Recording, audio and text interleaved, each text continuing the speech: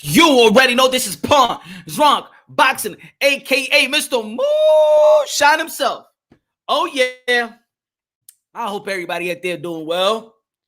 I hope everybody out there doing well today. Huh? Coming out early right here. Yo, the thumbnail was good. John was up. L-Dog was good. Modesto was good. High Low was good. Ron was up third. What's good? What's good? Oh, yeah, man. You seen the title, damn it. You seen the title. Elections is coming on the way. It's coming soon. Election of boxing is coming soon. The election of boxing is coming soon. What up, Los? Oh, yeah. Hold on. Let me see what's this at. Yo, yeah. What's good, AB? Oh, yeah. Dun dun dun dun dun dun dun dun dun dun dun dun dun dun. Yes, you seen the damn picture. Teofimo 2020. What up, guy? That guy was good. Teofimo 2020. Yes, you see him. The soon-to-be commander-in-chief. Teo for president, yes. Yes. What's good, Marv? What's good? Teofimo 2020. Yeah, I said it. Put your votes in, ladies and gentlemen. Put your votes in. We need a commander-in-chief in the sport of boxing for this new generation. And Teofimo will be or could be that guy. Teo's the next pound-for-pound king. Change my mind. Yeah. What do you mean, Punch? What do you mean? Really? What you trying to say? Is he the only one that's actually going out there challenging himself? Well, remember, I'm thinking about the future. I'm thinking about the future of boxing. And also, I understand the pulse of the boxing community as well. The pulse. What's the pulse of the boxing community? What do fans normally are frustrated about in the sport of boxing? Best of the best challenging themselves, right? Let's be real. Let's be honest. That's what it is. That's what we hear constantly, right? Huh? The fight that we want to see never comes to fruition. If you think about all the years, right? Just think about the last 10 years, right? Let's think about the decade. How many fights have we seen? How many fights that we've seen that we, the fans, actually asked for? Right? Right? How many fights that the boxing world seen in reference to the fans asking for the fight, the mega fights, right? How many of that? Did we see Wilder, Anthony Joshua, when they was both undefeated? Had all the belts? No. No. Did we see Floyd and Manny Pacquiao when we really wanted to see it? Not really. We saw the fight. But I know we was all like, oh, come on, what the... This supposed to be fight of the century. Really? All that begging and scratching for 4, 5 years for the fight to happen. Yeah, make lucrative money. Yeah, I understand the blueprint now. I understand why the fans are doing it right now.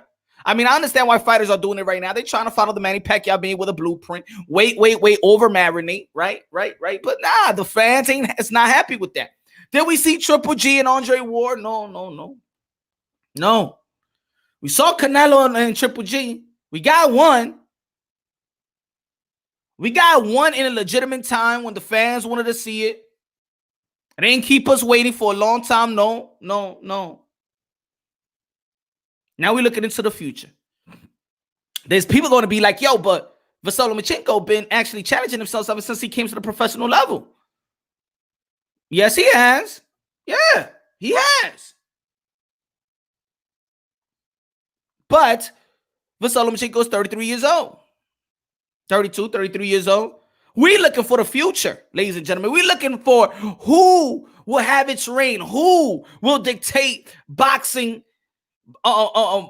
decision. Good up. What up, Ron? What up, Shadow? What's good, my brother? Now, if Teofimo wins, Teofimo Lopez wins, Teofimo Lopez hashtag 2020. If he wins, now he will set a trend. And I said this before, but I got now this stream got to be, about it. It got to be, I gotta emphasize, I gotta detail it. Why? It might be real important for Teofimo Lopez. He was formerly known, I used to call him the captain of this generation, but now is the commander-in-chief. The commander-in-chief, ladies and gentlemen. What's good, Brown? The commander-in-chief. Because if he beats Vasily Lomachenko, he's setting the trend. You saw how he set the trend. Look. We got Teofimo Lopez, and he got the contract done with Vasily Lomachenko. And then right after that, we got Ryan Garcia. Ryan Garcia might be vice president. He might be vice president. But Teofimo Lopez is setting a tone that young fighters, that this next generation will challenge themselves, will give the boxing fans what we want to see. We had fighters like that before. We had Oscar De La Hoya once before. That give us the fight that's fighting the best. Oh, man. Corte, Pernell Whitaker, Julio Cesar Chavez, Trinidad, Camacho.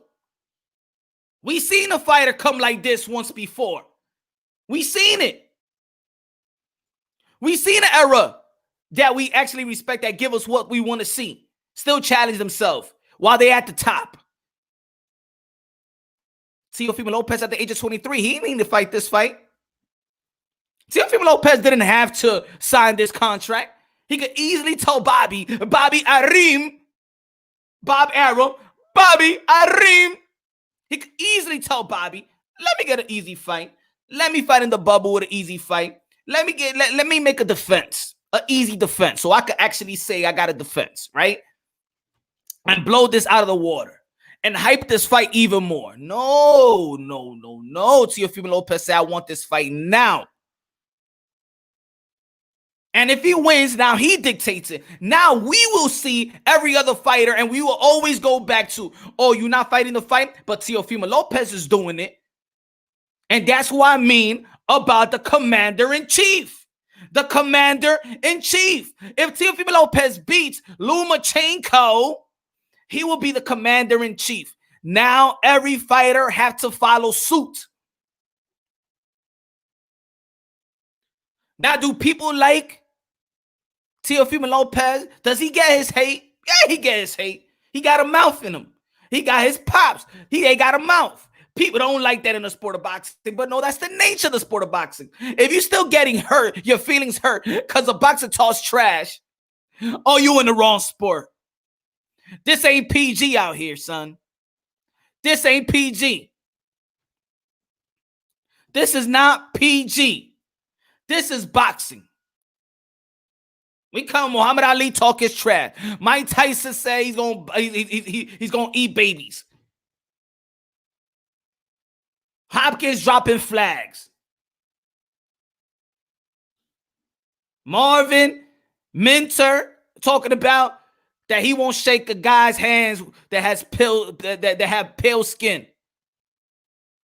The other one said, I would not get beaten by a black boy, by a black man. Follow up to this year. Devin Haney ordered the same thing. This is boxing. Everything goes. Gervonta Tank Davis could manhandle his baby mama.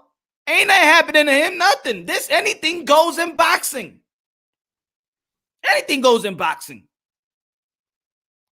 Anything goes in boxing. So, doesn't matter what Teofimo Lopez Sr. said, Teofimo Lopez, because he called a dude a bitch, and you're going to get your ad. Oh, man, I don't like the way he talks. I don't like the way he talks. I hope he gets ass beat because of the way he talks. Dillian White the same way. That's good that he got his ass beat because of the way he talk. Damn it. Can't you understand they're trying to promote themselves? This is boxing.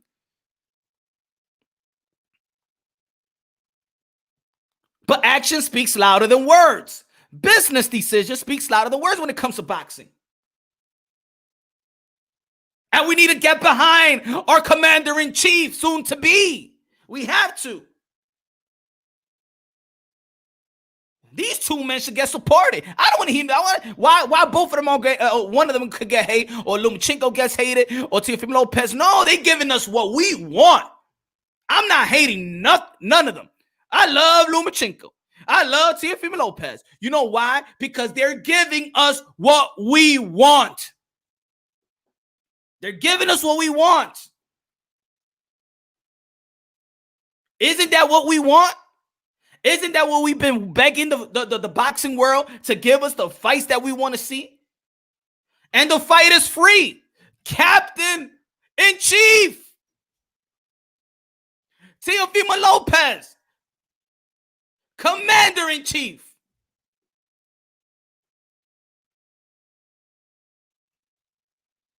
And the beauty of it, yo, chat. Thanks, my brother. Good looking out for the support, my brother. Always, man. Salute to you.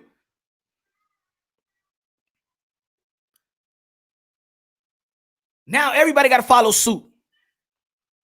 Everybody got the pressure to challenge themselves. If Teofimo Lopez whoop Lomachenko, I'm not saying it's going to be easy. All I'm saying, if he does win, then he's the commander-in-chief. We're going to look at every fighter, and they got to challenge themselves, because this 23-year-old has challenged himself. Dude ain't care about his old.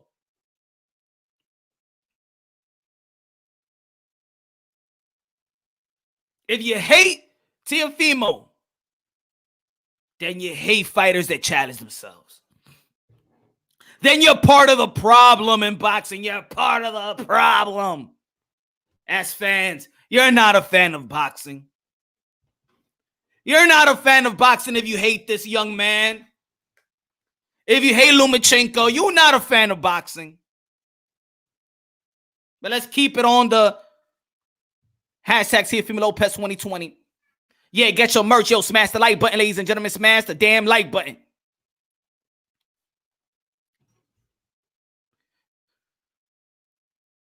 Yes, sir, Ron. Tell him. So yeah, we're gonna break it down. Y'all break it down a little bit. You know, we're gonna be breaking it down on the technical side of things a little bit in a while. But I just gotta tell you, I gotta, you know, I'm the campaign manager of boxing, baby. I'm gonna be the campaign manager of boxing. The campaign manager. It's no more nobody getting a pass. After this 23-year-old going out there, putting his own on the line, undisputed fight. Yeah, I said it, damn it. What I told y'all. I said that this belt will be transferable. I said that. There are people out there, no, Punch is not going to be undisputed. No, because that's how you got it. I told you it's not going to be undisputed. What I told you. You think the WBC is going to lose this opportunity?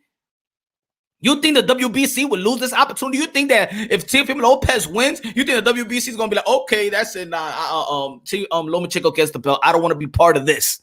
You crazy? Come on. I told you I break things down on boxing logically and objectively. I told you that in my video.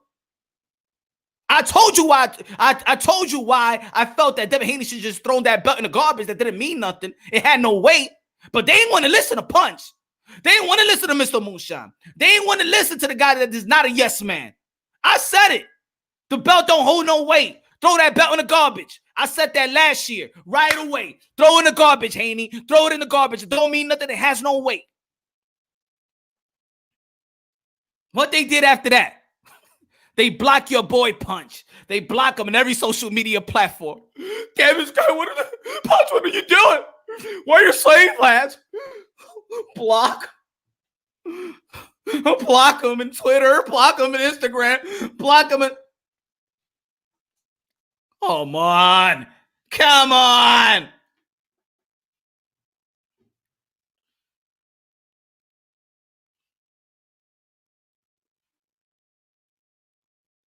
email chat. Yeah, we all know that, right, Philip? We all know that. But it's almost like I was looking out for the dude. I was looking out for the dude. My brother,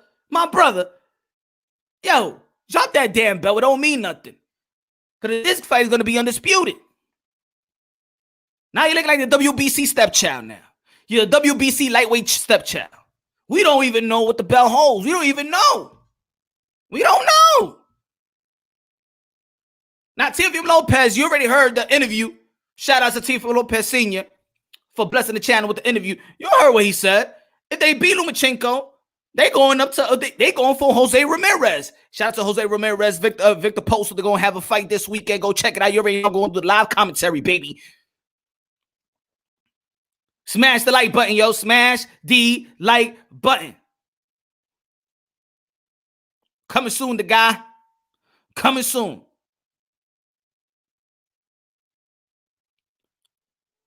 So, yo, got to give it up for the captain, the commander-in-chief. The commander-in-chief, ladies and gentlemen, is going to be Teofimo Lopez. Will be Teofimo Lopez. And he will be the leader of this new generation. He will be the captain of this new generation. He will be the Oscar de la Hoya of this generation. Because if he could challenge himself now, you heard what they said. They not wasting no time. They're going to the 140. Then they're going to fight Jose Ramirez. Or they're going to fight Josh Taylor. They want belts. They want accomplishment. They want the belts. They want to be legends. We need that for this new generation. Too many boxes and training wheels right now. And no lie, after this fight, all these training wheels is going to come right off. All the promoters going to be like, you know what? Now, this is a new platform. This is the new blueprint. The blueprint is the Manny Pacquiao and Floyd Mayweather over marinating shit because lucrative-wise, it made sense. But sends a black guy to boxing.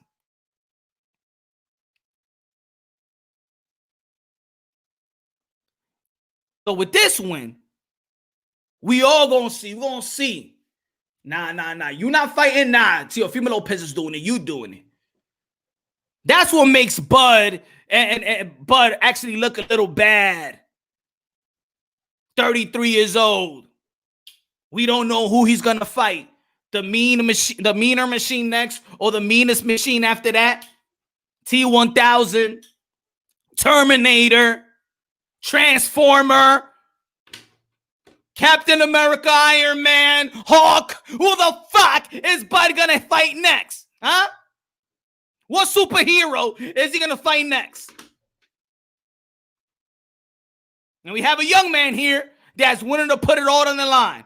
Easy, young, hungry. There's a lack of hungriness in the sport of boxing as well when it comes to the top dudes. Lack of hungriness. Ain't nobody starving. Mind you, the blueprint is okay. It's lucrative. I respect the blueprint. It's about money. It's prize fighting. I understand that blueprint. But let's not forget, there's also a blueprint when it comes to Oscar de la Hoya's blueprint. There's a blueprint with Sugar Ray Leonard. There's a blueprint with Muhammad Ali. There's a blueprint with Mike Tyson. There's other blueprint that actually work in the sport of boxing that we, the fans, respect. It's a reason why their legacy reigns supreme. It's a reason why we could see them work out and think they could come right back and hope that they could come right back, because we know we want to go back to the glory days where fighters challenge themselves on the reg.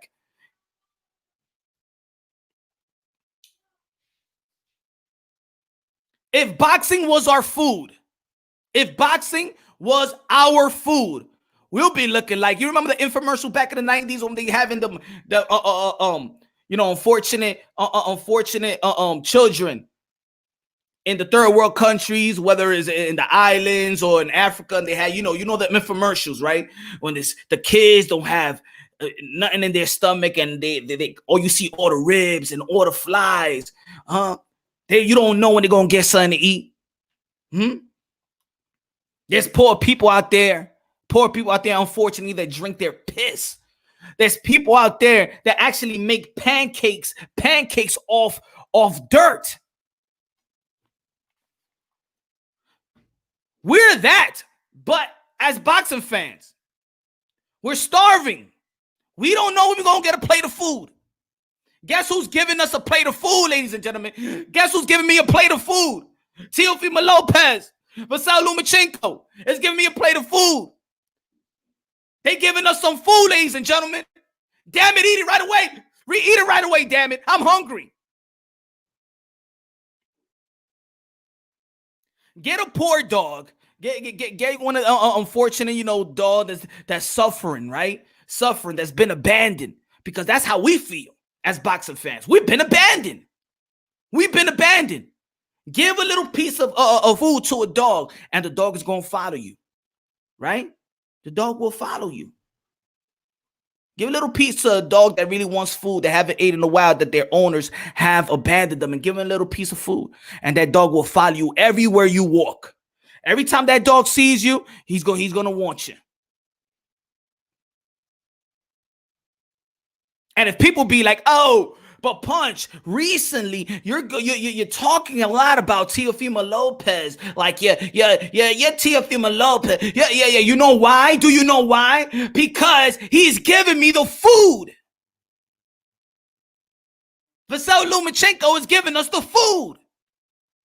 So I'm going to keep supporting the guys that actually giving us what we want. That's feeding us. People will call it a fanboy. After fanboy shit, I'm going to support those who support us.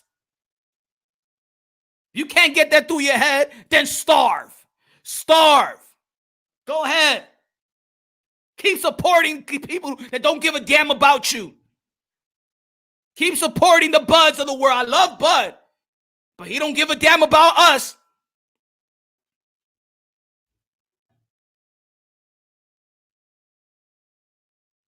I love Joshua.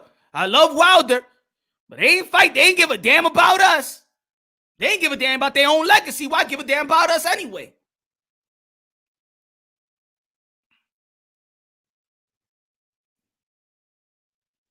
Why do you think people love Manny Pacquiao and still he could win, he could get knocked out because he still give us the fight. He still give us those challenging fights that's worth to see, that's worth to pay for.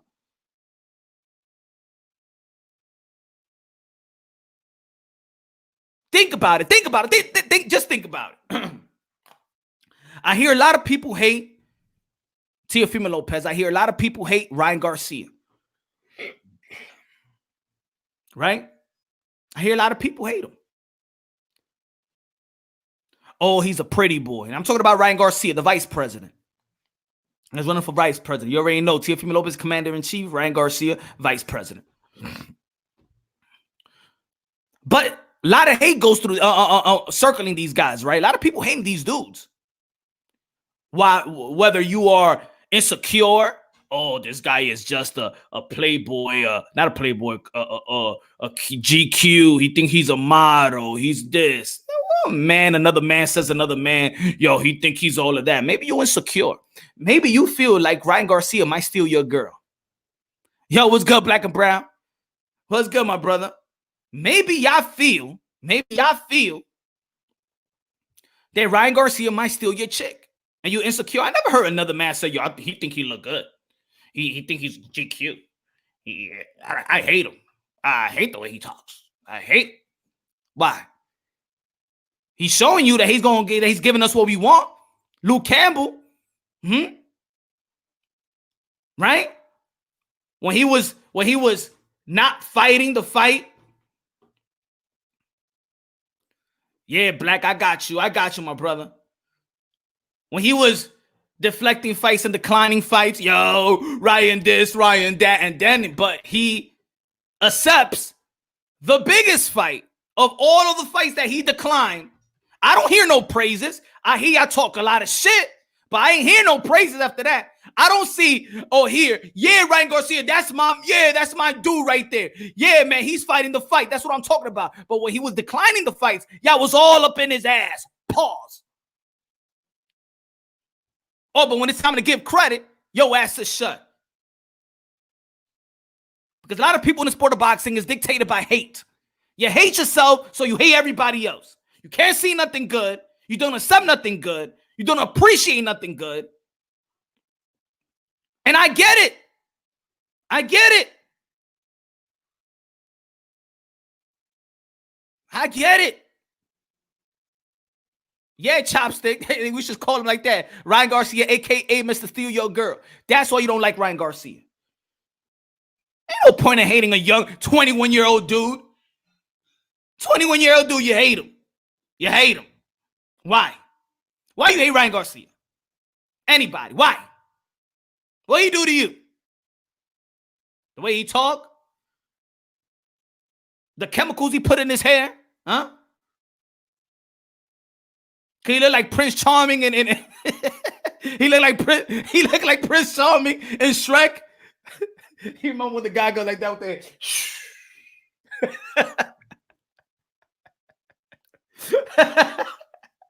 because he look like Prince Charming and Shrek. That's why you hate Ryan Garcia, huh? Why?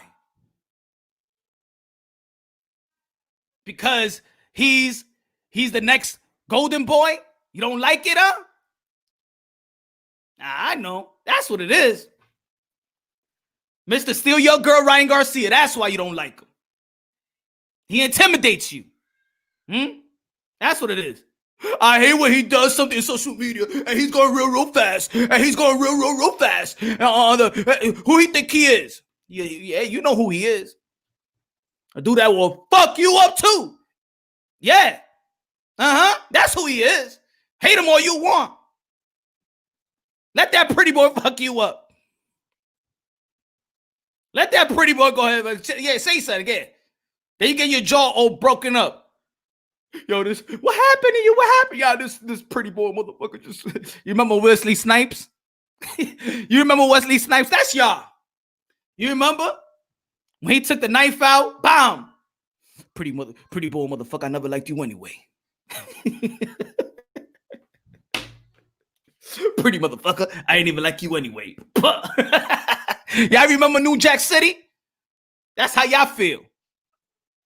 Pretty motherfucker. I hate that pretty motherfucker. I hate that pretty looking mother. Damn.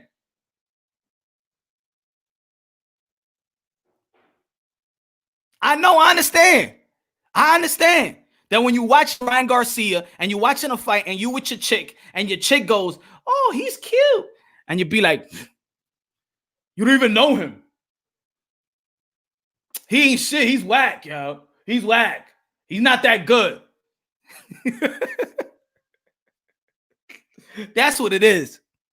Let's be honest. Let's be real. Let's be real, guys. Ain't no reason to hate Ryan Garcia at this stage of his career. Why? Give me a good legitimate reason why anybody would hate Ryan Garcia. Let me get a good legitimate reason why anybody would hate Teofimo Lopez. Give me a good legitimate reason why anybody would hate Shakur Stevenson. They too young. They too young. They too young to even get hated like that.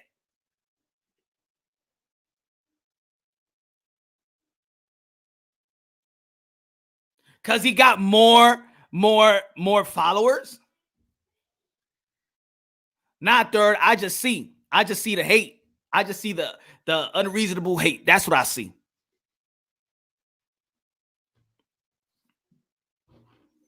That's what I see.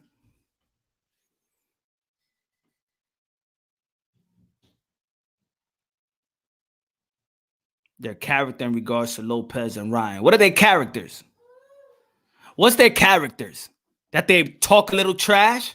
That they're confident? That they feel like they could be who they could be? Anybody that steps inside a ring with them? Do you know boxing? Do you know the nature of this game is to talk trash? Is to build your brand however you want it. It's prize fighting. I am trying to sell a fight. Do you understand that? It's not about character. Not about character. We know that character. We know, look, this in the sport of boxing, we know when it's, yes, character is very important. Very important. But I know the difference between promoting yourself and I know the difference between when you're not promoting yourself and acting like a a-hole. I understand that. You should understand that too. The diva. Cocky, arrogant, ungrateful diva. No. Third, that's the way you're acting as a fan because He's giving us the fight that we want to see from him. The best fight for Ryan Garcia that's available is the Luke Campbell fight. And guess what? He's giving us that fight. What is so diva about that? What's so diva about the guy that's actually giving us the fight that we want to see? The perfect fight for himself. Matter of fact, he's going into that fight actually being the underdog. He might be the underdog of that fight, meaning he is challenging himself. He is threatening his own legitimately wise. This ain't no guy that's out there that they're not picking a fighter that's tailor-made for him to kill. No.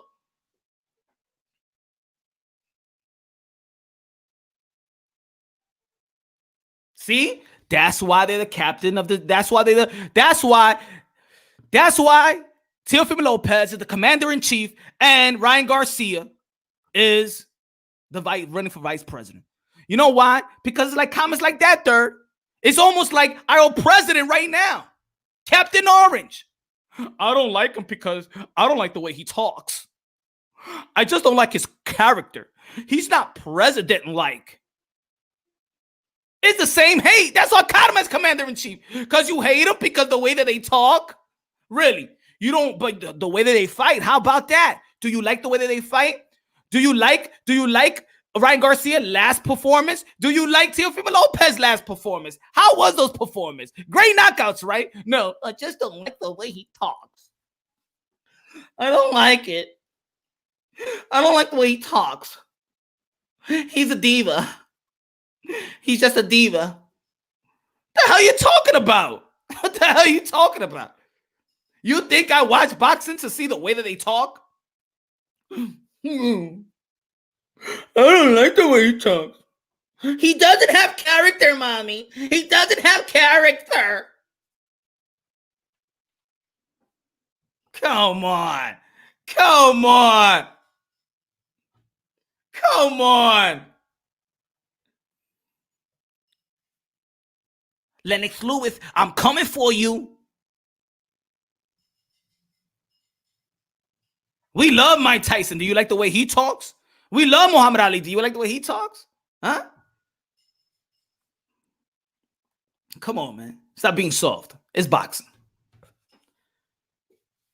Come on. This is boxing, man. Stop being soft. To some people, character matters. To each their own, bro. Let me put that up. We could talk about that. All right.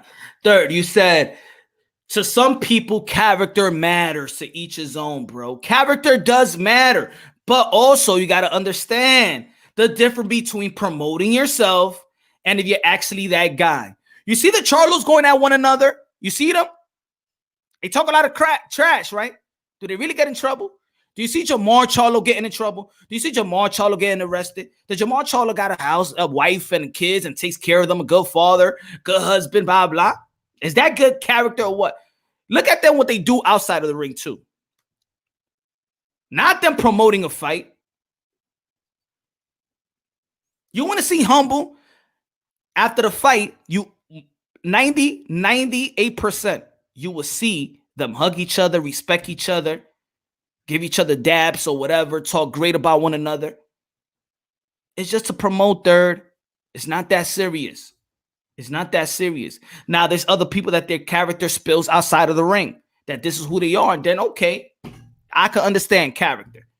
I can understand why people may not dislike Adrian Broner. I understand why they might dislike his character, right? It spills over, right? I can understand that people might not like what Gervonta Tank Davis handle his baby mom. I can understand. I can understand. I can understand. Yo, what's good, Dave? But how's Teofimo Lopez done that you don't like his character?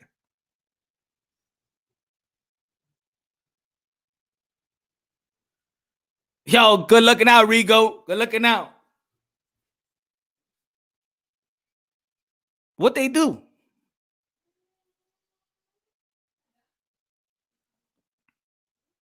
So, come on, man. This is boxing. This is combat sport. Don't be soft, man. I understand promotion, bro. Okay. So you understand that look at Bernard Hopkins. Don't you think that's a man of character? That's a man of character. And I think a lot of people in the sport of boxing will vouch for that. But when he's promoting and he does what he does, right? To Trinidad, to Oscar de la Hoya, you hate him. Look what the hell he's doing. Spikes your emotions. I understand. I mean, thanks that Teofimo Lopez is talking, because if he don't talk, who the hell's going to promote? I want him to talk. I don't want everybody to be like Vasyl Lomachenko. I don't want everybody to be like Triple G. I don't need everybody to be like Manny Pacquiao. I don't need everybody to look the same or sound the same. I like the promotion. I like Tony Harrison and Jermell Charlo going at it. I love that promotion. I love it. I love that promotion.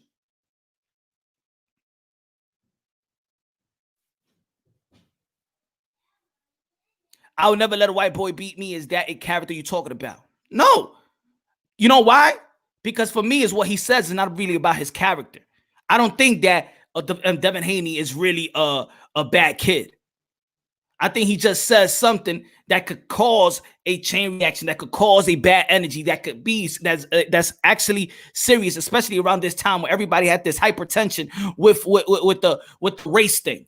It wasn't smart for him to make that comment, but I'm not gonna say his character is less than. No, the dude is a good kid. The dude has good character. Now he may say something that is not right, but we all say some dumb shit coming up. Again, he's 21 years old. I was getting at him because I'm giving him the history of those comments. See, I'm not just saying, oh, what he said is BS, third. I'm giving him the history of what those comments could be. Some people may take it like, oh, man, you was on Devin Haney. No, I'm talking about his words, because there's histories behind those words. And we see what those words could eventually, what can eventually do. It sounds nothing to us. But in the history of boxing, that's why I put the video up that time. Hagler and Minter. Go check it out. Go check it out. Tell me if those type of words or those type of phrases don't spike an emotion and don't spike a almost riot in a stadium. That's what it was. It wasn't about his character. It's about the dumb shit that could come out of somebody's mouth, and you got to look at the dumb shit that comes out of his mouth. Just like I have to look at the dumb shit that comes out of my mouth, or anybody else. Yeah, you got to appreciate the heels. Yeah, man. You got to appreciate the heels.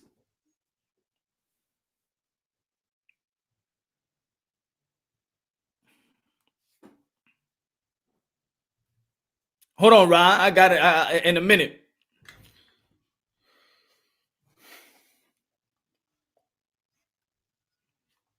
The hate is crazy, bro. The hate is crazy. It's like us boxing fans, we just don't want to appreciate what we asked for. This really was what it's all about. Got to appreciate heels in boxing. Exactly, my guy. The guy. We don't appreciate what we want. We don't appreciate what we want. And you could see from the image that, yes, I could go politics on this one. Yeah, the commander-in-chief, and look what we're facing right now. And this is what I'm about to say. Now I'm going to break it down a little deeper than what it is. I'm gonna break it down a little deeper. And some of y'all ain't going to like it. But if y'all follow me, y'all already know where I'm headed with this. Y'all already know. So if y'all political emotions and stuff like that, then maybe this content, this live might not be for you. If you got a little soft in you.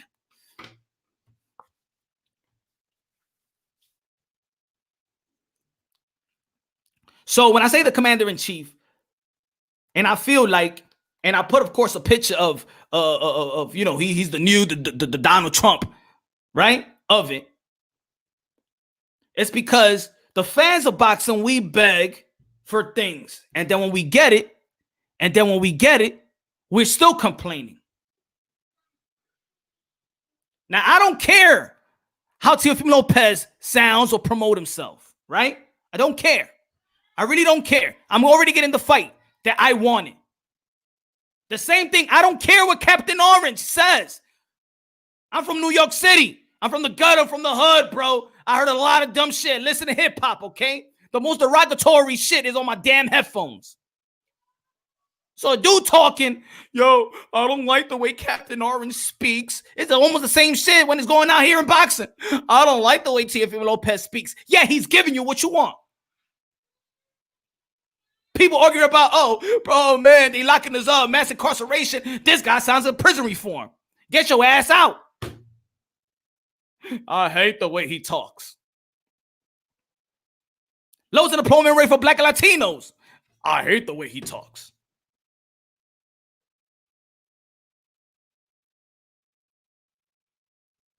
I hate the way he talks. Same shit in boxing, but he's giving you what you've been asking for. Economy was going good, but I hate the way he talks. Tax cut, but I hate the way he talks. Teofimo Lopez giving you Vasyl Lomachenko, but I hate the way he talks. Ryan Garcia fighting Luke Campbell, but I hate the way he talks.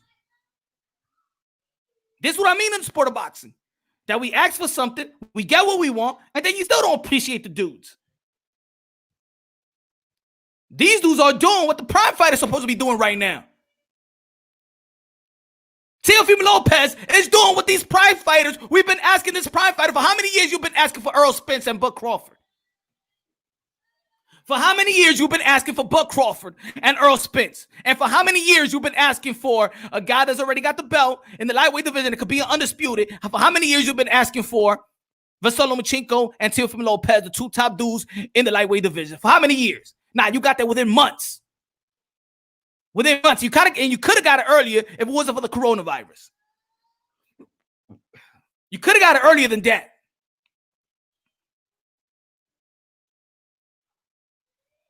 What do? You time into boxing? Does people here just go into boxing to complain? Huh? Because I go to boxing to entertain myself. That's what sports does. Even if you're having problems at home, you're having problems out there, you don't have a job or nothing, and you feel stressed, sports is your entertainment. It's your 2 hours so you can be like, you know what? Let me forget about everything. Let me watch this damn game. Victor was good. Of course, we got to be happy for these fighters. We got to be happy for the people that's giving us something. They're giving us what we want to see.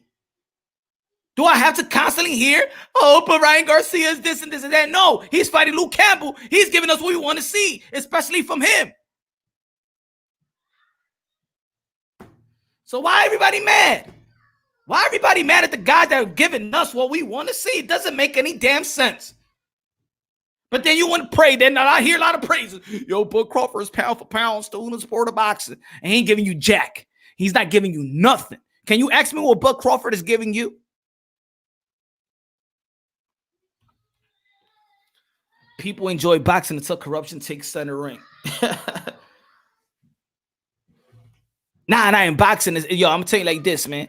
It's the boxing, I understand, man. It has the most delusional fans, bro. It does. It does. We're a bunch of people with bipolar, man. We got some mental issues. And I'm talking about us collectively as a boxing community. I think so. I don't understand it. I don't understand the hate, and sometimes I don't understand the praise. Now, I'm not gonna even talk about praise because I feel like soon, my brother, soon.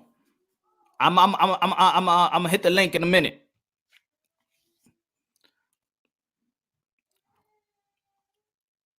Kell Brook hasn't made 147 in 3 years. And even before he fought Errol Spence, his trainer and Eddie Hearn wanted him to drop the belt because he wasn't making that type of weight.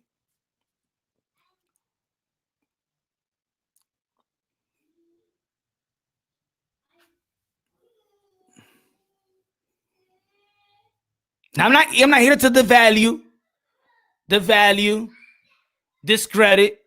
Nah, not about that. I'm not about that. But I'm not here to give you extra credit either. I'm not giving you something you haven't earned either.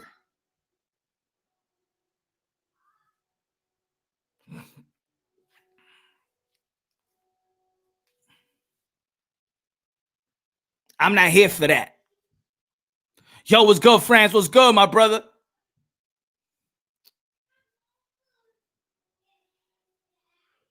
In the heavyweight division, what we asking for now? Tyson Fury, Anthony Joshua. We might not get that fight. We ain't going to get that in 2021, and we ain't going to get that in probably heading to 2022. We're not going to get that fight. We're not going to get that fight. Watch. So I'm supportive of the boxers. They're modern day warriors, modern day gladiators. They put their life on the line for pure entertainment. I'm always going to say that. But I'm also going to look and share light and actually support to the boxers that's actually giving us what we want. If we asking for a fighter and we know the sport of boxing, we feel like, it's time for him to step it up.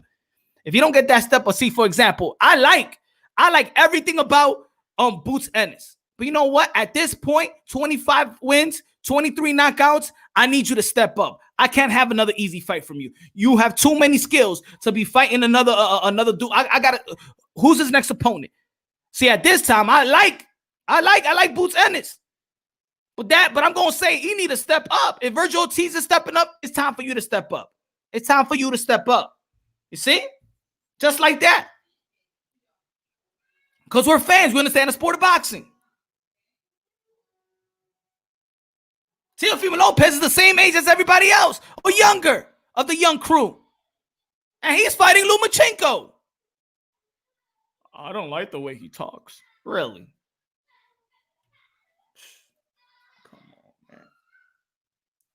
Come on, man. What are we watching here, man? Are we comeback fighting fans? I don't like the way Conor McGregor talks. I don't like how Jorge Masvidal talk. I don't like the way John Jones talk.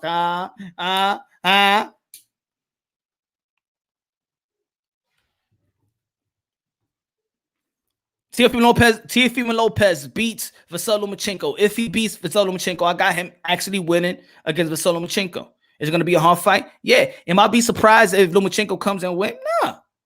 I'm just giving my prediction.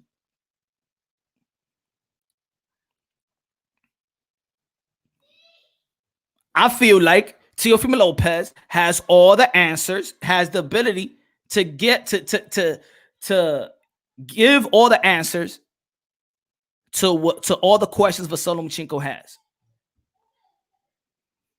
I think Teofimo Lopez is athletic enough. I think Teofimo Lopez is powerful enough. I think Teofimo Lopez is skilled enough. I think Teofimo Lopez strong enough. I think Teofimo Lopez big enough to answer every question Vasily Lomachenko throws at him. Now, with all that in the bag, with all that Vasily Lomachenko got in his bag, because I'll say it like this, he probably got more tools in the toolbox than any other fighter. Might be. There might be fighters that got a lot, but still haven't shown it.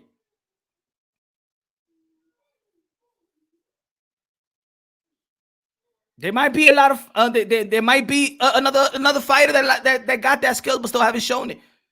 Do you think you've seen everything that Teofimo Lopez got in his bag? Maybe not. I seen Vasily Lomachenko get hit easily. I see Vasily Lomachenko defense slipping fight by fight. I see Teofimo Lopez being tagged. I'm sorry. Vasily Lomachenko. I see Vasily Lomachenko getting tagged. I see Vasily Lomachenko getting hurt. I see Vasily Lomachenko getting dropped. I see Vasily Lomachenko lose.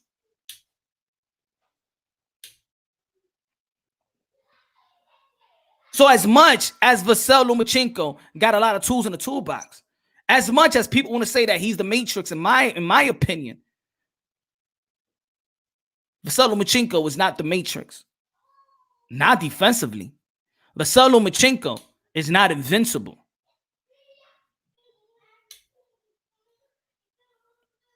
Vasily Lomachenko is not invincible. Yeah, black and brown.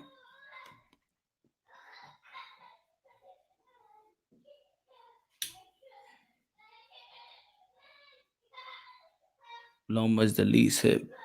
boxer since Mayweather. He hasn't even had enough fights. Hasn't even had enough fights for those statistics he doesn't even have enough fights, third, in the professional level to even compare that statistics, my brother.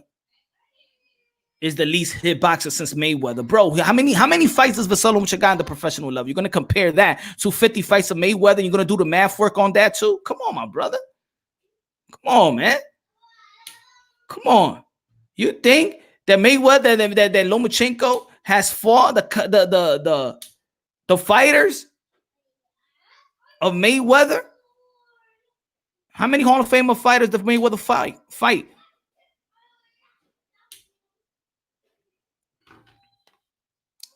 That's dumb statistics, bro. I'm gonna say like this.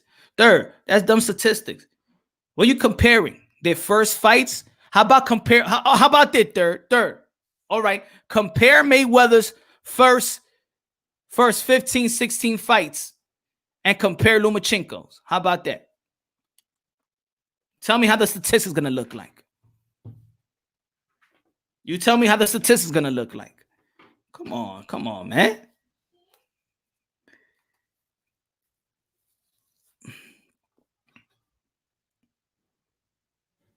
This ain't even about Floyd and Lomachenko. This is about the commander-in-chief.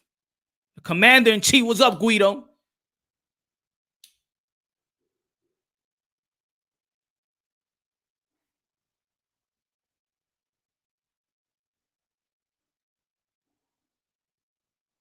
This is the commander-in-chief.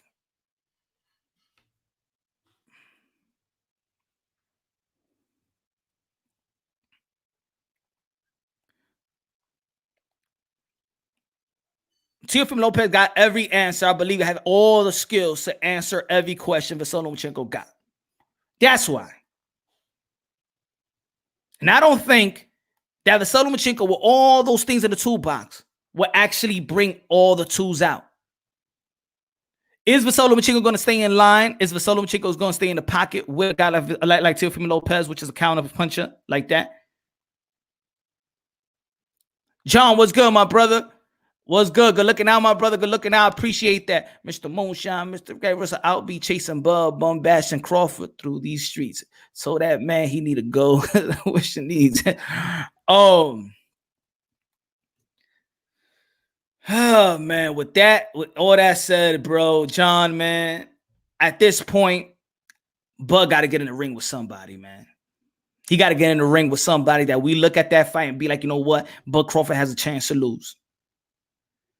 A competitive, a challenge, a real challenge to Bud Crawford to the magnitude of all the praises that he gets. He got to get in there with somebody, man. He got to get in there with their name. And that's, to me, that's right now. Got to be Keith Thurman right now. You got to negotiate that deal, my brother. They got to negotiate that deal.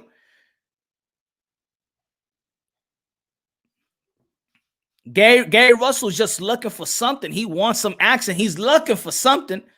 Nobody's trying to give him that action. Probably one of the most avoided fighters in the sport of boxing with Demetrius Andrade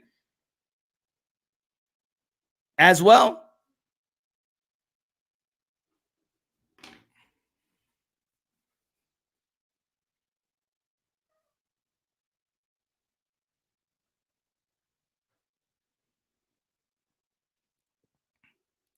I want Bud and Jose Ramirez. That's good. That's good. I think especially after this fight with Jose Ramirez, maybe if he moves up to 147 pounds, which I doubt. But I do really want to see what's going to transpire during this fight with the Lomachenko and Teofimo Lopez, because, like I said, if Teofimo Lopez beats Lomachenko, he feels like he don't got nothing there to fight. He don't need to stay in 135 because he already got all the strap, all the belts. Now, for me, I would like him to defend all those 4 belts. You know, if he gets it, I would like him to defend it. If Lomachenko wins, what else does Lomachenko got to prove?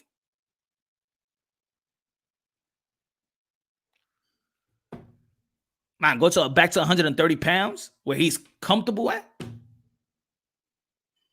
Yo, Rob, good looking out, my bro.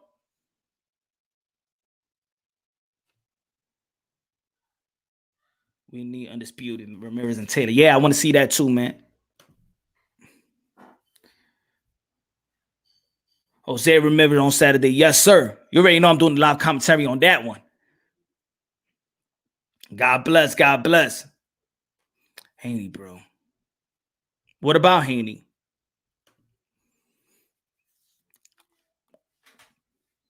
What do you think, bro? What about? We're talking about guys that's actually, you know, if Teofimo Lopez wins, I'd love to see Lopez versus Haney. Maybe. Yeah, maybe. Loma been on the back pocket 2 times in his career. Wasn't called Linares. Good looking out, John, man. I appreciate that, my brother. I appreciate that.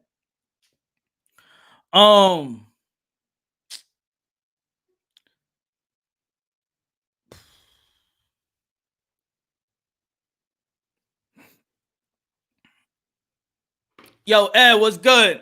Ed.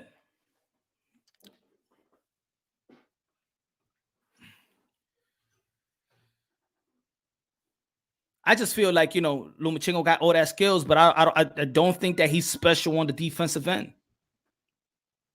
He's not as special at the defensive end as his offense. And I think his defense have been slipping throughout his last couple of fights. It's been slipping. If y'all don't see it, because I see it, I don't know what y'all watching. If y'all don't see it.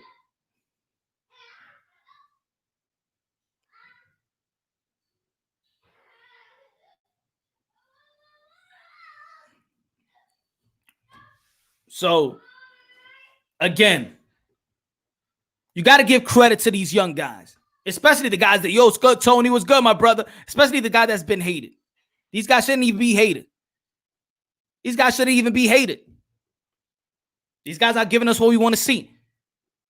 They're giving us what we want to see, in which the prime fighters today is not even trying to do. They're not even trying to do it. Look at that. Let's look at that. Look what happened in 168. So, y'all, in boxing, everybody's throwing a monkey wrench. Everybody's throwing a monkey wrench to all those over-marinated fights that we want to see. They threw that monkey wrench in 154 with Hurd and Charlo. They threw that monkey wrench. Well, David Benavidez, he ate the monkey wrench in 168. He ate the monkey wrench. Nobody even had to throw the monkey wrench on him. He ate the whole monkey wrench. He ate the monkey wrench. Coming out not out of shape, but not in weight. Lost his belt again. We lost that Kalen Plant and that Benavidez momentum. Threw that monkey wrench at 168 pounds. In the middleweight division, the Billy Joe Saunders, Demetrius Andre could have been a good fight, but the dude ate PEDs. Messed that thing up. 147 pounds. Bud and Spence ain't fighting. They ain't never gonna fight. Ain't no monkey wrench thrown out there, but they just ain't gonna fight.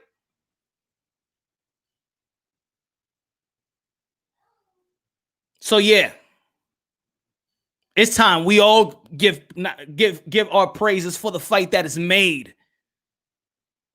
We hold on our praises. We'll hold on our praises until we see who wins that fight.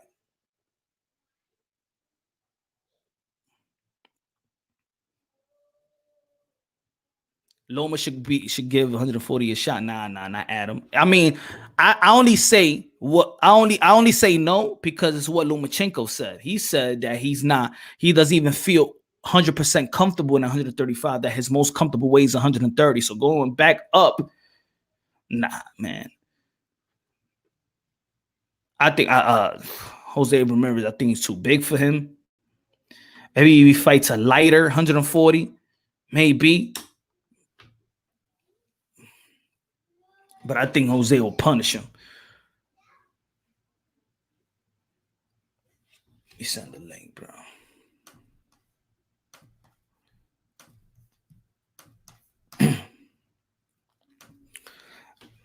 Yo, good looking out, everybody, man. For real, man. Let me put my cash.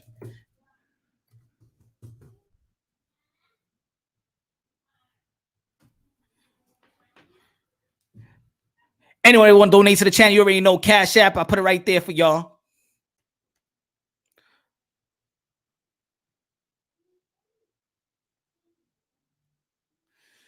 Send the link up. What up, Pun? What up, Seth? I know, man. It's not sending notifications and stuff like that. It's not sending notifications. It's not sending notifications.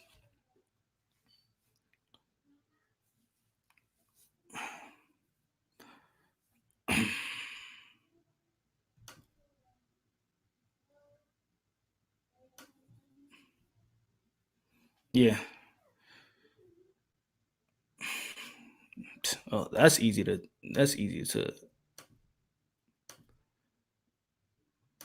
boop.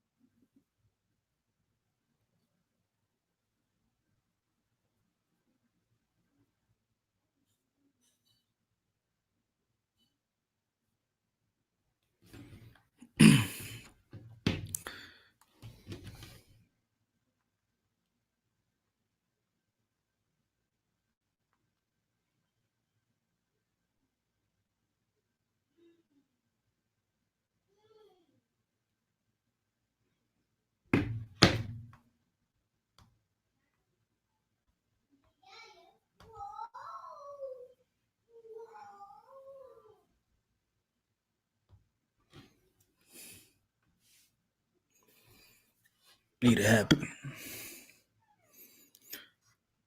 I like this blocking shit. Yo. Oh, and I also want to talk about also before I send the link up. Also want to talk about that about my last video talking about that, you know, Eddie Hearn and Dillian White want to fight in a medium rematch in November. You know damn well Povetkin, 40-year-old dude, he's not going to go back into training camp. That's very unrealistic. That's very unreasonable. That's idiotic. They're desperate. Eddie Hearn, stop being desperate, my brother. Dillian White, I understand you want to get back in the ring. You want to get your licks back up. But you know what? Pause. Yo. November, that means you want Povetkin to have a 2-week or week layoff to be with their family, then go right back into a 10 and 8 or 8 to 10 week training camp. That's not ideal. Run that back next year.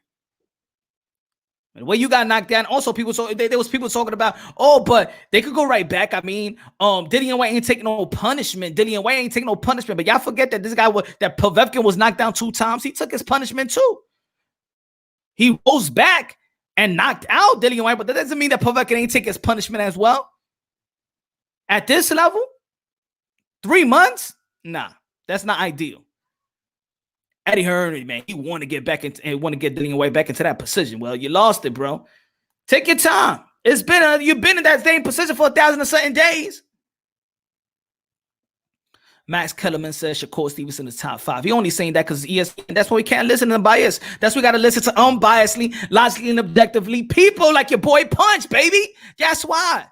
Because come on. And it was ESPN that was actually talking about that Bud and Spence also. They're the one that hyped that ish up. They was the one that hyped that ish up. And look what we had today. No, it's not. He did it for Fury and Hunter. Hammer the price. Camp is for the same fighter. He's building on what he already has. It's not ideal, Cat. It's not ideal. Ain't no 40-year-old man gonna go right back in camp and take a week off and go back to a 10 and 8 week. Sounds unreasonable. 2 guys that was hurt in the fight. Dude got knocked out cold. Cat, he got knocked out cold. Then you got Povetkin, they knocked out twice. Both of them took their punishment in that fight. They're not going right away. It's not ideal. It's not ideal. This ain't even that's just principle of understanding the fighters and what they have to go through. That's what it is. Get that fight next year. 6 months. 6 months is enough. February, okay. November, not ideal. I don't know. I mean, if we agree to disagree. I don't know why it's to disagree. I think it's just for me, my opinion, I think it's just logical. After that fight, you can't go 3 months. It's about the training camp. See, it's about the training camp. It's the preparation. That's the hard work. They just came from a training camp. They just went into a fight. And now a week off and then right back, or 2 weeks off back to the training, because they're talking about November. If they was talking about January, cool. But November, we're heading to September. Doesn't make any sense for that fight right now. Yo, what's good, Lisa? I mean, these guys are not like in the amateurs or young, like coming off the, just having like 15 couple of fights and stuff like that, and they fighting it. Nah. Johnny, Eddie Hearn's sole mission in life is to shelter AJ.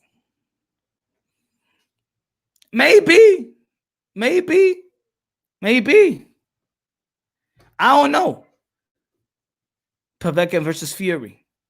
That's not going to happen. I think Wilder and Fury going to happen. That got to happen. Wilder Fury 3. Wilder Fury 3 got to happen. And it's going to happen. And that's why I did the video that I did yesterday as well. That the heavyweight division, anything could change like this. The heavyweight division is almost like the 154 division. You don't know. You really don't know who's going to win. Now, the marketing machine could push something, could push a narrative. I got you, Ron. Why is Povetkin not getting the WBC shot? Maybe because the WBC was just wanted to rule that out. Just wanted to rule that the fight should be because of, the time frame that Dillian White been in that position. So they were like, you know what? This guy's on our neck. This guy want to sue us. Let's speed this shit up. I think that's what happened. And now they're dealing with Povetkin. They're like, you know what? We don't got to speed nothing up. Because remember, WBC also, which they're very inconsistency, but they're inconsistent in this point. They have said in numerous occasions that just because you got the interim title, that doesn't mean you're the number one mandatory. They have said that in different division as well. Just because you have the interim title, that doesn't mean you are number one mandatory. Now it's funny that Povetkin is there and now, but they said that before the fight. That if Povetkin wins, that the mandatory thing switches. See, the WBC does whatever they want to do. That's what happened when you have private businesses. They do whatever they want to do. That's why I said a long time ago that WBC has lost the prestige title. They lost it because we don't know what the WBC has in mind. The WBC just works on how they feel at the moment. I told you they be making decisions while drinking Don Julio and Patron.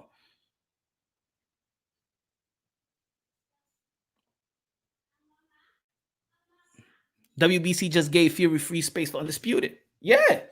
And that's good too. We was talking about what Tyson Fury's going to do. If he's going to vacate, all right. All that stuff is out the window now. What's good, Smoke? All that stuff is out the window. Dillian White lost. We was talking about also if Dillian White wins and he doesn't fight Dillian White, they give it the franchise title. Now the WBC's like, you know what? I don't got to give the franchise title. And now Tyson Fury don't have to drop the title. So in instances, for the people that want to see an undisputed bout in the heavyweight division, y'all got to be happy now because that was also the narrative. That was also the contents out there. Is Fury going to have, they're going to give him the franchise belt if Dillian White wins? If you don't want to fight Dillian White, is he going to get the franchise belt to avoid Dillian White, or he's going to drop the belt? See all that right there? You see what one fight could do? You see what one decision could do? Change the whole landscape of boxing in that division. And all the narratives that will surround the Dillian White, everything goes in the garbage. All that narrative about Dillian White, all that narrative about the franchise heavyweight, all that narrative about dropping the belt, that's it. It goes to rest. The garbage, buried, 6 feet under. That's it. Now we're back. We're back to Tyson Fury and Deontay Wilder. Now, could they get Deontay Wilder out the way to make this fight. You already know Anthony Joshua gonna be fighting the mandatory. Pulev. It's after that the WBO gonna act like, you know what? No, we're gonna strip you if you don't fight the winner of Chisora and Usyk. What Eddie Hearn really wants to do? Does he want to capitalize off Anthony Joshua, the winner of Usyk and Chisora, get Usyk Anthony Joshua before and get that money done deal right there, and then go to a undisputed bout? I don't know, but I'll tell you this: don't knock the possibility that in the trilogy with Tyson Fury, Deontay Wilder, that Wilder might not win either.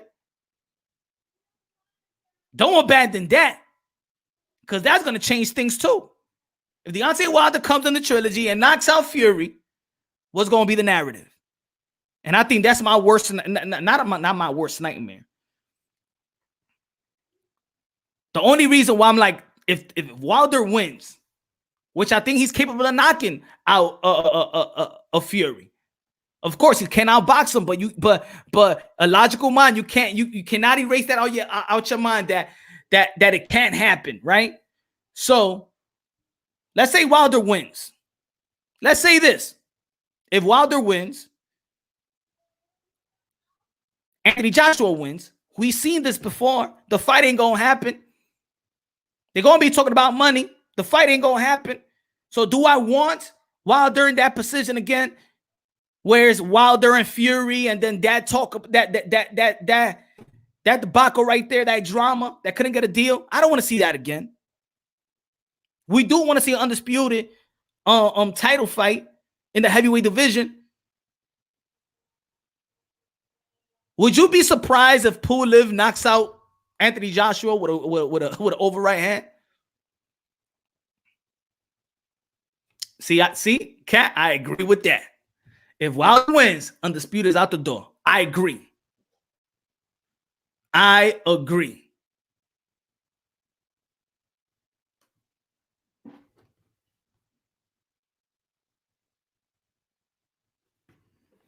I agree.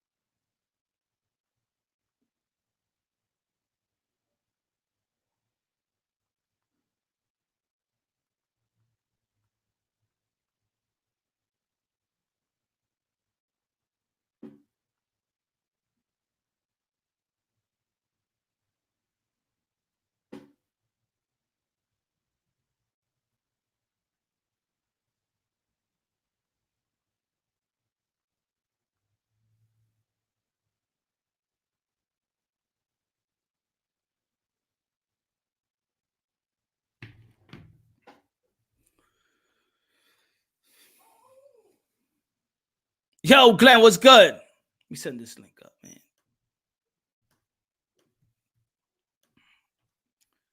Talk boxing, man. Hey, yo, cop the merch, man. It's out there already, man. Cop the merch.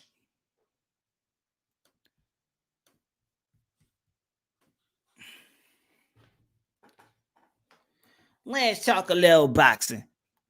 Tell me no.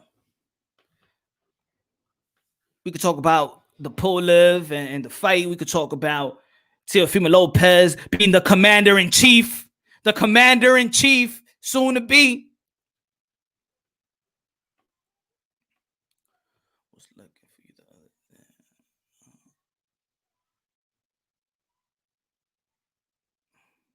day. Okay, I got you. Yo, what's good, Ron? Yo, what up, yo? I'm gonna get off right now. No, I'm not gonna get off. I'm gonna just put it on this cam thing. Yo. All right. Yo, I'm here though. All right, brother. What's good, man? Yo, what's good with you, bro? Chilling, man. Chilling, living, breathing. You know. Yo, that's what it is, Punch, yo. Yo, that fucking Teofimo jump was off the chain, bro. Which was the Which one? The Marines one or the Rolly one? Yo, I think I'm backstage still, yo. Oh, all right. Which one? There's two. It's two of them.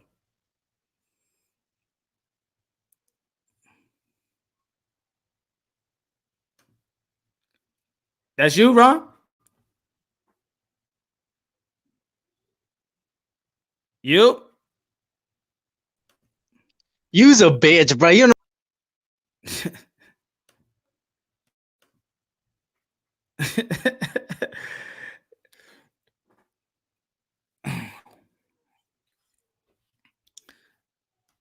Nah, you're on mute.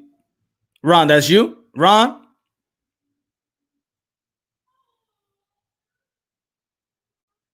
Yeah, I can't hear nothing.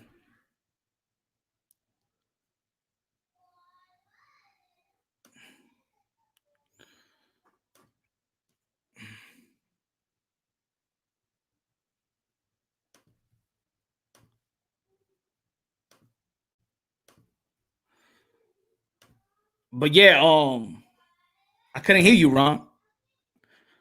Hold on. Let me check that. So was that? I don't even know who that, man. I don't know who Seth. I don't even know who's that. I'm gonna stop giving these people's name and attention. That's it.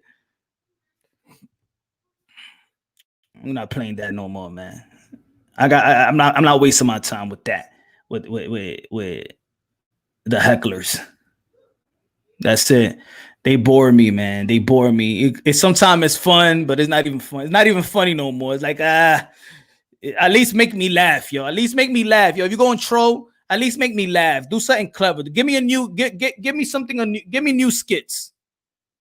Yo, what's good, Dragon? Get back on, Ron.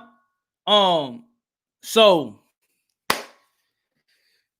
again, man, this is a good fight. There's a good fight. Yo. Yeah, I can't. If you're talking, I can't hear nothing. Oh, you're on mute. You. Damn, I don't hear nothing, my brother. Told me that. But yeah, man. Yeah, I can't hear you, Ron. I just see the mute button going on and off. Man, these little boys got nothing to do, man. Don't worry about that. Don't worry about that, Guido, man. Don't even pay attention to that, man.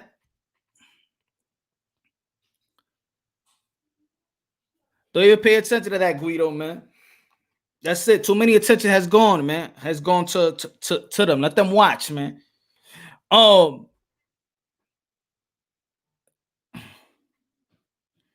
So, yup. Damn, I don't know what's good, Ron.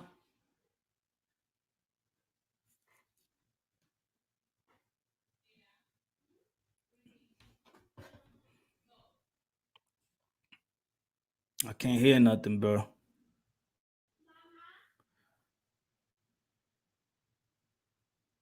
Try to do that in a bit and later or whatever. Go probably to another section.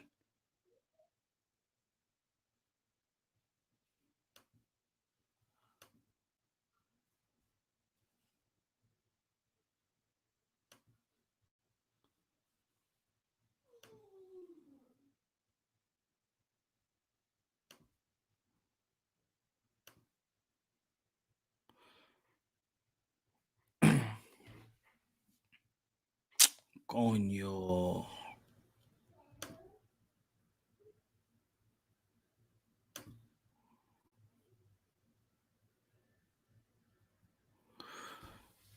Man, Mo Castro, my fault, man. My fault, man. I gotta that was a mistake, my brother.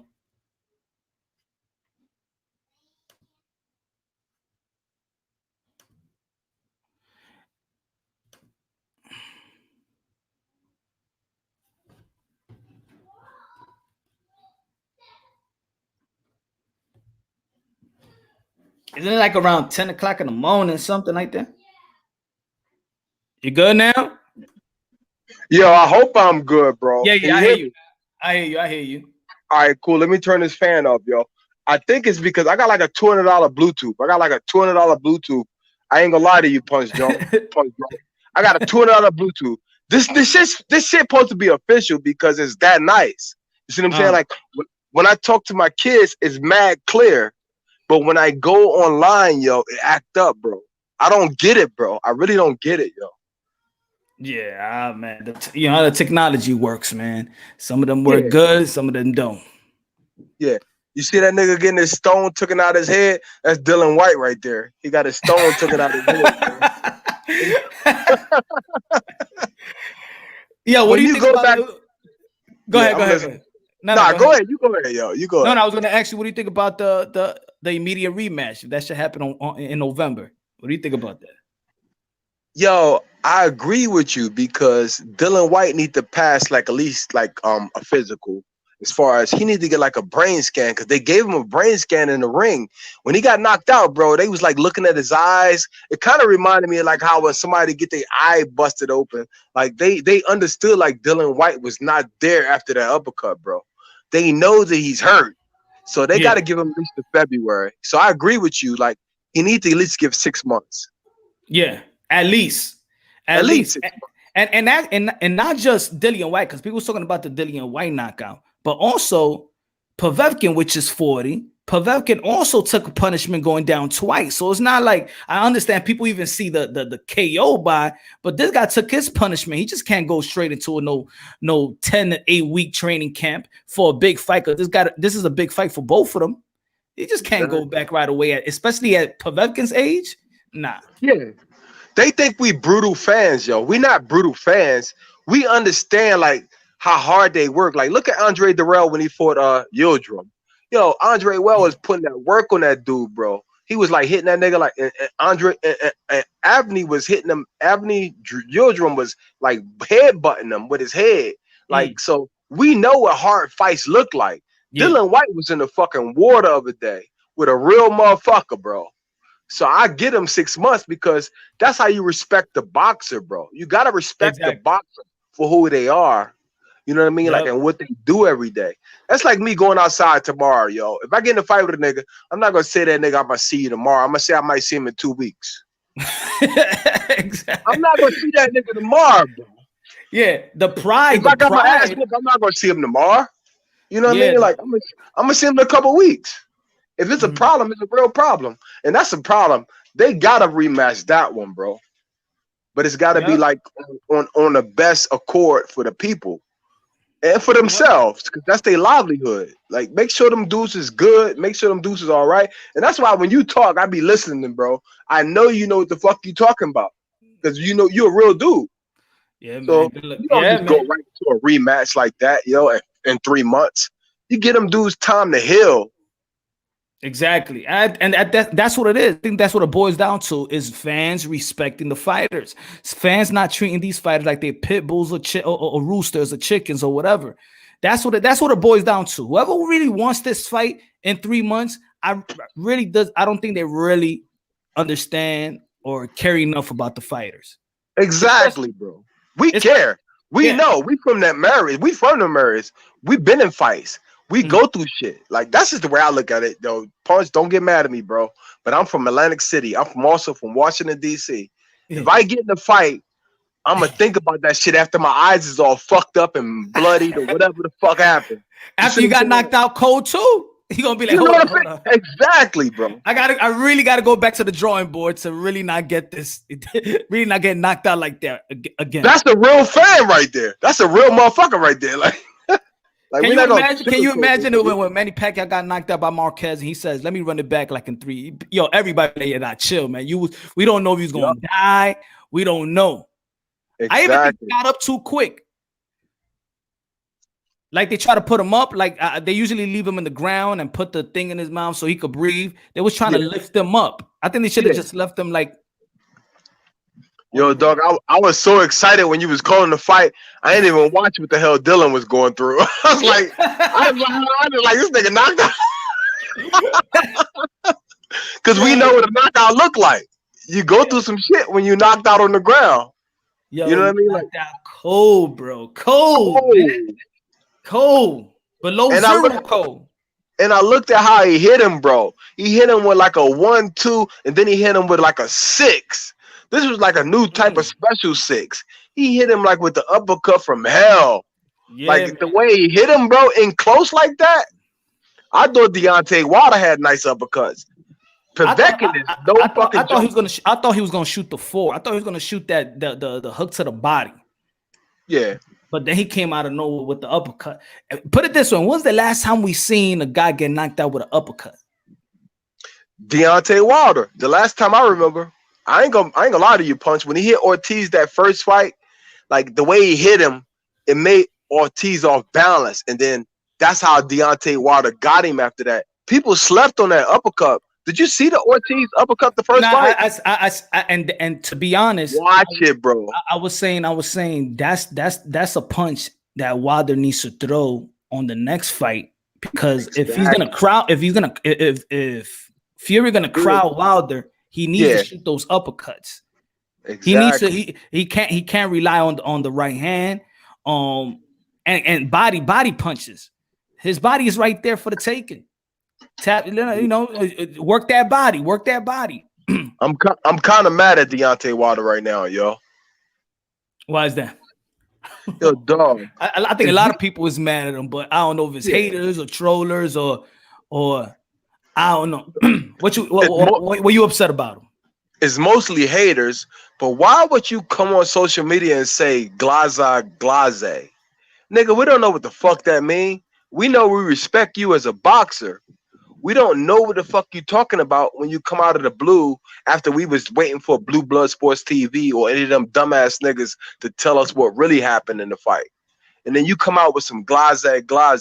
Yo, I'm not feeling that. Like, you told me that you're not really with your people.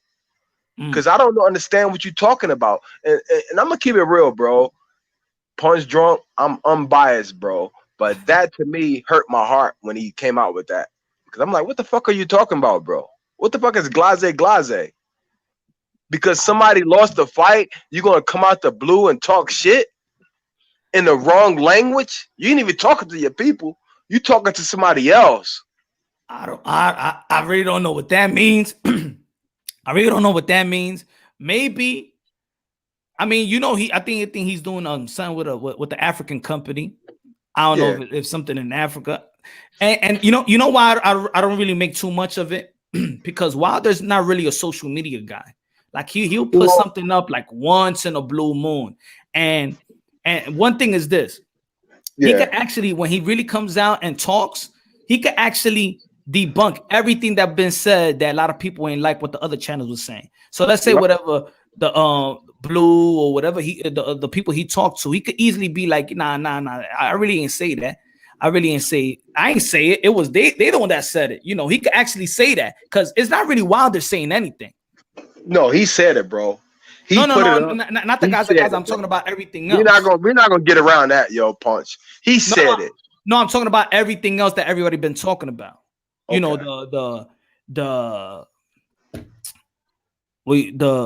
The gloves, the WBC, all this stuff, what everybody's talking about, he hasn't actually said. Well, yeah. So imagine if he comes out and be like, if Deontay Wilder comes out and be like, why y'all hating? I ain't said none of that. I ain't say that. He can actually say that. He said it, and we believe this team. At least I believe this team. I'm not gonna speak for all of y'all in the chat, but I respect Deontay Wilder. But when somebody say and report news that like some news is coming out and it don't happen, it's a problem. Because you telling me that you don't respect your fans. We love Deontay Wilder in America. At least I do. Oh, so said it means an eye for an eye. It's biblical. It's Russian language. Yeah, who the fuck speak Russian in America? Not me. But probably he was saying it because Povetkin. Povetkin is Russian.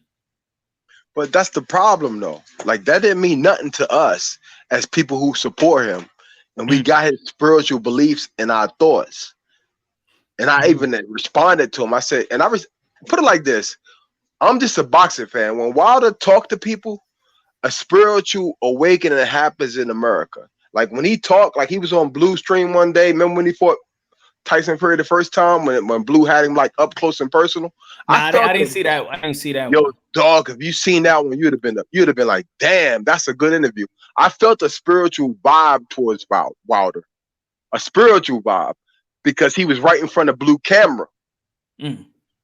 You see what I'm saying? Like he's always talking about. That's one thing I like. 'Cause I talk about it, so I like the spiritual with you know that Wilder talks, and his father isn't his father a preacher, a pastor? Yes, his father is a pastor, and he's from Alabama. And like that's the thing. Like we got church people in this world, but ain't none of our church people helping us, bro. We out here by ourselves, and we got Deontay Wilder here, not really understanding like how he's supposed to support his people. 78 already told us who the fuck he was. He's a pimp. So I get it, nigga. I get it. We're not fucking socially connected. You know what I mean? Like I get this shit.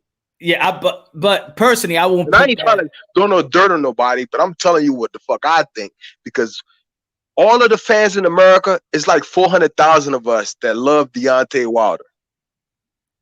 Think about that. Now I like Wilder. But that's why I got to the point where whatever I want to listen about Wilder, it got to come from him now.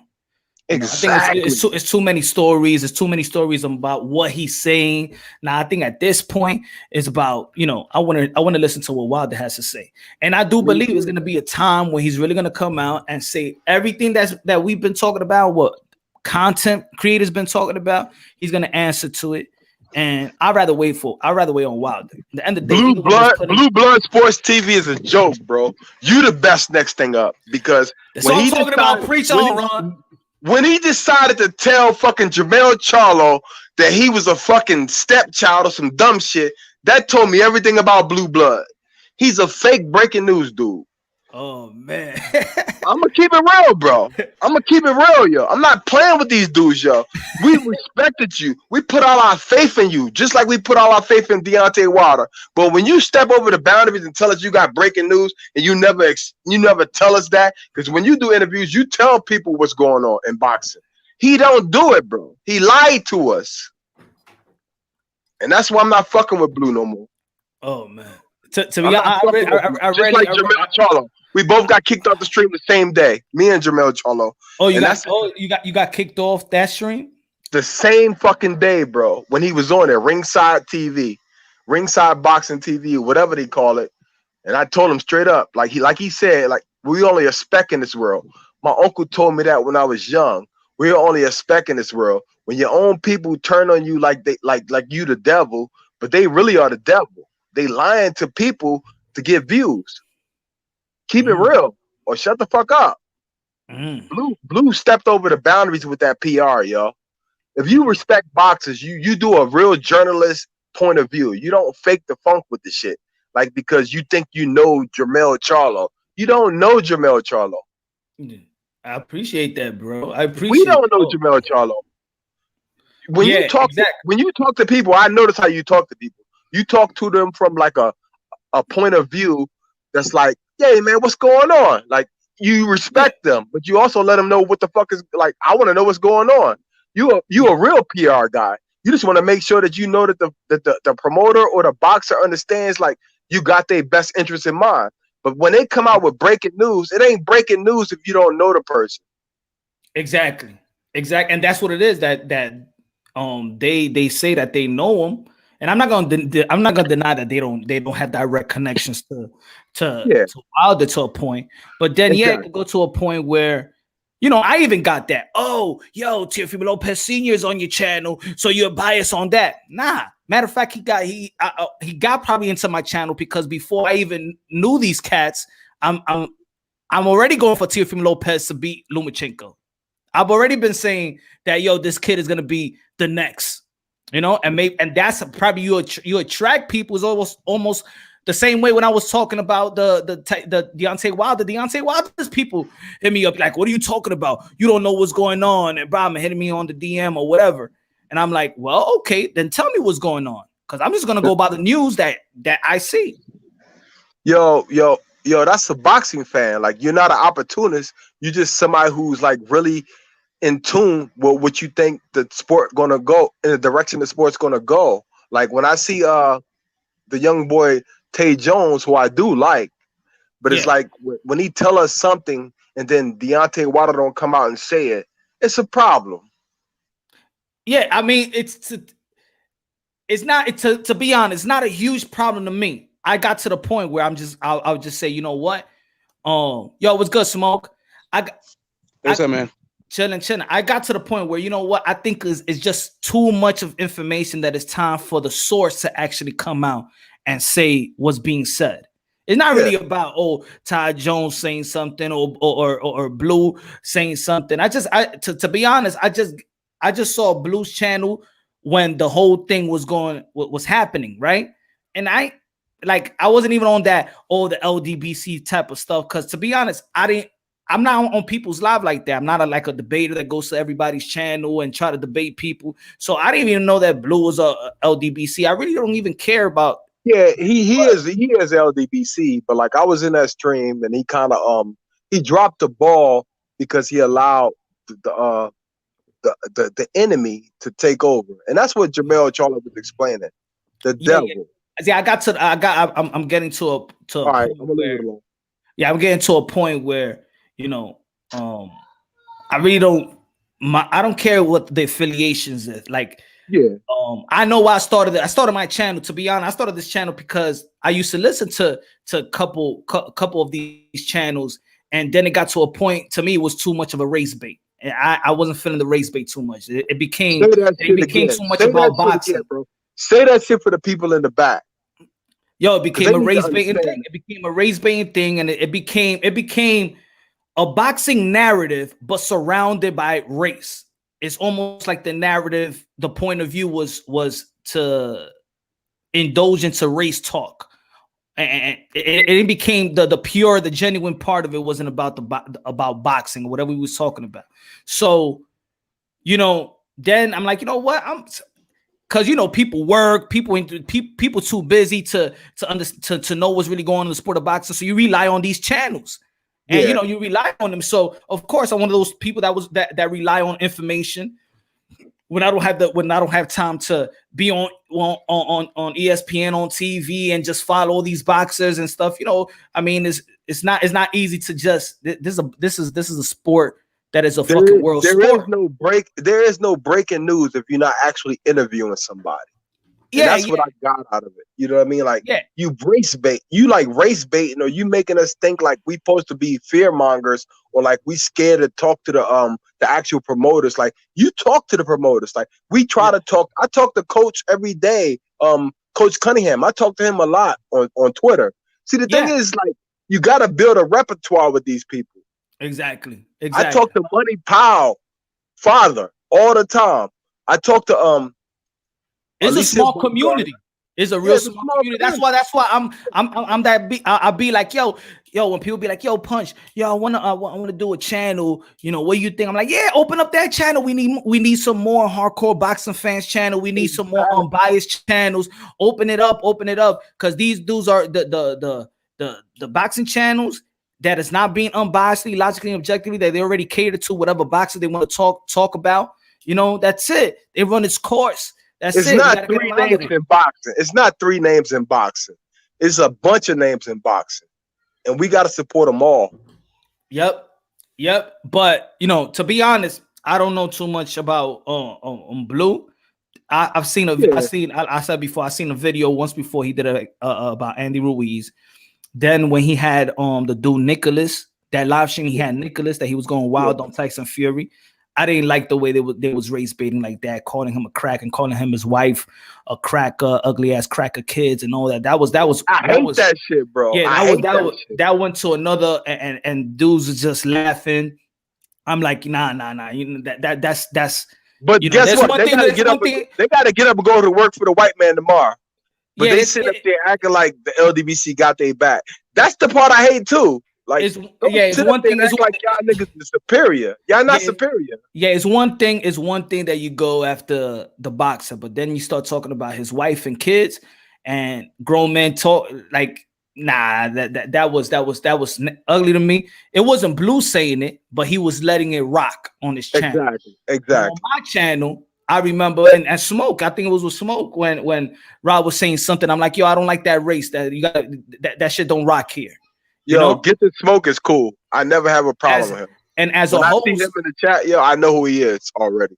And as a host, you know, yeah, you let dumb shit rock sometimes. You know, people come and troll, and you pay attention to them. But when it comes to you know, if a dude feels a certain way, for example, they say Smoke, right? Yeah. There was and I think Smoke, you was on well, who's the stream? It was Black and Brown stream, or they was talking about they was talking about the N-word, right? No, that was I think it might have been El Jefe's. That would I never been to a Jefe stream before. I never. Yeah, I never been to El Jefe. I get them niggas mixed up. I get them mixed up.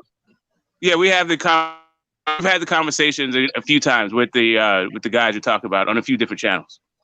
Oh, all right, but there was okay. So I'm just giving an example of. I don't remember the channel, but let's say they was talking about an N-word, right? And let's say a respectable dude that comes to the panelist doesn't feel comfortable about that word, right? But other people, which I understand, also be like, but that's the way I talk. You know, that's the way I talk. You know, that's the way I was brought up. It doesn't mean malicious, but also I understand the history of the word. Not everybody takes that word as, you know, as on some brotherly love stuff. You know, so I'll say, we all grown men out here. We all have a stretch in our vocabulary. There's no need to be fighting for that word. You know, let's push that word to the side and let's keep talk to these niggas, Punch. Talk to these motherfuckers, bro. You know, then it shouldn't be if a dude is uncomfortable, but yet you know that's a respectable dude. Smoke is a cool dude, genuinely. And if he feels uncomfortable with it, then it's our job to be like, you know what? We could stretch our vocabulary. Let's push that word to the side. And, you know, and boom, the dude is uncomfortable with it. And other people is like saying it's not, you know what? I have way more words in my vocabulary. I could say my brother.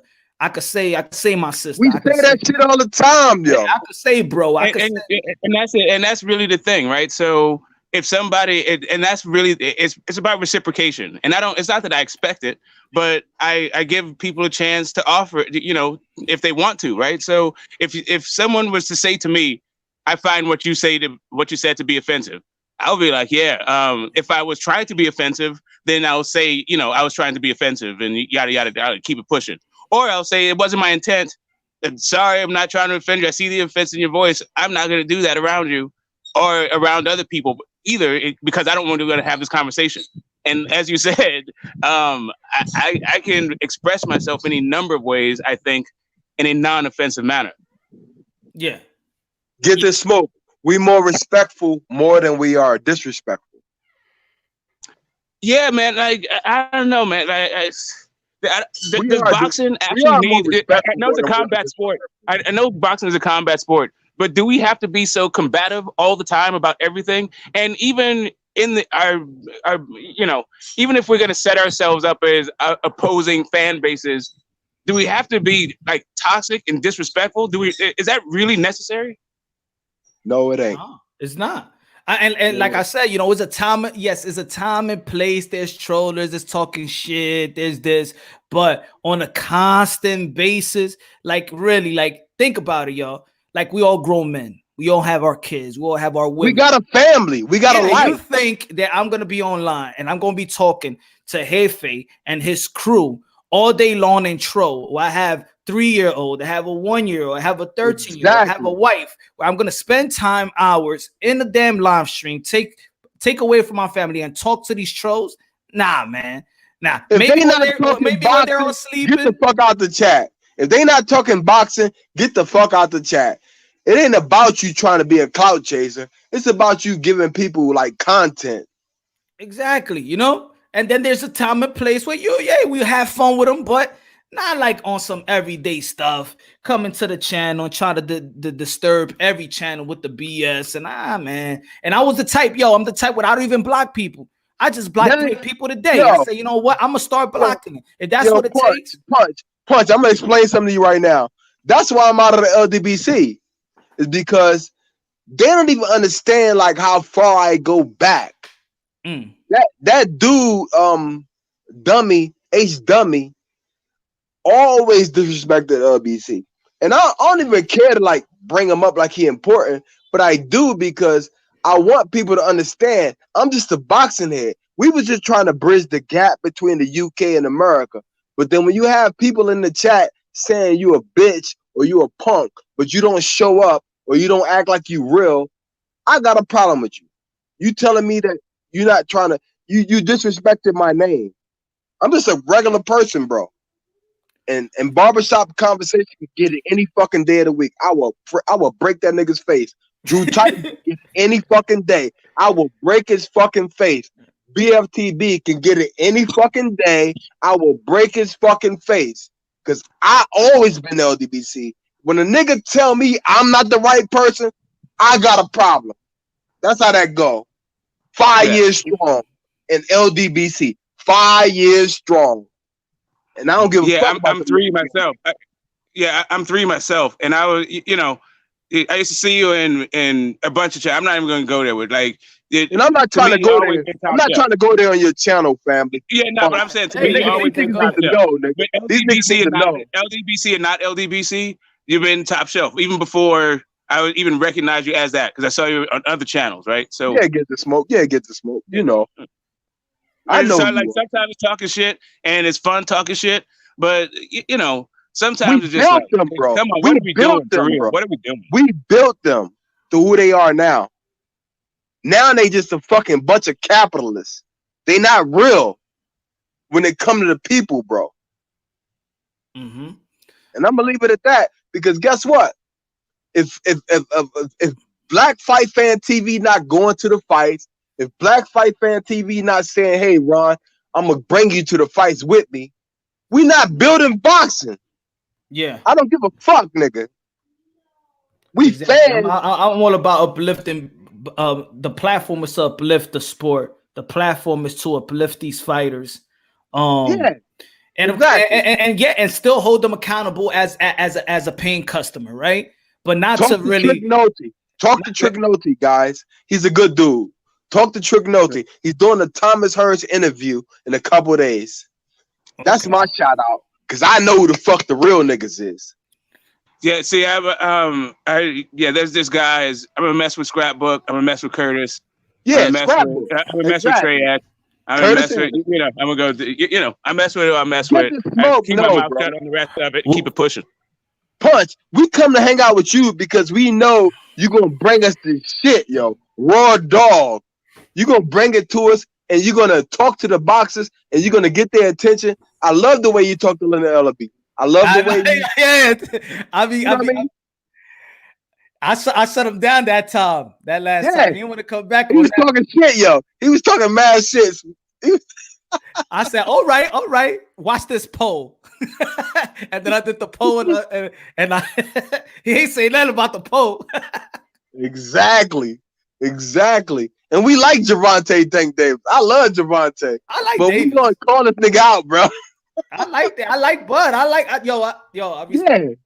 I respect all fighters. And think about it, like real hardcore boxing fans not asking these fighters what they shouldn't want.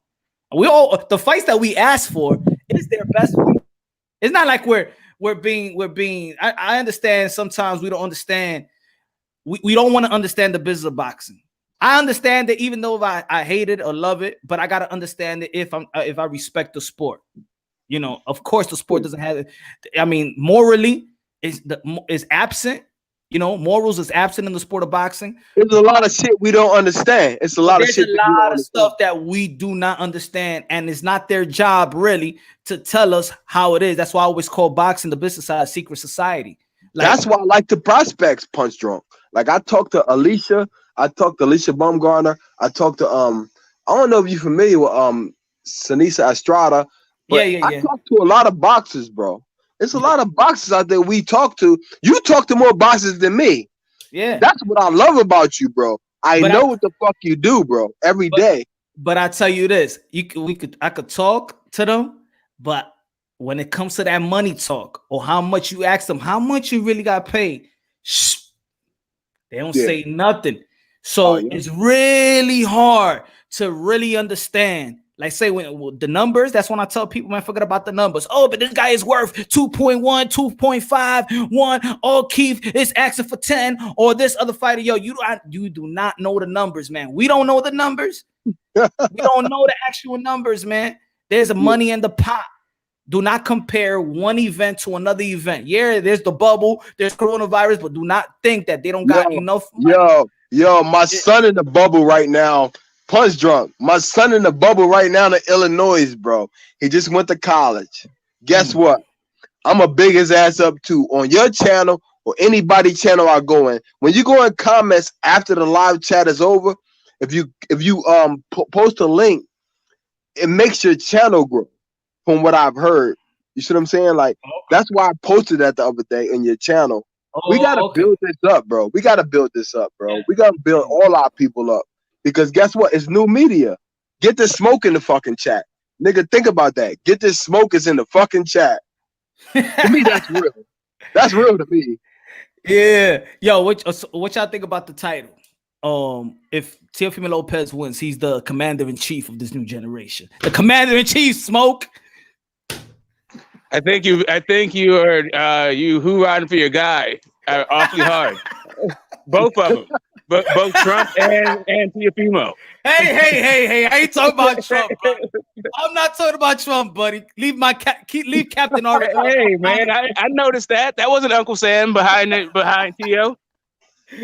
Keep Captain Orange out of this. That was buddy. the Don. That was the Don behind Teo. It's the Republican convention, all right? It's our time. Yo, dog, I'm voting independent. Fuck all y'all. I'm voting independent. Fuck these motherfuckers.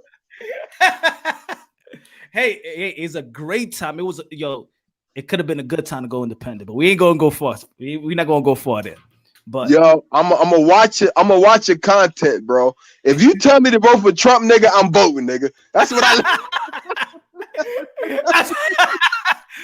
Oh, yo, Smoke is voting for Captain Orange too. He just ain't gonna tell nobody. Captain Orange. So he can get one vote in Oakland. Hey, you know what they said? Every vote counts. Pretty much. Pretty much. As soon as Republicans let my people vote, then we can talk. you know our dumbass brother's gonna be like, I ain't voting at all. Nigga, you better vote for somebody. Yo, did you listen? Vote for somebody. Outside of boxing, just one question. Outside of boxing, did you listen to the Vernon Jones speech?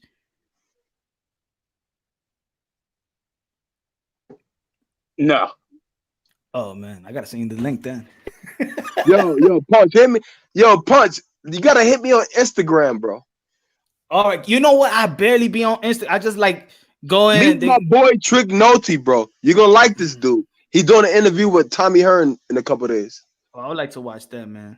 Yo, I'm talking to you real right now. Like that's me telling you, like, we got this boxing shit down pat. We got this. You gotta get this smoke in the chat. I get that part. Because I seen this dude everywhere. I never had a problem with this dude. Never. Hey.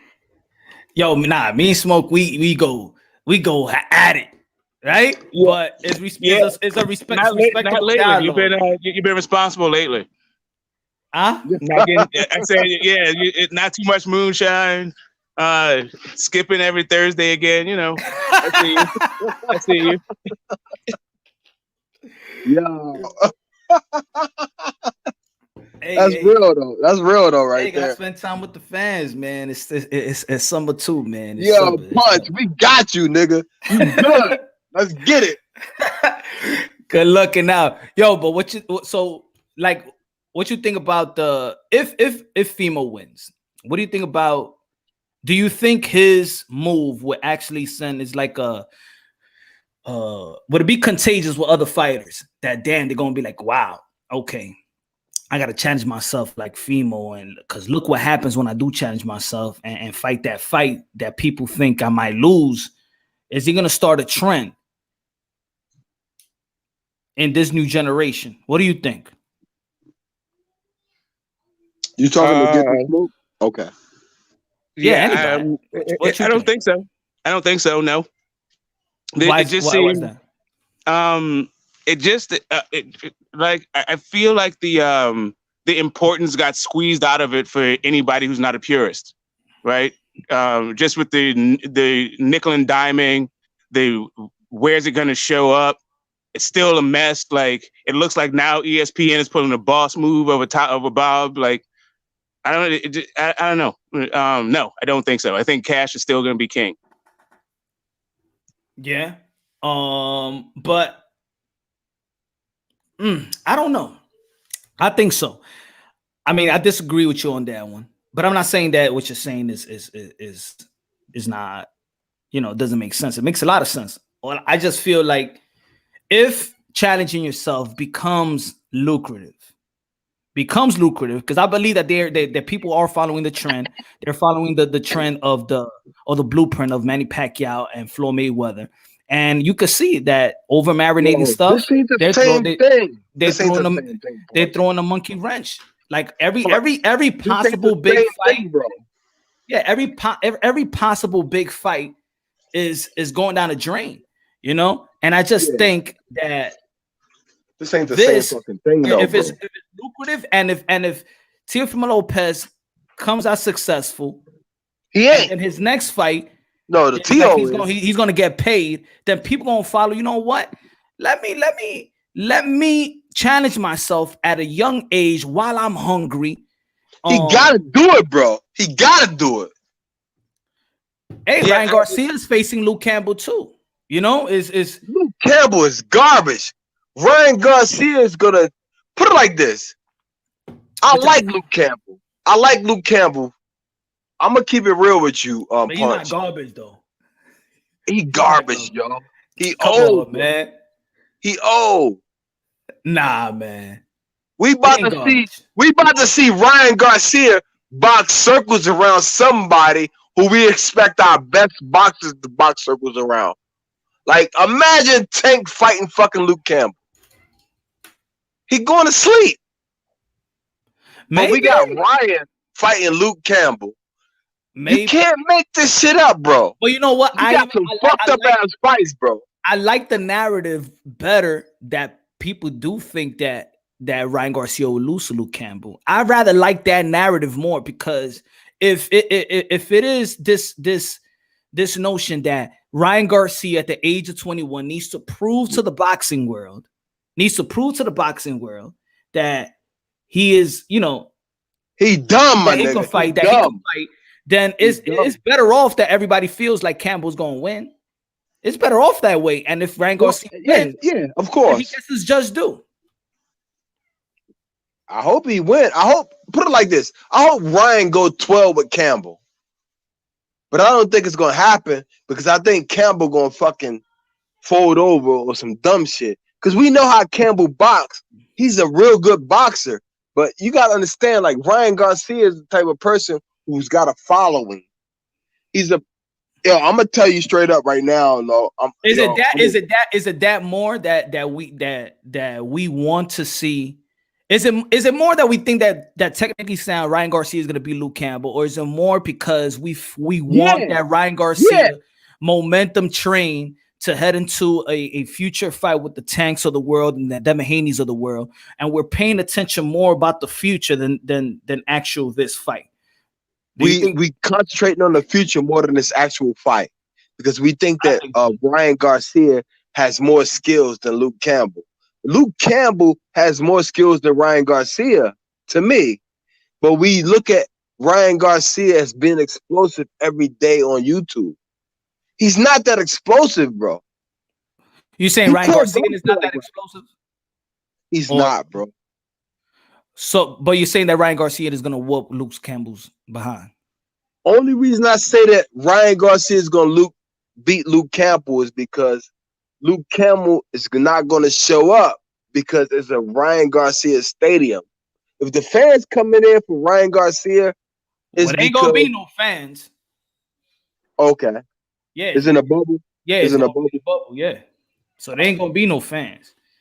I'm gonna get my son to go there then. Fuck it. My son gonna show up that bitch. Yo, shout out to my son. He just went to college today. Punshdrunk. My son went to college today, nigga. Let's get it. Yo, Congratulations, congratulations, nigga. man. Let's go. Yeah, congrats. Congratulations. I got two. I got two, and the third one about to. I got you till the wheels fall off, bro. Guess what? We out this bitch, nigga. Fuck everybody, nigga. Let's go. Congratulations, man. Congratulations. Yo, he called me today, Punch. I was so happy for him. I said, son, are you bored in Illinois? He said, nah, Dad, I'm not bored. I was like, cool. All right.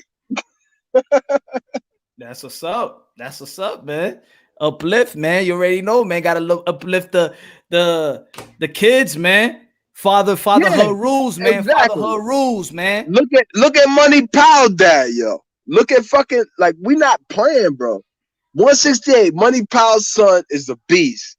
Like, we gonna big these fighters up that we want to fight the other fighters. I talked to fucking, what's her name? Sinisa Estrada. Like we not playing boxing, bro. Yeah. We gonna respect the people that rock with us. They rock with us, bro. Yeah. We gonna talk to Thomas Hearns in a couple days. Yo, that's why I said earlier. That's why I said earlier. It's, when people be like, "Oh, but you just might be biased to these boxers," or you talk about Teofimo. No, I'm talking about Teofimo because he's giving me what I want as a fan. It's not about that. I'm going. Why not show respect? I'm gonna talk good about Ryan Garcia. I'm gonna talk about Luke Campbell good. I'm talking about Lomachenko good. You know why? Because they're giving me what I want. I talk good about Tank. I like Tank. Ryan, Tank Davis, Leo Santa Cruz. That's a good fight.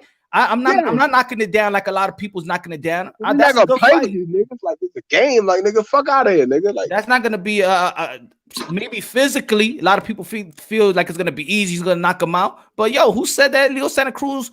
Yo, he got experience. He got a chin. He got will. He's a professional. Every time I look at fucking Leo Santa Cruz, I see fucking a hard puncher, bro, with skills. And will. He definitely never been knocked out, and he throws a ton of punches. Smoke, you was breaking up on that one. They got us fucked up, bro. I was saying we know that Leo Santa Cruz has never been knocked out, and he throws a ton of punches. Yeah. I love the way Leo Santa Cruz fights. That's a good fight. And that's what I'm saying. That's why I look at the young dudes right now. They're fighting good fights. You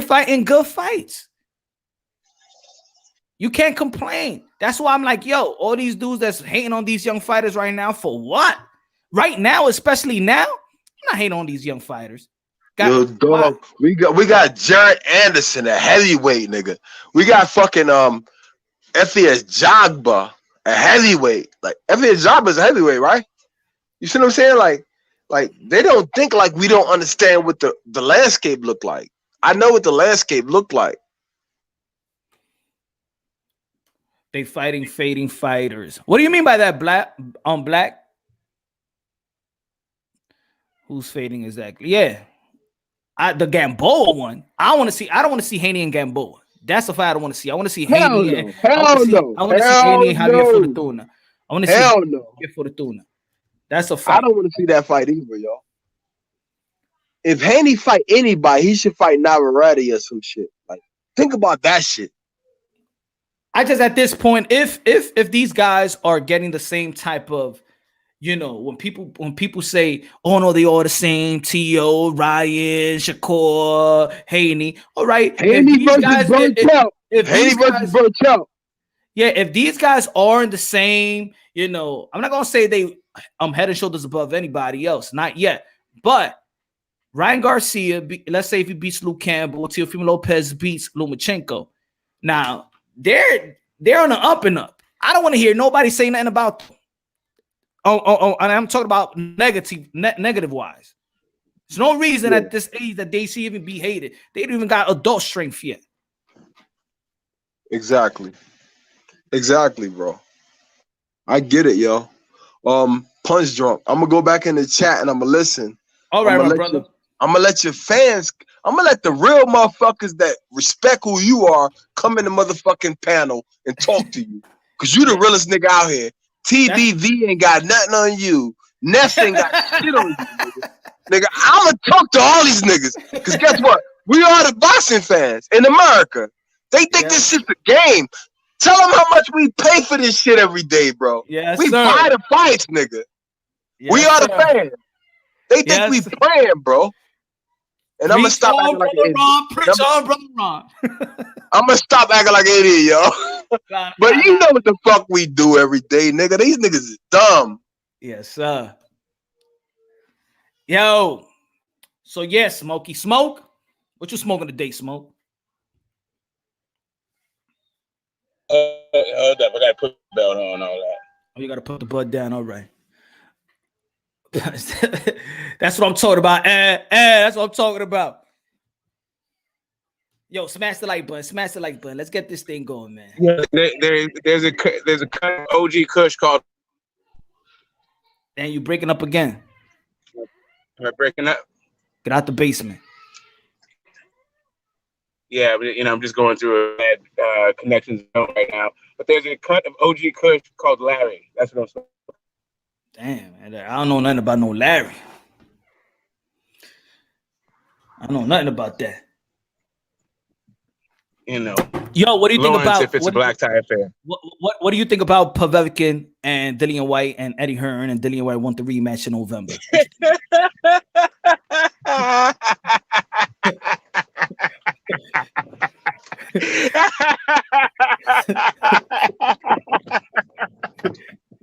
Why you gonna ask me that, man?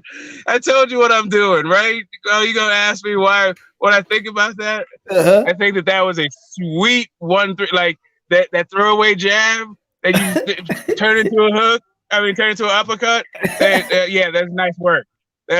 Nice, easy work. That's what I think. I think Dillian White looked real good. The best I've seen him technically, working behind the jab. He was very patient. He was very calm and composed, but he forgot what brought him here. Like, it was really about it. He used to be a bull in a china shop, rushing at you and giving you everything you got. And he didn't know when to turn that switch on. He's going to have to make the adjustments and understand, which Dillian White to be with. What do you think about that? The immediate. What do you think about the immediate rematch? The November rematch. I'm saying this should take 6 months. So they do the evaluation, right? You automatic 45-day suspension, and then it can't go up to 90 days. They keep evaluating up until 90 days, and they see what's up with you then. But exactly. Yeah. I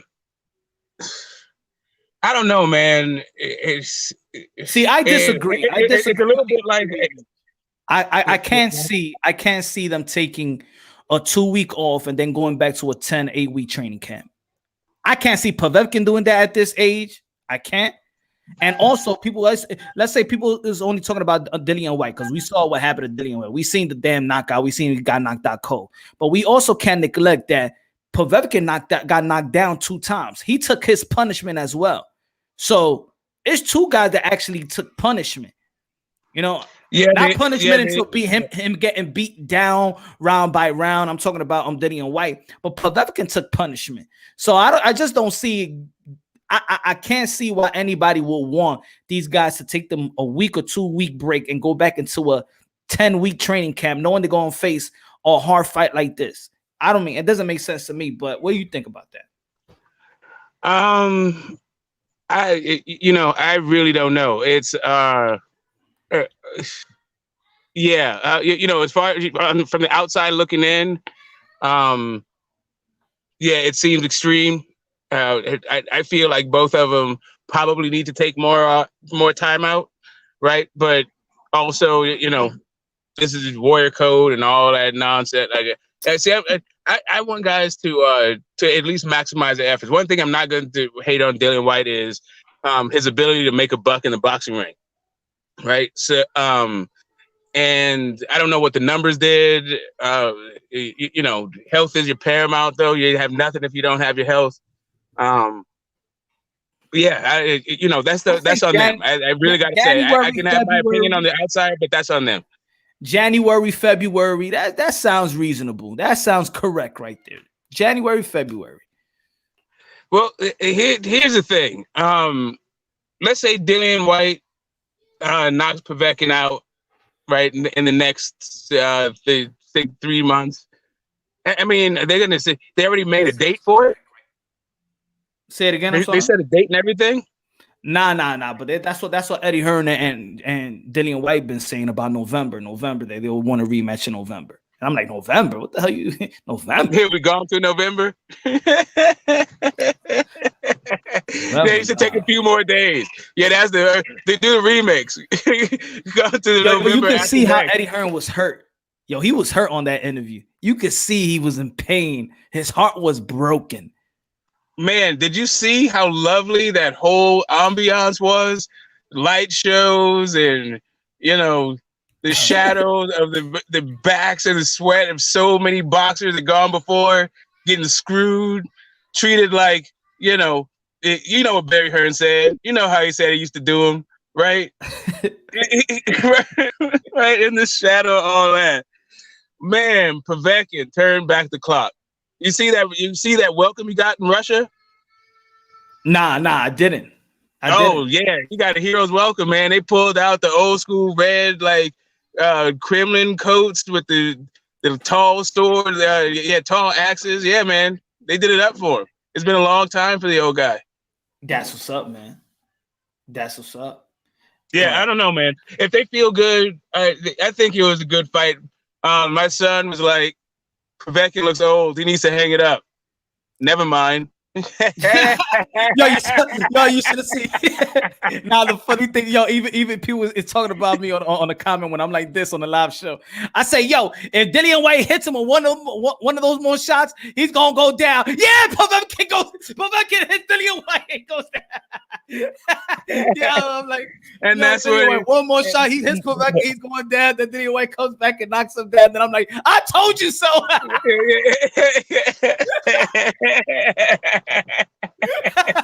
People was like, "Show me, you told me so." You just said that Povetkin was about to get knocked out in that same sequence, and then I screamed, "I told you so!" Oh man, look, man, I love one of the best descriptors of boxing that I've heard to date is the theater of the unexpected, and that was it right there. You couldn't get any more theatrical than that. That's why boxing is good at this level, bro. Yeah, I'm telling you, for all of the guys who are on the wrong side of 40, that Dillian White popped out his mouth about over the last couple of years, to quote Smokey, you got knocked the. And this is what I think that people need to talk about now with these athletes, that the same 35, the same 40 is not the same 40 as before. These dudes, science and information is at an all-time high. These athletes know how to take care of their body. These athletes know what's good to eat. I think that's why these athletes, you can see LeBron James, 38 points the other night. And it's like, you watching him, you be like, this guy could play like another 10 more seasons? But it's the science of these guys. I mean, 40 is not the same 40, especially if you take care of yourself. If you take care of yourself, you're not going in the club, you're not drinking alcohol all day, you're not drinking moonshine all day. Oh, Kovalev? You know, you get your Kovalev on. But I gotta tell you, he was looking every second of his age up until that throwaway jab uppercut. Oh man, that was beautiful, man. That was beautiful. Get him high. Oh, Dillian White completely bit on that one. That was beautiful. I was feeling like the uppercut becoming a loss. The uppercut. I'm thinking the jab has become like a lost art. I'm not talking about pawn jab. I'm talking about that good stiff jab, the constant jab, that work behind the jab type of style. I was thinking that has become a lost art in the sport of boxing. More people like to feint, wait for counters, tap the glove, just creating, but not really stiffening the jab out there. But bro, you been enough jab. An uppercut knockout in a while, it's not constant anymore. I don't know. But you've been to it enough, James, man. You see that that particular sequence on a heavy bag all the damn time.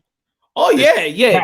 That was it, dude. That was like muscle memory. That was night. That 2-3-2, that 2-3-6, that it's. I love that uppercut, man. It was right on the button. Yeah, the 1-3. Listen, he was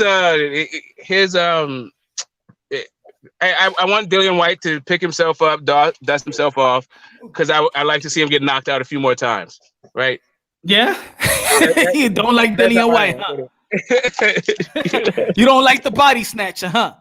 Nah, well, you know what? And let's see how he comes again. Let's see if he humbles himself, right?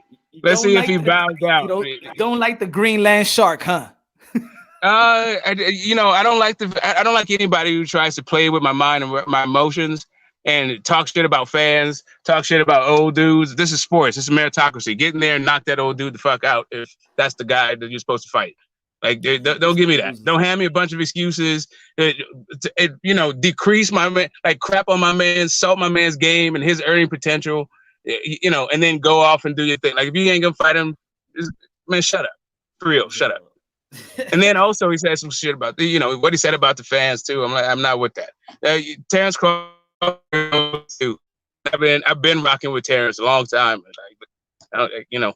What you think about Bud, man? Because you're a Bud guy. What you think about him, Smoke? What you think about the sequence? Dude, Bud telling people to go jump off bridges and whatnot because they want to see. Like, come on, man. Really? That's what you're doing? Right? You're lashing out at the fans. How come you got more heat for the fans than you got for Thurman? Exactly. I saw all that heat that you have for Jose Benavidez and Gary Russell. And Gary, you was going. You barely go live. Damn. Right. Gary Russell got you out. He went extra.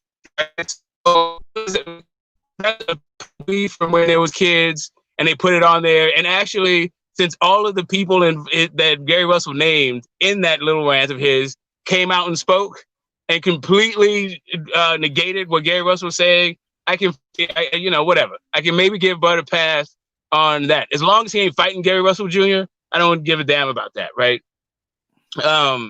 But yeah, the Keith Thurman, if you don't want to fight Keith Thurman, you don't want to fight Sean Porter or you don't want to fight, you may want to fight Danny Garcia, but Danny Garcia is busy right now. You don't want to fight Ugas or Ray Robinson. I already know what it is.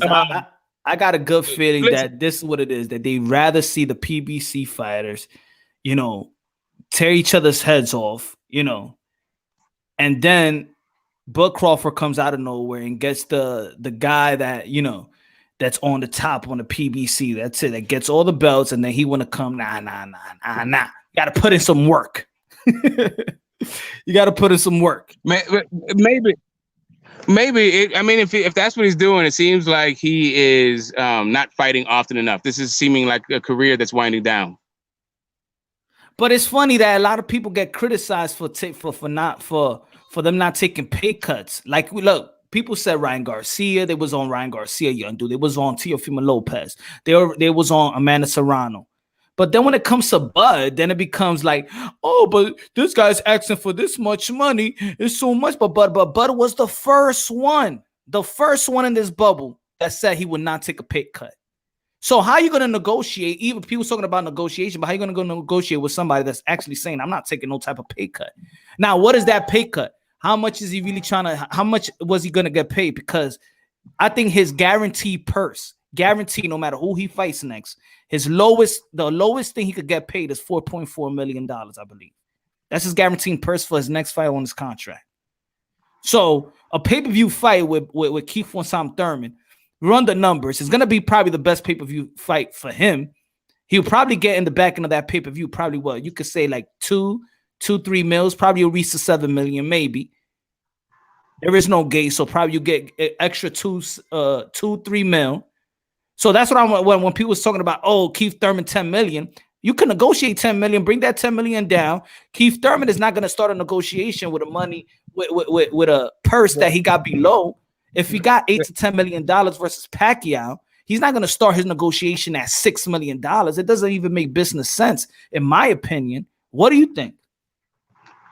I think that there needs to be, if there's, I think it's time for the networks to step up, right? Because especially networks like ESPN, who don't have a bunch of programming that they've set aside large budgets for, right? All that NCAA money that they spend tens of millions of dollars a week on, I think they can use to divert some of those funds for a boxing match.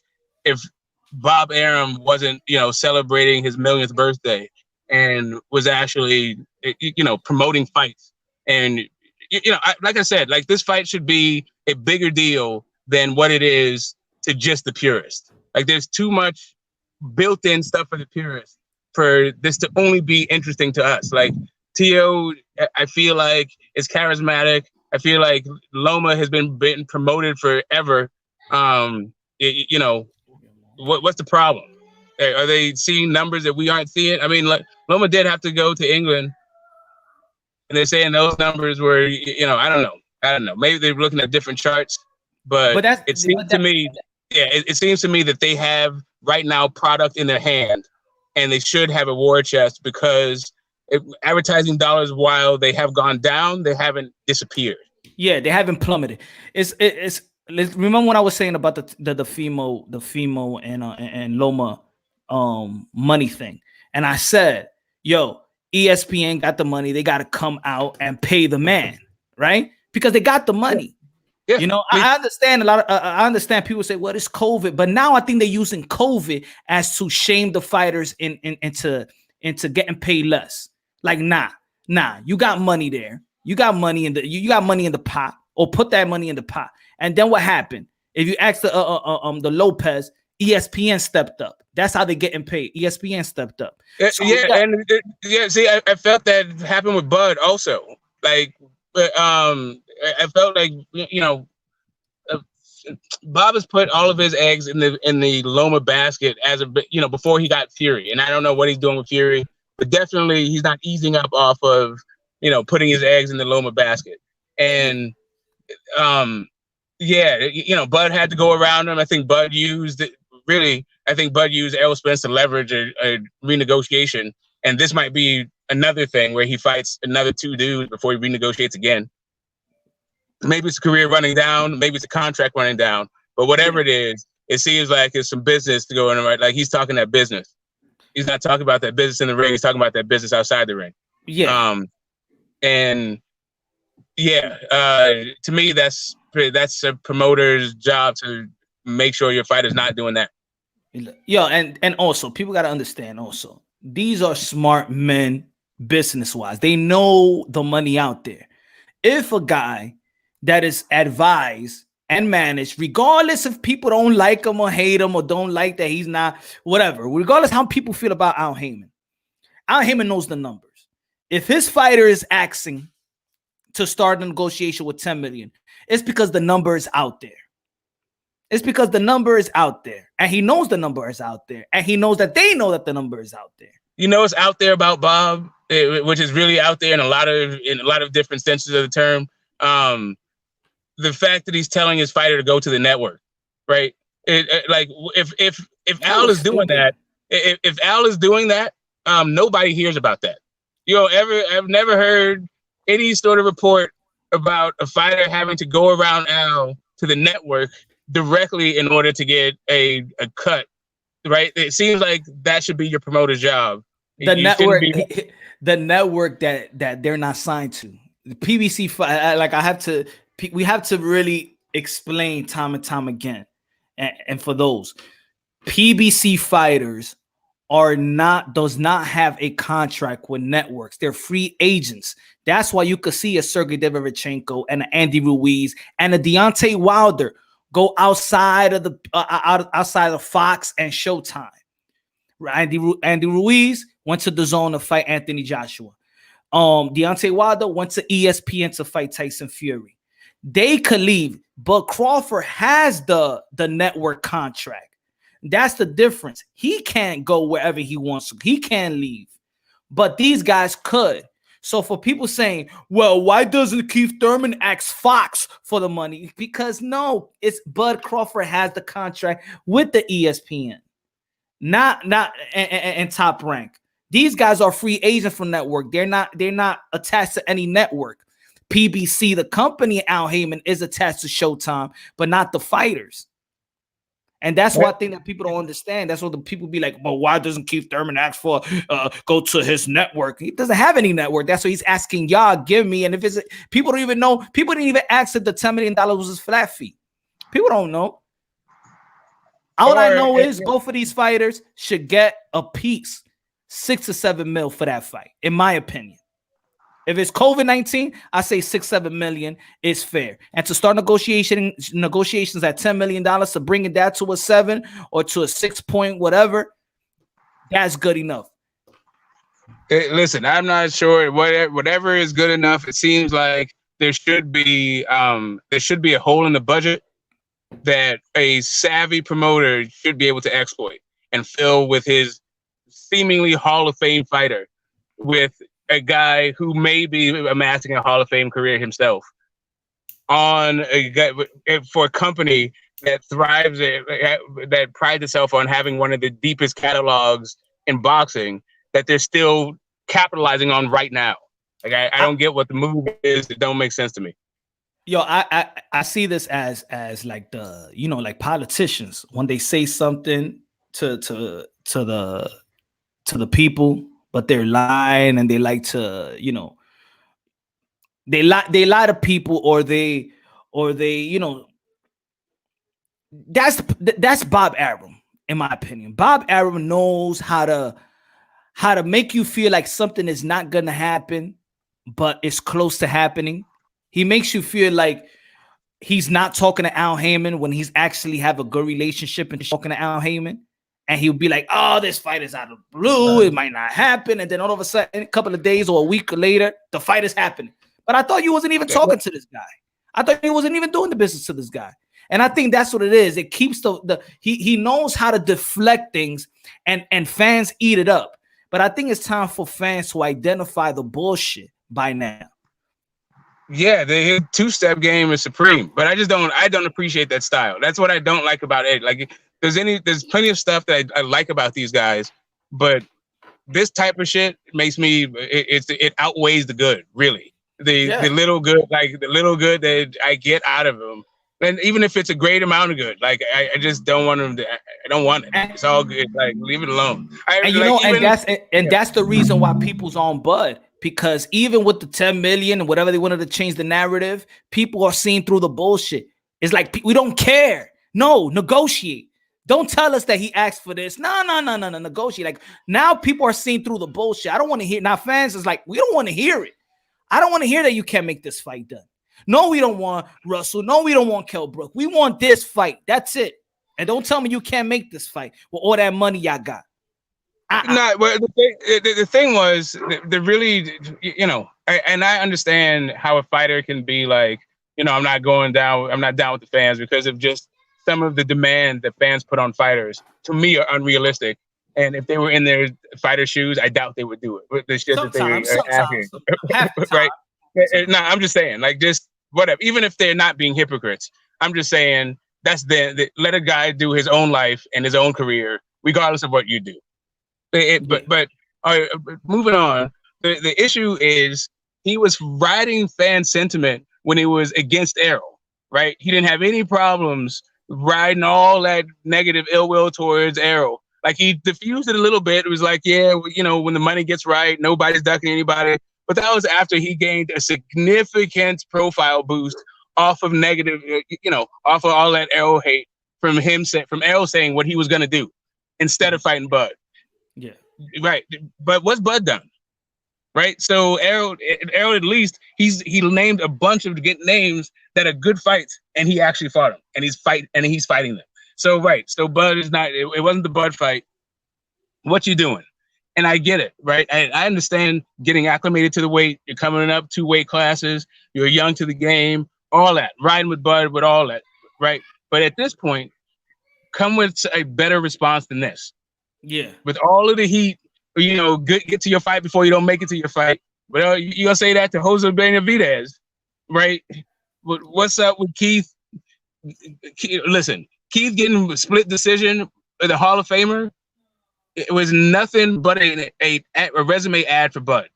Nothing but. You know, Sean Porter, I can see why maybe I'm not trying to mess with Sean Porter unless I have to, regardless of friends or not. Do just a rough fight. You pay me top dollar for that.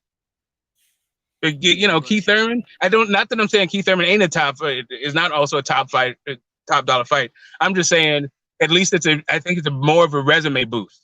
If you're gonna have both, if you're gonna have either Keith Thurman or Porter, I'd go with Keith Thurman. I'll go with Keith. I'll go with Keith on this one. If I was Bud, right? Yeah. But still, I would have loved the Porter and Bud, because for me, even though with all of them, Porter is the one that he gauges where everybody really at. If you really think you're special, or you really think this fighter is special, fight Sean Porter. And then I think that, like I said the other day, Sean Porter is the guy that humbles everybody. That if you think that Keith Thurman was all this special at one point, or if you thought that Earl Spence was all this special at one point, Sean Porter will humble your mind. Let's see. Because it's like, yeah, people want that Earl Spence and Bud Crawford fight. But I don't think Bud Crawford just could blow out the water and just beat Sean Porter. I don't believe that. I will go for Porter. I will go for Bud to win that fight. But I'm not saying that he's gonna have a tough time. If these other guys had a tough time, oh yeah, you're gonna have a tough time with Sean Porter. And I don't want to hear nobody say that's not gonna happen. I heard somebody say knock out Sean Porter. What the hell you knock out Sean Porter? I always thought that. And even when Keith was out, I was like, we don't know what Bud is. They were talking about Bud was number one and all this stuff. I was like, but Bud is little. These dudes been cracking. You know, Danny Garcia, he still haven't fought that dude. Keith wasn't back yet. We had to see what Keith looked like when he got back. Sean is. I thought Sean, and I still think I thought Sean would take something out of Bud, and he wouldn't be the same fighter again. Actually, and I still think that. I think the Sean Porter fight is going to take something out. He's going to degrade him as a fighter. He's going to leave something in the ring that night. And you know, if I'm Bud, I'm not doing that unless it is literally for top dollar, like top dollar last thing. Keith Thurman, on the other hand, he was calling out Keith when Keith had a belt. Keith Thurman's like, really, he's the ratings champ in the last this generation for in the welterweight division. Like he did like $5 million with Daddy on CBS. You know, just getting off a pay-per-view with Manny. And like I said, split decision loss to a Hall of Famer. But yeah, I don't know that Bud got Hall of Famers on his resume. Yeah. You know, two-time champ, like, you know, arguably the best guy that don't have a belt. Like, yeah, I think at this time, man, it's come on, Bud. Come on, Bud. Just try to negotiate this fight. At least put it out there that, you know what, man, I try to negotiate this fight, but this guy is really not. They're giving me some type of number there. At least give us that. Don't give us that. Oh, you see, it's unreasonable. Look, this guy don't really want to fight me. No, negotiate, bro. Negotiate, because we all know. Yeah, because we know that this ain't next year. I'm not fighting in front of. I don't want to fight in front of a. I'm only fighting in front of a crowd. Yeah. Say that. This is a big fight. Say what it is. And even though he's gonna get criticized for that too by saying that, but at least you're saying, hey, this fight could just be real about it. I'm like, come on, we living in the world that this is like we living in a real reality show type of of society. Just be real about it. And see, that's and that's what it is. See, that's why I never looked at, you know, when Keith Thurman, when I talk about the Earl Spence to Keith Thurman, when Keith Thurman was saying all of that, well, it's gonna happen in 2020. And people was hating. I understand why people was hating it, but I'm looking at what has been told to Keith from Tom Thurman. Because of course Al Heyman can't speak for him. If Al Heyman was talking, then all of this stuff that Keith Thurman was saying, and when he's gonna fight or how he's gonna fight Earl Spence, Al Heyman will be answering that question. Or if he had a manager like Shelly Finkel, they'll be answering them questions. But a fighter saying it, people be like, "Oh man, he's thinking business. Oh man, he really don't want to fight. He want to duck." I understand how the fan point of view, but I also understand who these guys are dealing with business wise. That these fighters will have to speak for themselves. No promoter, no promoting machine, no manager will speak on the behalf of these fighters in the PBC like that. Especially Earl Spence and Thurman. It's a sour note for a dude that, you know, I just picked a side on the Earl and Bud fight, like who I think is going to win the fight, not who I like better as a fighter or as a person. Like I just, you know, it was just who I thought was going to win the fight. But this, like, yeah, tell me what's happening. Like, you know, let me decide how I'm going to feel about it. But don't play with me. And even if you're gonna play with it, come with a better message. Like that's really what it is. Like exactly. This whole thing is just like, man, yeah. Even your thing is like better, but it's still some bullshit, right? I don't need for you to scapegoat Keith if you ain't talking about fighting for real. Yeah, right. Exactly. Like no lie, I will understand if a guy goes like, "Yo, see, I understand. We're both fighters. I understand the money that he made. I understand the money that I could potentially make with Keith from Tom Thurman. If my guarantee to fight anybody is 4.4, I believe it's $4.4 million. That's my guarantee on my next fight. But if I'm going to fight Keith from Tom Thurman on the pay-per-view, then of course it's going to be some more money. So I'm looking at his numbers and what he got his last fight. He's not going to ask for anything less than $8 million. Put it that way. Because if reported he made $8 to $10 million versus Manny Pacquiao that he made overall, then he's not gonna. There's no way anybody that does business negotiate is gonna go below the number that they made, regardless, because they know this is a big fight. And I did the poll. And I think a lot of people agree. This is Keith Thurman versus Bud Crawford is a bigger fight than Errol Spence and Daniel Garcia. It's probably the biggest fight, lucrative-wise, in 2020 if it happens. And after the Wilder and the Tyson Fury #1, I think this is the most lucrative fight that could happen. So people talking this little money, like, oh my God, what do you think? These guys are want to get paid less than 4, less than 5? Don't say. And I'm not even going with the 5 million because Bud wouldn't even ask for 5 million, knowing this fight will be pay-per-view.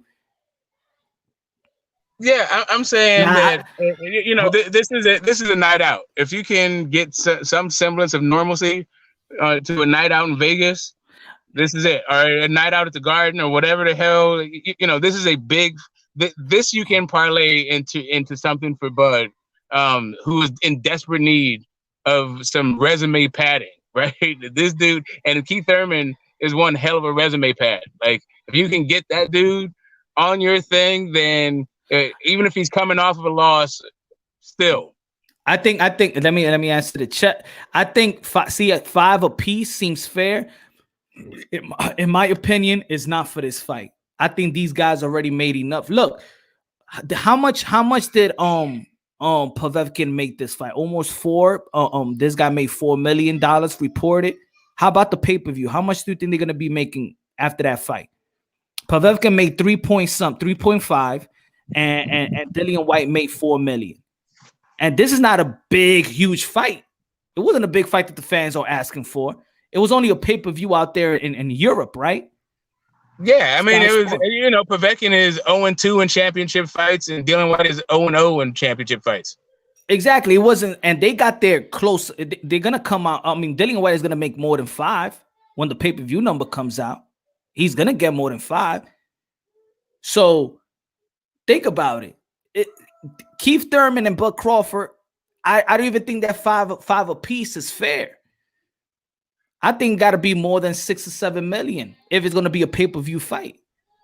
If these two can't sell this fight, like, come on. If Bob, Keith Thurman, and Bud can't sell this fight, ESPN machine, to the tune of like 15-20 million bucks, I don't know what's the problem. What the deal is. Like, for real, this is exactly. You got the machine, and you got guys that talk, and you got one of your preeminent stars on your network in one of the biggest fights of his life. ESPN and Disney is big, but CBS is, that's old granddad. Like, that's like these guys have been around the block. Come on, man. 15 million in the pot. That could happen. 15 million in the pot. They could break bread with that. Yeah, I say the only problem is, could you get to 30 million if they had a gate? And that's really where it comes down to. And that's why I don't mind him saying I'm not fighting these kinds of fights without crowd, but just say that. Don't say like if I don't send you a contract, you keep my name out your mouth and fans fall off a brick. Like, yeah, but I think this what it What? is also. Is this what I said in my other video? I said that I believe that the money is there for all the fighters. Now the question is the money there for everybody else that has their hand in the cookie jar? I believe the money is there for the fighter. If you want to pay Thurman or you want to pay Bud, the money is there. I don't care. These guys are this is $1 billion industry. The money is there. But it's everybody, the manager, the matchmakers, all the money, all the money, all the people that get paid. A matchmaker don't have to get paid for this fight. And that's what I mean by playing on fans' ignorance. There's some stuff that everybody knows that the managers and promoters need to get paid and what the percentage is because it's federal law, right? There's no need to make it Byzantine or arcane, or like you don't need to hide it and make it a secret. Everybody knows this. So just say what it is, and let's just move. I don't know, man. I'm just not. Bud, I want Bud to have as much heat towards these kinds of fights because I'd want him to have the Pacquiao fight, but don't just have your whole career be a prisoner for the Pacquiao fight. If you're leveraging your contract and you ain't just talking, you're just not talking about while you're handling your business. Don't scapegoat other fighters. Yeah, they don't do that dealing white shit, dude. I'm not. To be honest, fighters. If fighters get annoyed when fans talk like they don't know what the hell is happening in the sport of boxing, then don't shame yourselves. Because the reason why fans shame other fighters or whatever is because y'all shame yourself. Y'all disrespect one another, business wise and fighting wise. Y'all the one that make fighters say that, oh, he's ducking, or he's P, or all the derogatory names. Because y'all the one that speak amongst yourself like that. So then as fans, y'all be like, yeah, he's a ducker. Yeah, he's a ducker. There are three different dudes coming out with three different amounts. I mean, well, come on, man. 5, 10, 15, 20. Like, what was the real number? Like, here's really what it is. I don't even care about any of that. I get all that. That's game and stirring up controversy and 21st century promotion. Run to social media, spread some shit. All I'm saying is, man, be an adult about it and have some character and take some responsibility. Just stop with the they ducking me shit. Or they do pricing themselves. Just stop with it. Yeah, I mean, have the decency to when y'all care about. Oh, I care about the fans and stuff like that, right? So care about the fans. If it's a pay-per-view fight, fans gonna be paying for it. Let us know what's really going on. Bob, don't come with this $10 million stuff. What you think is the number, and then we have a better idea of what you talking about. But just saying that, oh, it's too much. What's too much for you, Bobby? You tell what's too much for you. Huh? What's too less for you? Right. You're not coming up with the money, Bob. You know ESPN will come up with the money because they need this. They need this more than you. They're the one that has the budget. Yeah, and even if they didn't need it, I feel like you're supposed to. You should be able to make this make sense. I feel like these are the kind of golden opportunities that an ESPN contract affords you. Like. And this is nothing but like there's no college football. Do you know that is the biggest rating drive? Like Monday Night Football, they pay $64 million a week for that. $64 million for Monday Night Football. No stadium. No, we're the fans, right? I'm just saying, like, oh, if these dudes can't find if Bob can't, pound the couch cushions, see what's in the see what's under the rug, get these fights. I don't know. I don't know what my man's. He's just old, I guess. Yeah, this. Nah. He's smart old though. But it's penny wine and pound foolish, right? Yeah. This is what it is. That when people need to stop comparing, let's say, this fight to other fights or was in the market. A Keith Thurman and Bud Crawford brings a whole new type of money in the pot. So when people say 5 million, 6, no. This fight brings a whole new money in the pot.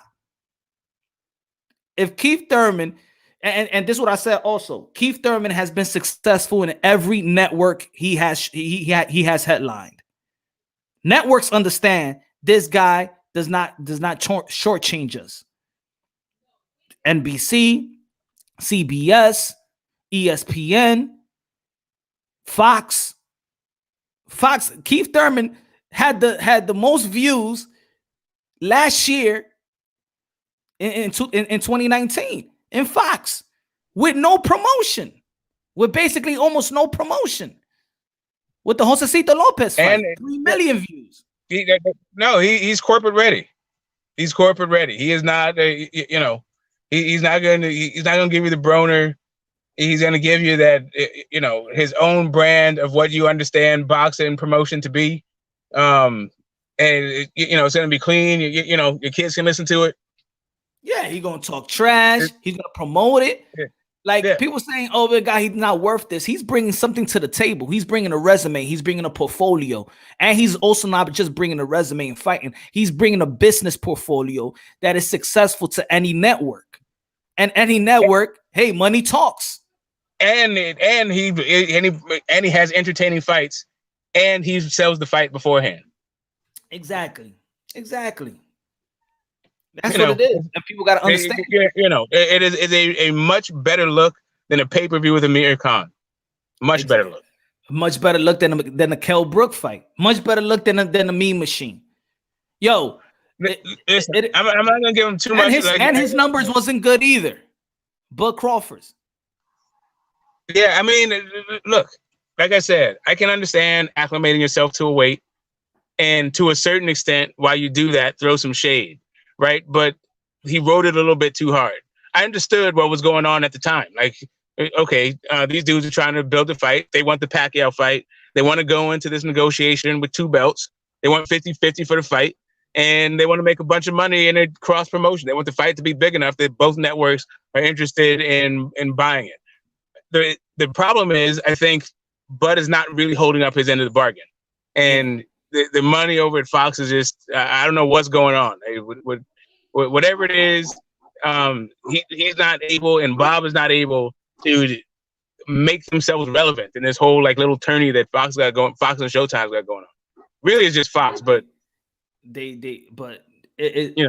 don't know what's going on. Showtime got some money for him too. Showtime got that you don't have a belt money. Yeah, I don't see any reason why this fight can't happen. So that's my opinion, and I'm not giving Bud a pass. I love Bud. I love all his skills and talent. Love that he's a constant professional, always stay ready, gym rat. Look like he's still hungry.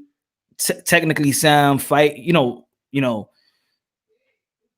Family man. All that. Love everything about Bud. But I think it's time when people trying to compare to other fighters and praise this fighter and keep on saying the pound for pound, while these other fighters are fighting the fight and challenging themselves.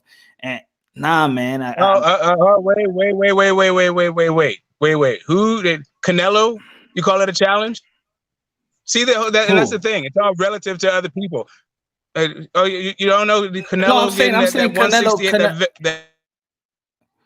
No, but I'm saying Canelo, but in the end of the day, even though that I'm not saying that his 168-pound fight was the greatest challenge, but also moving up 2 classes up in a span of 12 months and gaining 3 titles in the span of 12 months, in 11 months precise, and then going to Kovalev, who is still and is a champion and is still a threat.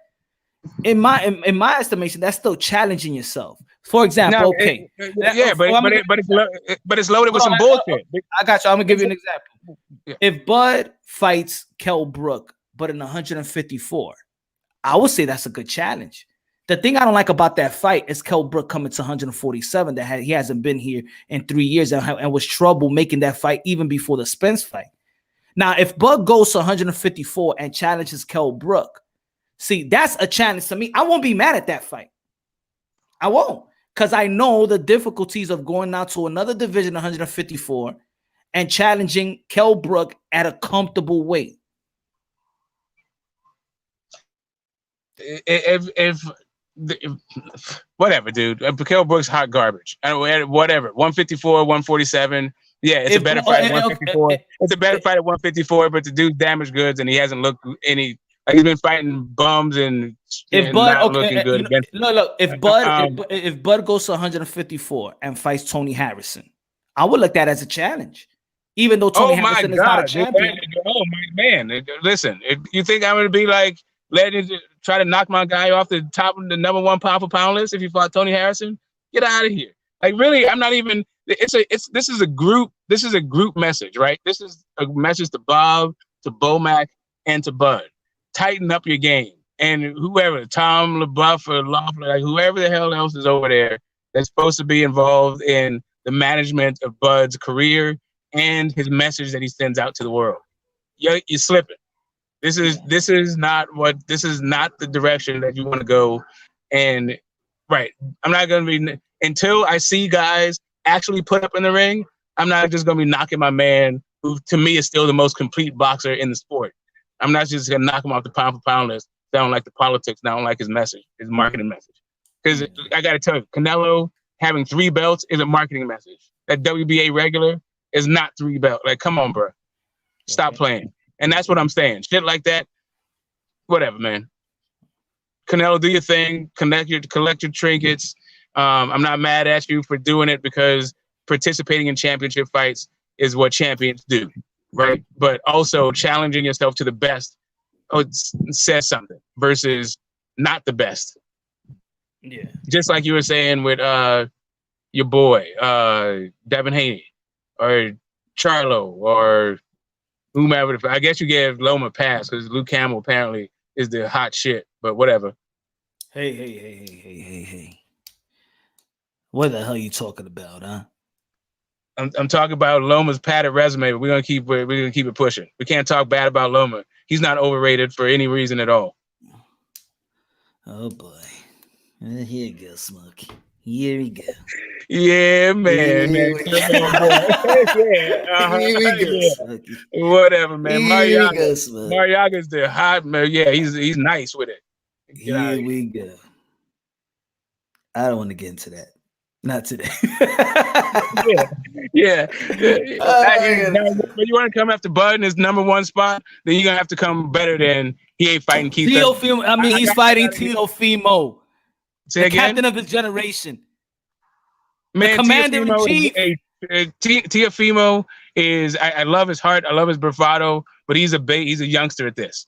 He's a big dude. He's not gonna stay in the weight. I give him all. He's got the fast twitch. He's got the skill set. Got any number of things that give him a great chance in this fight, but he is outside of my top 20, maybe top 25. When did Fimo ever come like overweight or missed weight? I mean, I hear people talking about his weight, but when did he ever miss weight or anything like that? Like, I'm talking about how long he's going to be for the division. I'm just saying his physical size. I'm just talking about his physical size. I'm not talking about his discipline. I ain't talking about discipline. I'm talking about his size, and he's just a big boy. He beats Lomachenko. That says nothing in the division. You got to move up. I'm saying I get it. I get it. That's what I'm saying. And like he's a big boy.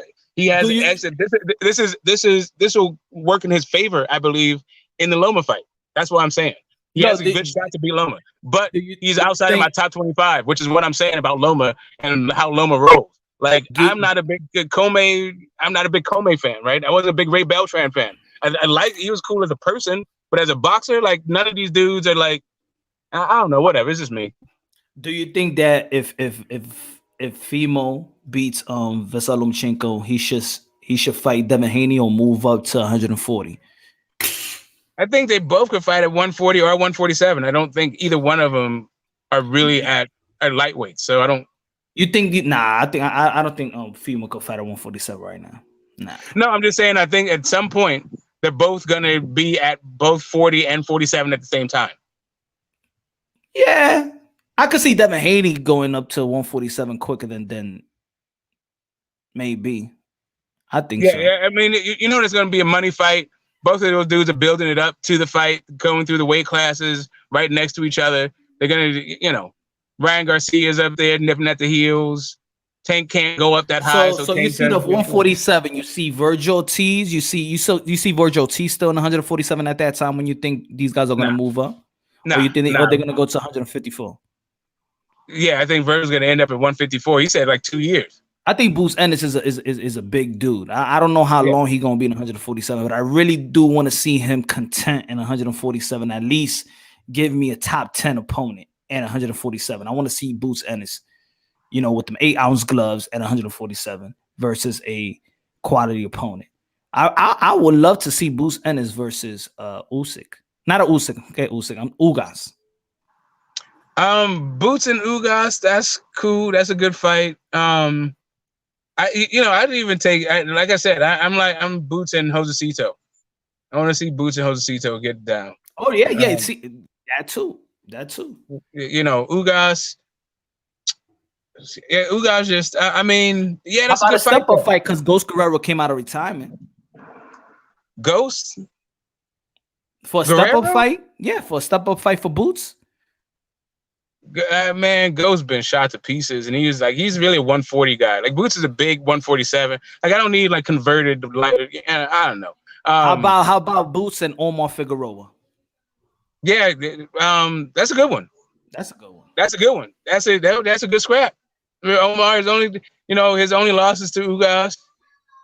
But you already know he lost the love for boxing. You could just see it in the interviews. You can hear him. I think he just does this to get some cash and invest on his money, whatever he does. He's lost. That Ugas isn't a bad fight. Neither is Ray Robinson. I just want to see Omar Figueroa when he brings his sister. So please, Omar Figueroa, come out. Catsuit Figueroa, baby. Catsuit Figueroa for VP. Yeah, that's it. So, yeah, man. You're the man. Wow. I'm not even going to go there for you right now. Your boy. That's really? Yo, just come out and fight, bro. Don't worry, man. Just bring your sister along, man. Just yeah. But yeah, man. Again, man.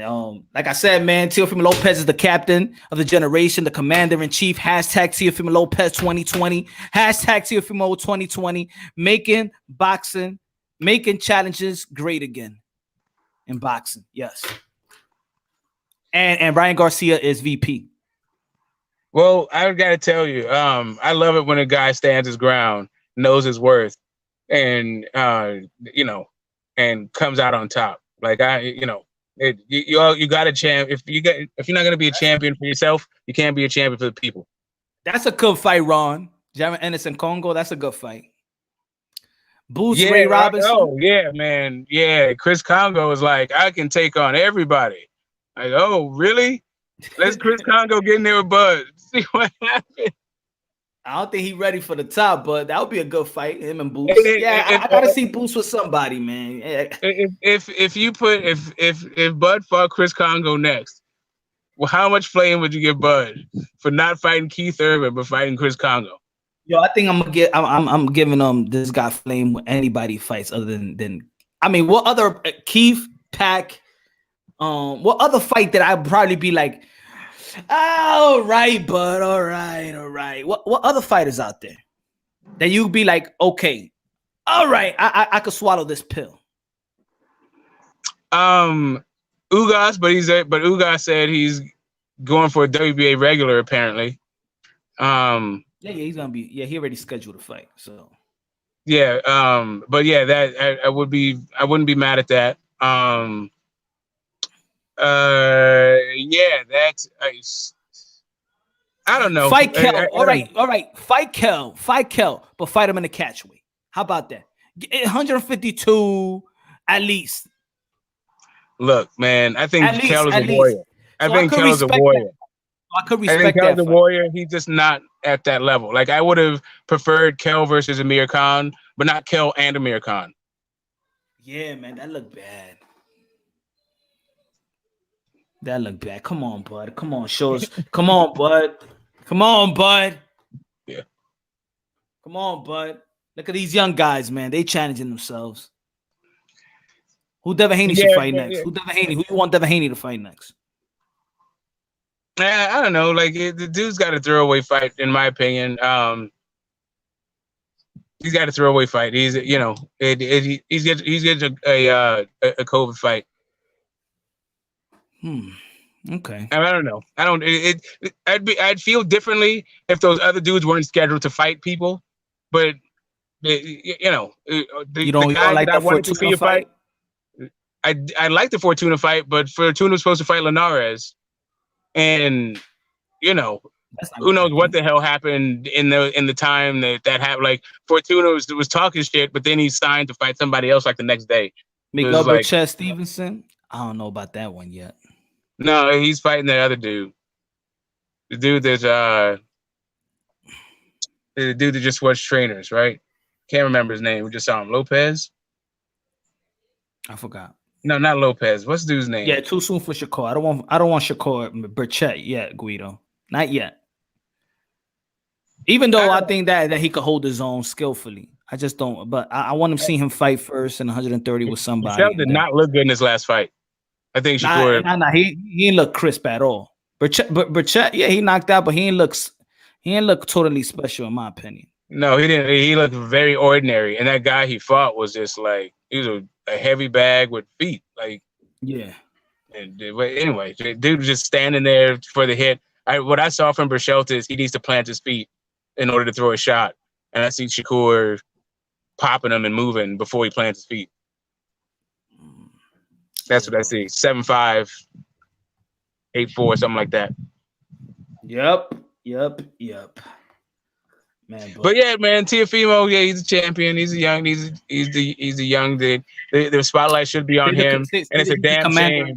It's a damn shame that you are actually the guy that is hyping this damn fight. Like what the bleep. Yes, this needs some hype. I am the campaign manager of this fight. Yeah, I mean you're blowing it with this whole Trump thing, but whatever.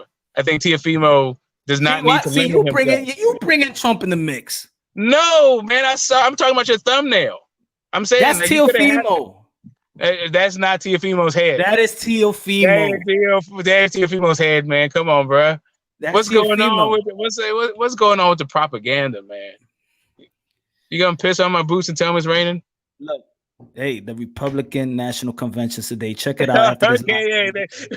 Listen to the truth, ladies and gentlemen. Listen to the truth. Okay, the Party of Freedom. Okay, the Party of Lincoln. The party. Yeah, definitely the Party of Lincoln. Hey guys, Biden, no. Harris, hell no. Oh, you tripping? Oakland going to the White House, baby. So, ladies and gentlemen, you already know the Republican Party convention. New York had a nice run, but the only problem with New York is instead of draining the swamp, they added like 50 more gallons to it. And yeah, so do not listen to your celebrities, people. Do not listen. They're the enemies. No, I'm not listening. You're not celebrities. No, I'm telling the people. I'm talking about the celebrities. I'm talking about the special interest lobbyists that have now in positions of power all throughout the government. Do not listen to the panderers. Do not listen to the African scarf wearing Pelosi. Listen, I lobby for my own special interest when it comes to Washington D.C. Full disclosure. So I'm just saying. Remember what Biden said. If you vote for him, you're not black. If you find me in a position of power in Washington, don't be surprised if there's a lot of weed smoke and marijuana legislation that's about to go through the house. Of course. Hey, I'm with you, brother Smoke. Prison reform. Donald J. Trump, number 45, Captain Orange is working out for us to get out of jail. Ladies and gentlemen. Yeah, Captain Orange. The population 1% from his homies, and more like Agent Orange. Hey. It was the Chinese virus, okay, that messed up a lot of the great things in America, okay? China. Yeah, I got it, man. But listen, here's one man crusade on China. I gotta say, China.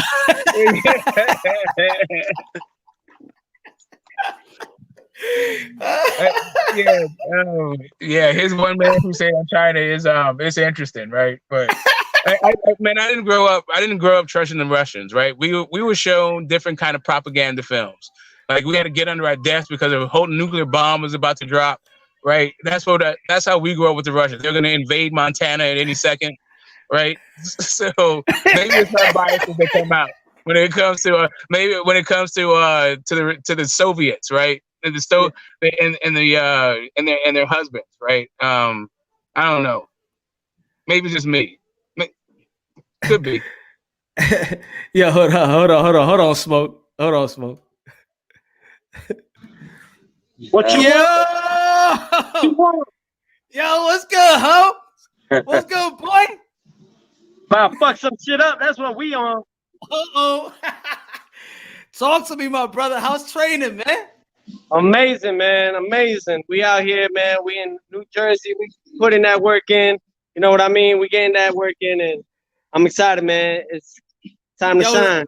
Yo, the commander-in-chief, bro. You the commander-in-chief, my bro. That thing made me laugh, man.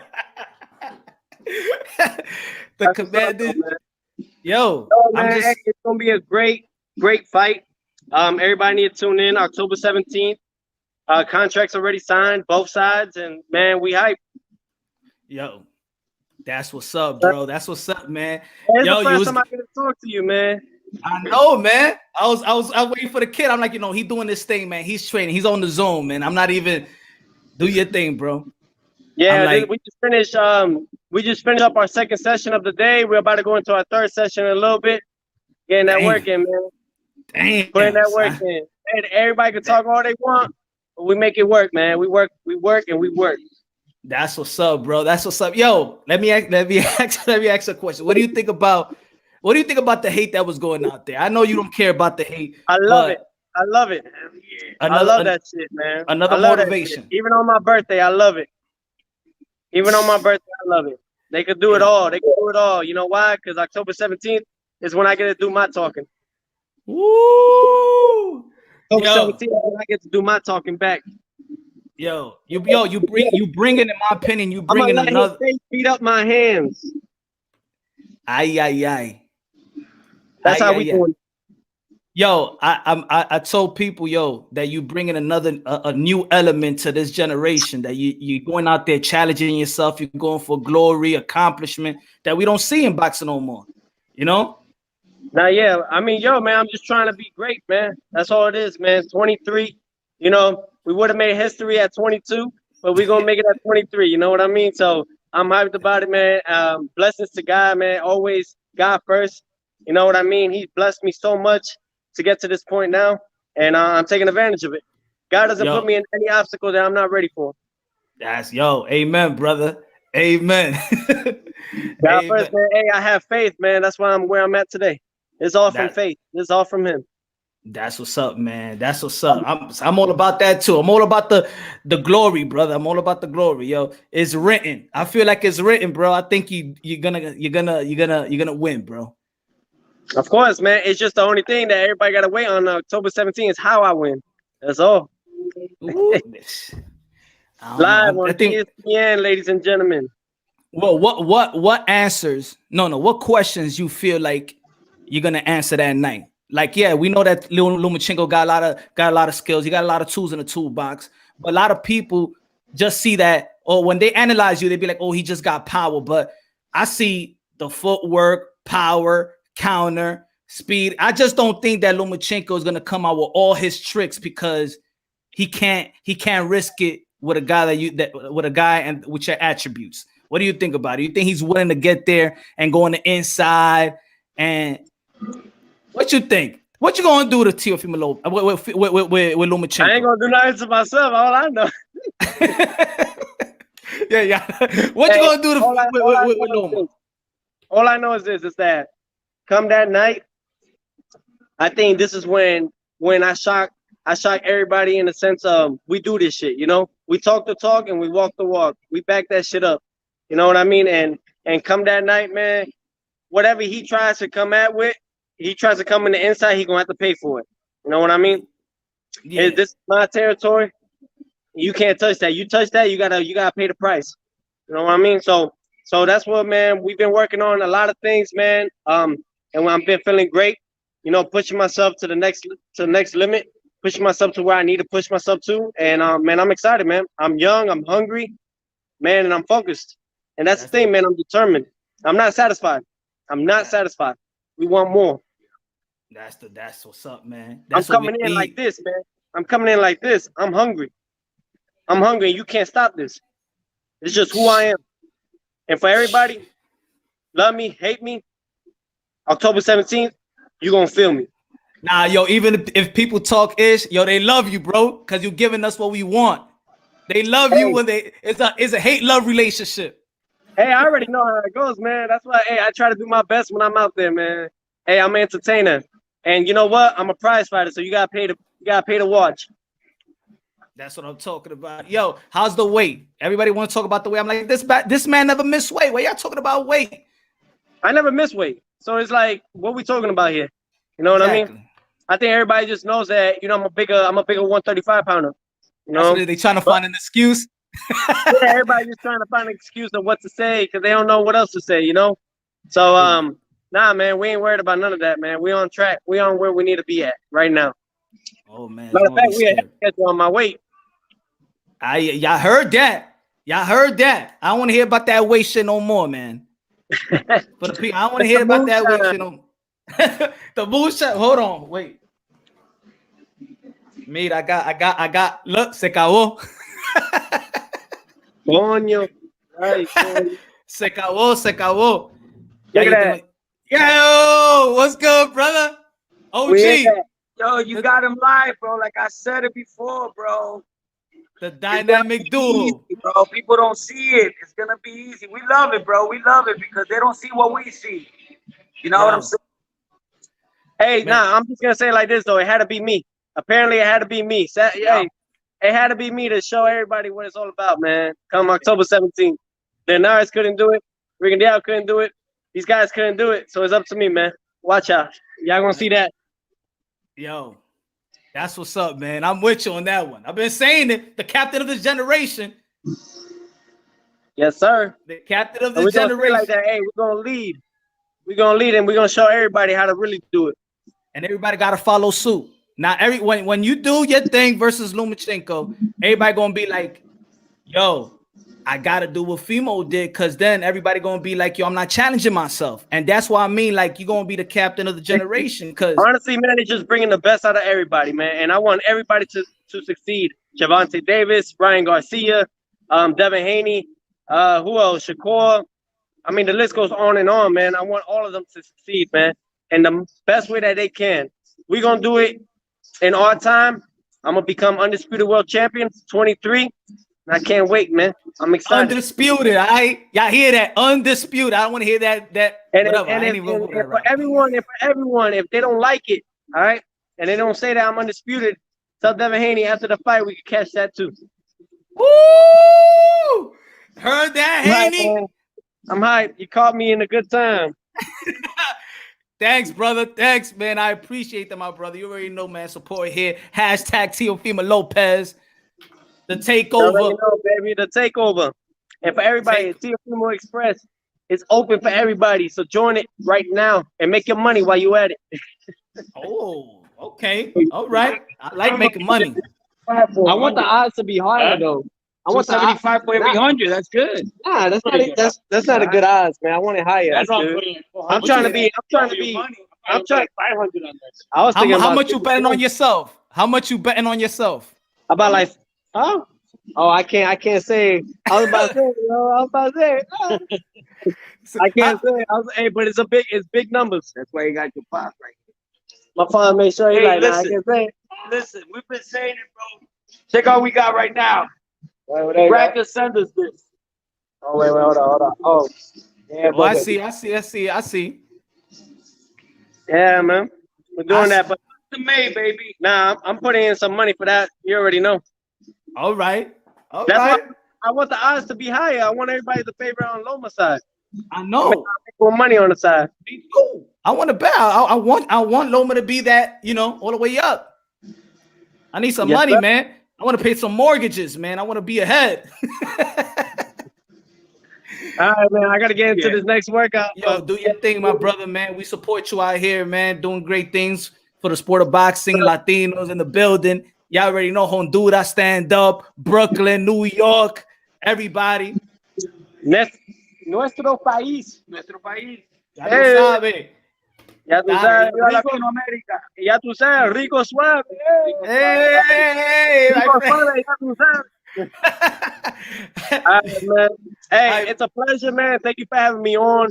And thank you for always showing love and support, man. And you always, at any time, man, you definitely got an exclusive with us. For All right, sure. man. Good luck, good luck, man.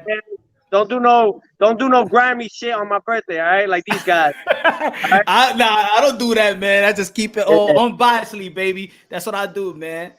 I see the truth. I see the truth. All love, man. Thank you.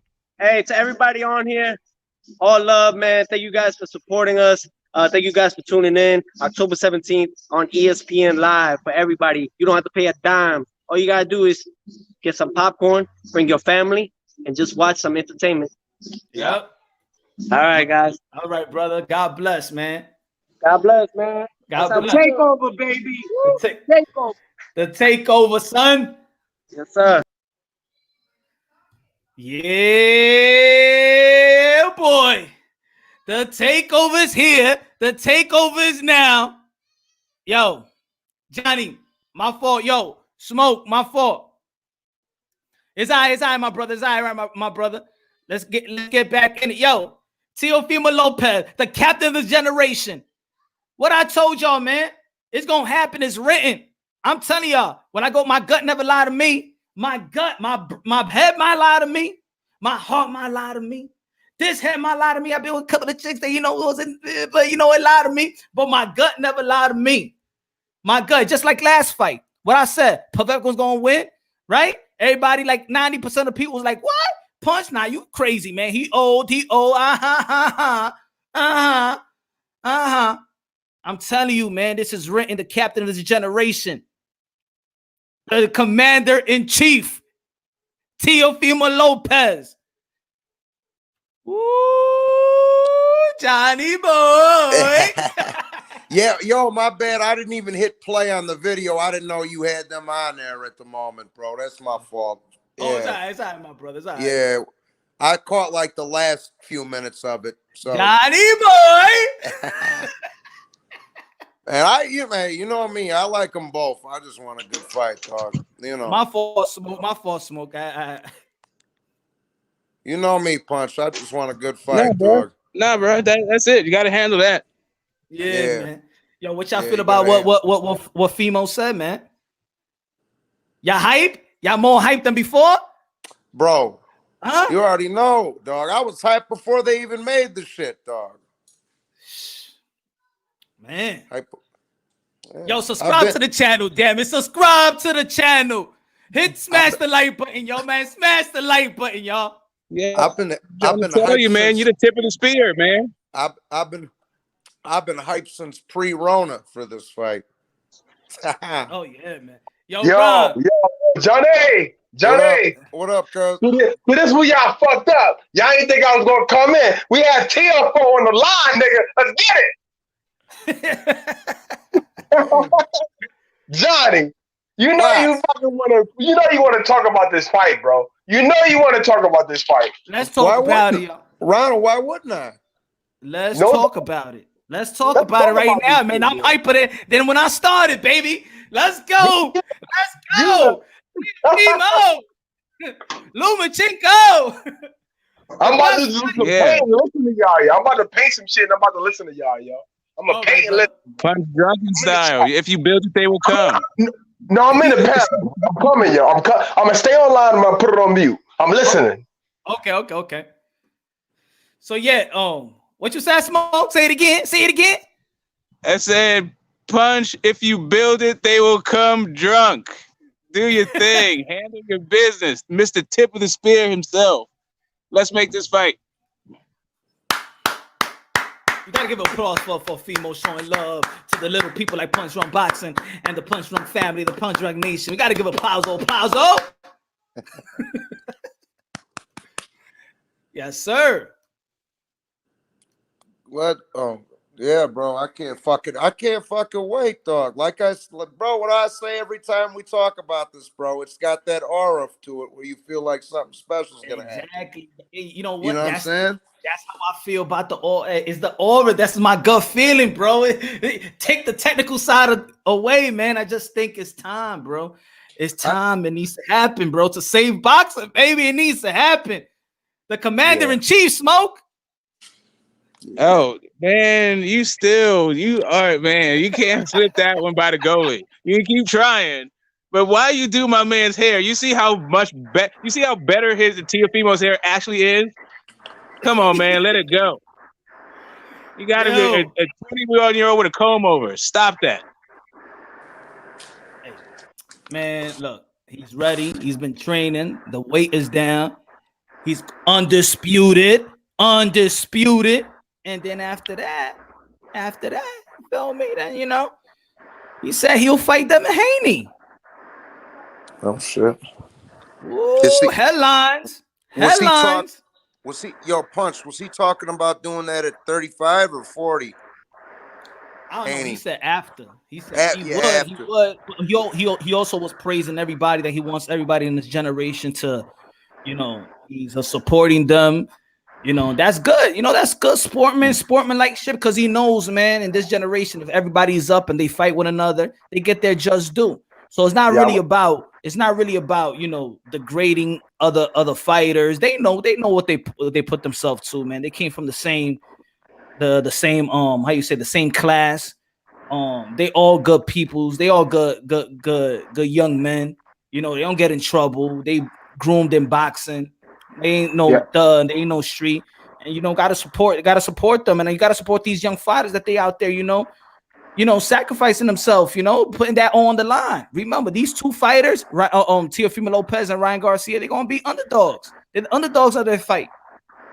I would imagine that he's talking about 135, and the reason why I would imagine he's talking about 135 is because it came right after he said, if you don't see me as undisputed, then guess what? Then I'll have Haney next. You know what I'm saying? So he said that in the same breath. If you don't see me undisputed, I'll fight Haney next. So I imagine that would be at 135 because he's talking about undisputed. Run it. Yeah. I mean, he's looking through Loma, huh? That's what you want to do? Look past Loma to your next fight? All right. He ain't doing that. He ain't doing that, Smoke. Well, first he ain't doing that, Smoke. First everything. Of all, this been it's a prophecy right here. You know what Senior been saying about this. First of all, Devin Haney's not even in the same conversation with Lomachenko. Not even close. But yeah, that ain't even in the same ballpark. But yeah. It wasn't until this conversation when they put him literally in the same sentence. I hear you. Listen, I'm just saying. Just one guy at a time. All I'm saying is one guy at a time. The guy in front of you is one hell of a guy. And listen, I love the bravado. I love the call out. But come on, man. Let's focus in like a laser. Don't worry. He's focused, my brother. You know, he said it too. He's focused, Smoke. Don't make something out of nothing. All right, Smoke? Hey, man. If you build it, they will come. Are you going to the fight, Punch? Man, I wish they let people in. Yeah.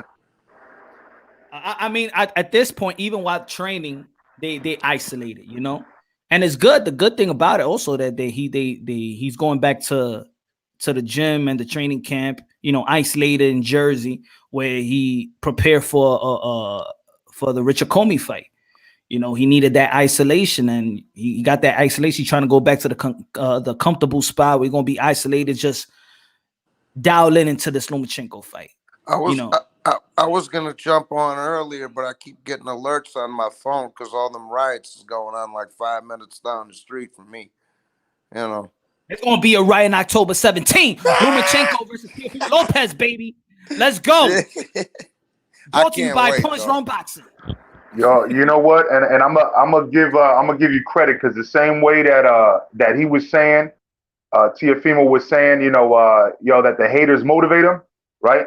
There's a lot of haters saying that you couldn't get a one-on-one conversation with Junior. You know what I'm saying? And it just happened right now before our very eyes. So you know, I know that a lot of people like they hot right now. You know what I mean?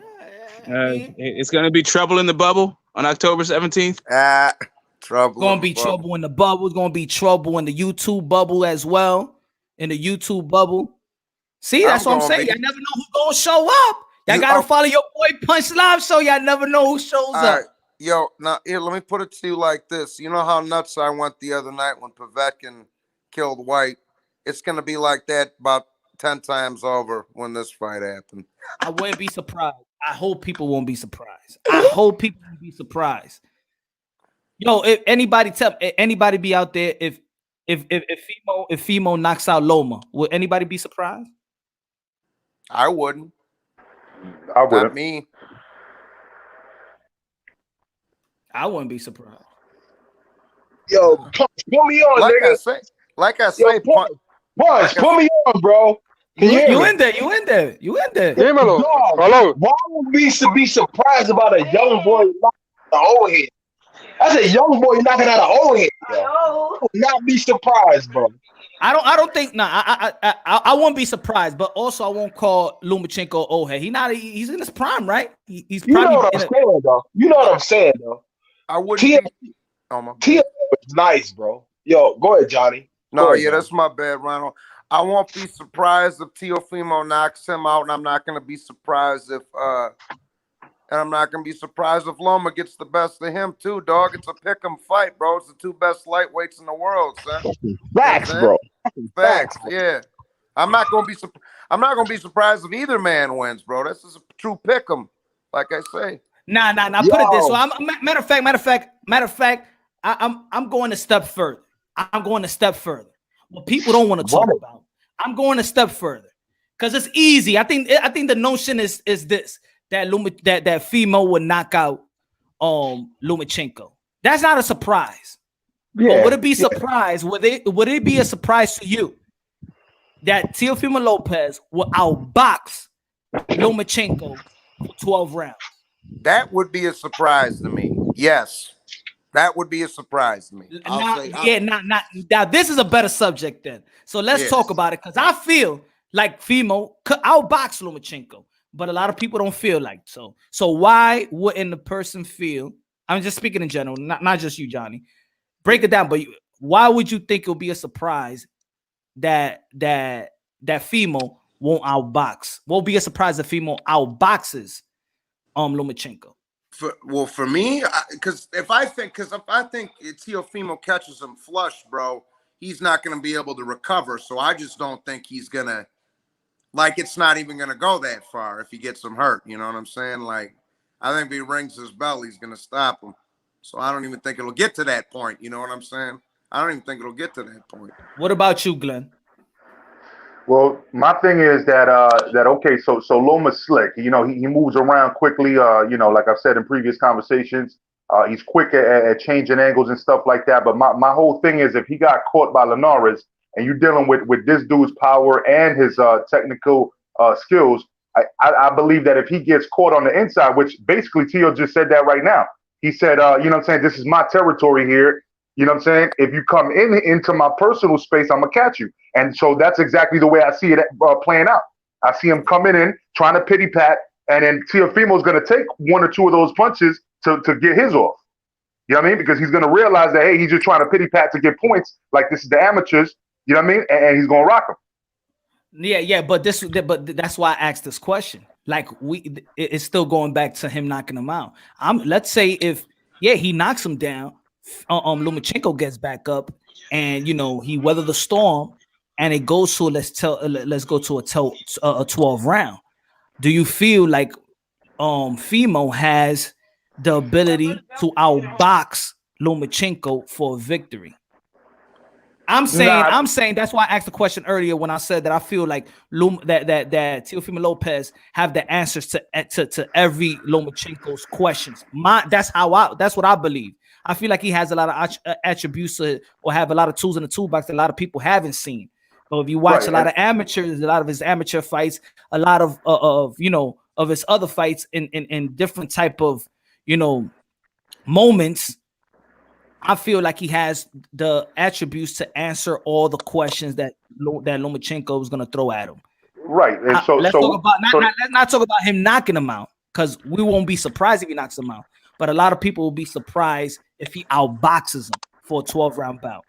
You know what Yeah, I could you know what I could see something happen. I could see when Lomachenko's sticking his right hand out there because he's a lefty and he's sticking him and he's trying to, he's doing all this shit, the lateral, and I could see Teofimo, doing the catch and shoot and clipping him with something and then him just getting rocked and then Teo like teeing off on him for the rest of the round. Then it goes to the next round and, maybe Loma has a little bounce back, vice versa, and he might win a close decision like that or something like that. I could see that going down too. Yeah. I could see with the fact that he drops him, right? Because that was part of your hypothetical, right? If he drops him, then he gets back up, right? Yeah. Because we're still going back to the knockout. Now, let's say if he goes to a decision, outboxing. Right. But we all feel like he could drop him though at some point in the fight. Yeah.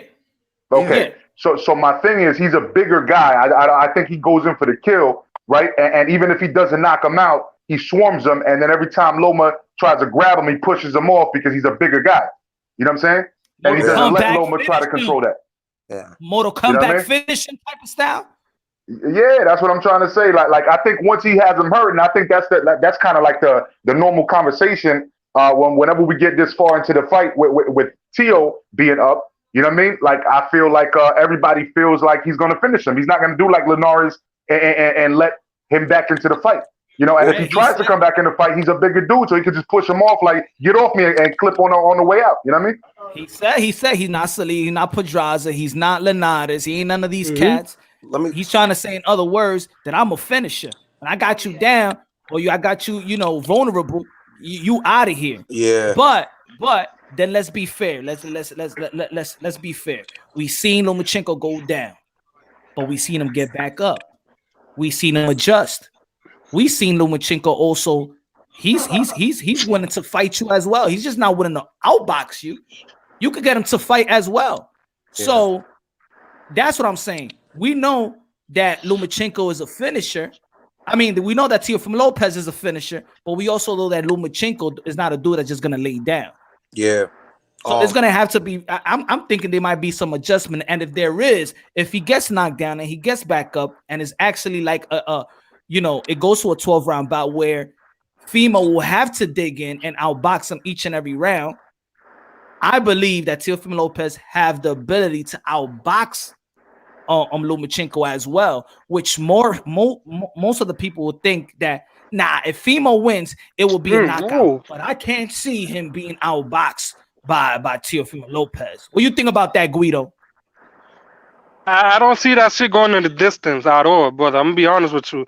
Because you know why? Teofimo has a great timing, huh? What if it does? No, what I'm saying that he has a great timing. Yeah, and I don't see that. I feel like as soon as he makes the adjustment, he's gonna catch Lomachenko. You know what I'm saying? And he has tremendous power. Linares is not a big puncher. You know what I'm saying? Yeah. Linares is not a big puncher like that. Hey, but you see how it's going. So I feel like if Teofimo catches him, he's gonna get really hurt. You know what I mean? No, he's gonna get really hurt. I feel you. I feel the same thing. But I'm saying that that it goes back to him being knocked out. How about if he doesn't knock him out? Can Teofimo Lopez outbox Lomachenko to win the fight? 12-round bout. Yo, Punch. Let me just say this because my phone's possible. Go ahead, John. Yeah, it's possible. My phone's about to die real quick. But keep in mind, I just want to leave out this. Keep in mind, Linares dropped him, right? Linares put him on his ass. You got to remember, Linares is one of these dudes who was moving up from fucking featherweight and junior featherweight and all this other shit. He just eventually settled into lightweight. With Teofimo, he's a natural lightweight busting at the seams right now. I'm about to move up to 140. So this is a much bigger, stronger man than Linares was, dog. And I love Linares too. But thanks for having me on, Punch. My shit's about to die also. Yo, good looking out, my brother. Yeah. Johnny Boy, subscribe to Johnny Boy Boxing, everybody. Let's go. Peace, bro. So yeah, Glenn, Guido. So let's talk. Let's say, okay, there's no knockout. Can Teofimo outbox Lomachenko for a 12-round bout? Yeah, I mean it's possible. I'm sorry. It's possible. 12-round decision. I can see that too, Because what I see in Teofimo, he knows He makes quick adjustment, real quick. You know what I'm saying? He knows how to figure it out, things out. Yeah, so I won't be surprised he outboxed Lomachenko. You know what I'm saying? Yeah. Because I see he's intelligent in the ring. You see, Yeah, I just see the leg work, including with the power and the accuracy of it, and I could see Teofimo Lopez. He's a thinker as well. He's not this reckless, powerful puncher. He's That's not what a I'm trying wild to tell you. Throws them He's straight punches. He's a calculated boxer in there. He's very calculated. But I think a lot of it's not. I think that a lot of people don't give him credit for it. I just think that when you're knocking everybody else out, it takes away from the ability. For example, Mike Tyson. Mike Tyson was knocking everybody else out, but the dude had extreme boxing skills, defensively and offensively, because he was knocking everybody out. People probably just see him as a knockout artist, but the dude was extremely, his boxing knowledge was at the elite, further than elite. Ahead of his time, but boxing wise, not just that he's a power hitter, it's boxing. So I feel like it overshadows his ring IQ. You know what I mean? It overshadows that. And that's what it is. But, and of course, we all see Lomachenko's ring IQ. We all know that. He's probably documented. Yeah, he's documented more, with his fights and his professional level, and he's fighting high ranked fighters within the respect of the division that he's been fighting, right? But Teofimo Lopez too, and that's why the other times I always be talking about that people should also go into their there's this channel. I gotta get the name of it, but I'm gonna let y'all know that this guy has like all the amateur fights of a lot of boxers, and the dude has like 500 subscribers, and I'm like saying to my mind like, this dude should be having, he got like 1,000 of fights in his channel. All of these guys in their amateurs. And then if you probably see them, because of course we always go by the Lomachenko and his amateur background or his skills or whatever he did, right? But in America, we rarely see them. We rarely see tapes of the amateur, so we just go about what they do in the professional level. But they fought each other. A lot of these guys fought each other in the amateur circuit, and then you could see, like, let's say when I see Tank Davis, and I say, Tank Davis got footwork, bro. I seen him outbox dude on the outside alone. Jab to the body, boom. Big dudes. I'm talking about dude that has like 5 inches, that give up that he gives a 5 inches. Hey, that ain't sound right. I'm talking about height, y'all. No homo. Pause. My fault, y'all. Pause. I ain't talking about that type of inches. You know what I'm saying? Yeah. Yo, prior month was a couple of months ago. Chill out. Anyway, so I'm talking about height, not height. But this dude I've seen him outbox dudes like monsters in the amateur circuit, and that's when I'm like, I used to say, we haven't seen a lot from Tank. Tank got a lot of shit in the bag that we haven't seen. But they come as professionals. Their feet is planted. They're out there to knock people out, And I just think that Fimo got a lot of dudes that I said a lot of attributes that I've seen. Yeah. So going back to how I see the whole fight playing out, right? Because one of the things is the fact that Loma's great amateur background. That's why he's gonna look great.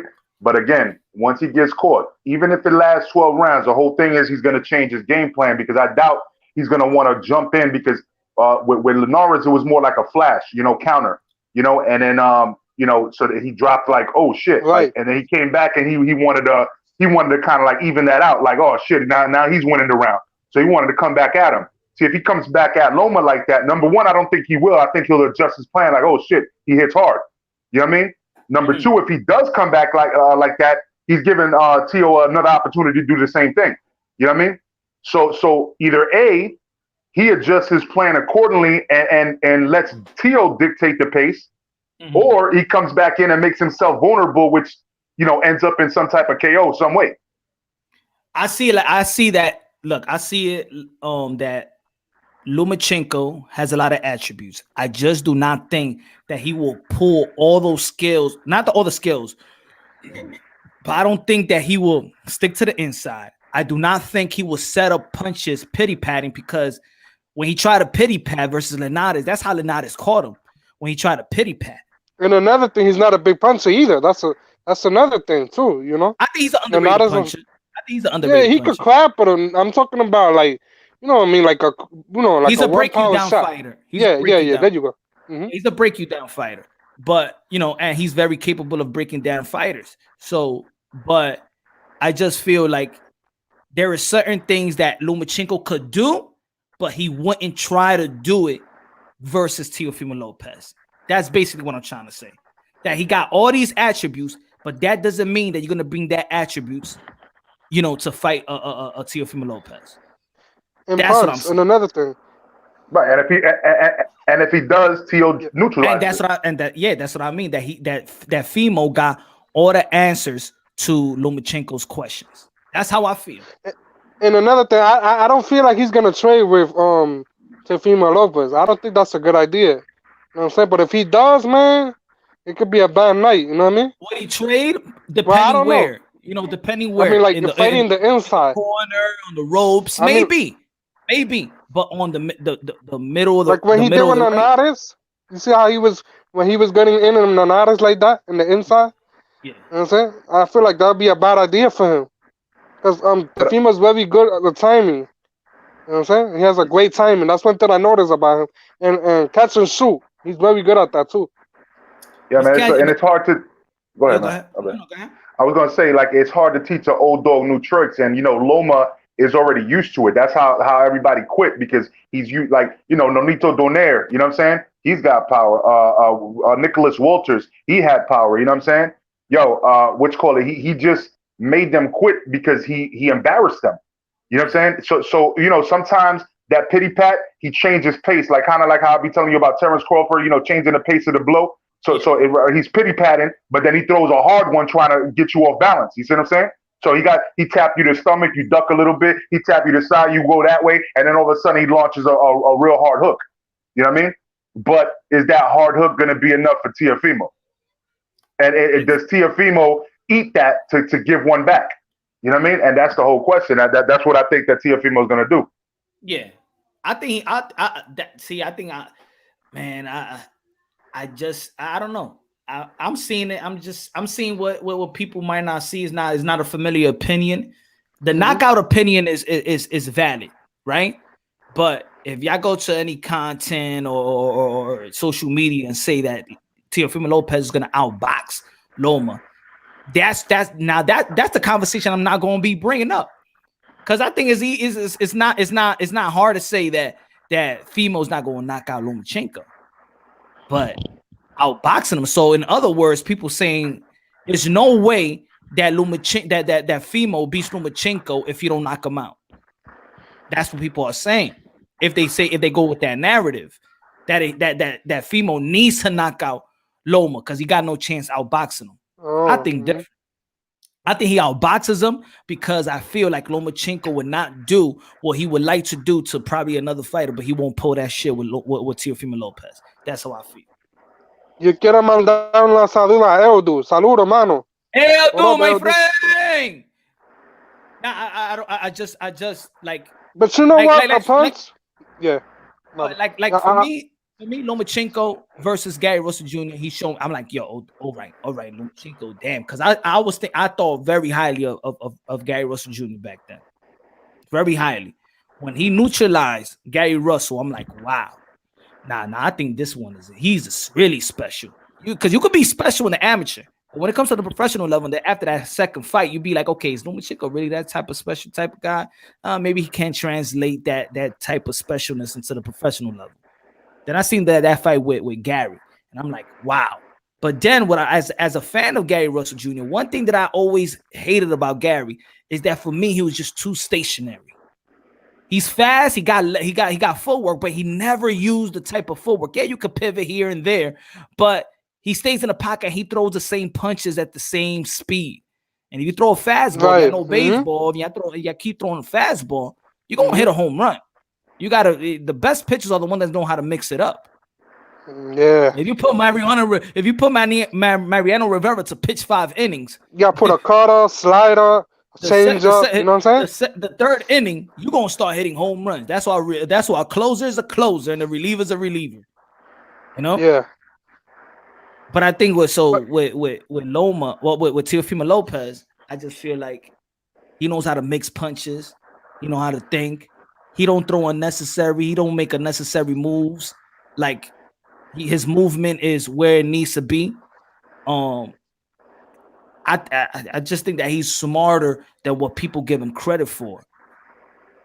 Una pregunta, Punch. If it was if let's say you was Teofimo, let's say you was the trainer, right?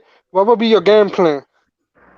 My game plan, if I was the what would be your my game plan is really, to effective aggression.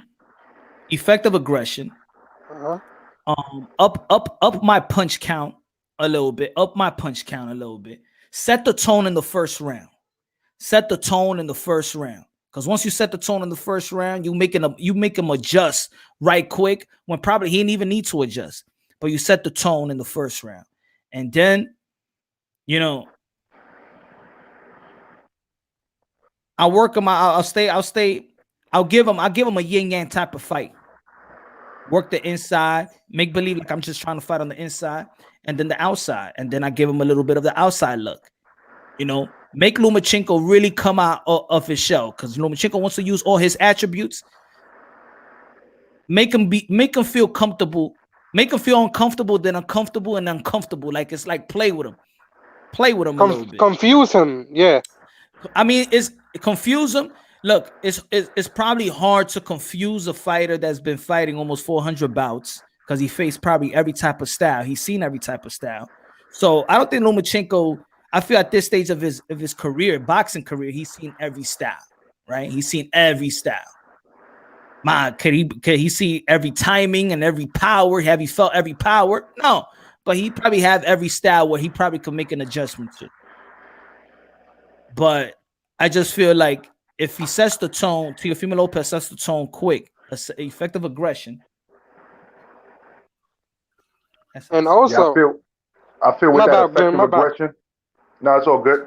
I feel with that effective aggression, like you're saying, cut off the ring, keep him at the jab distance, and make him come in.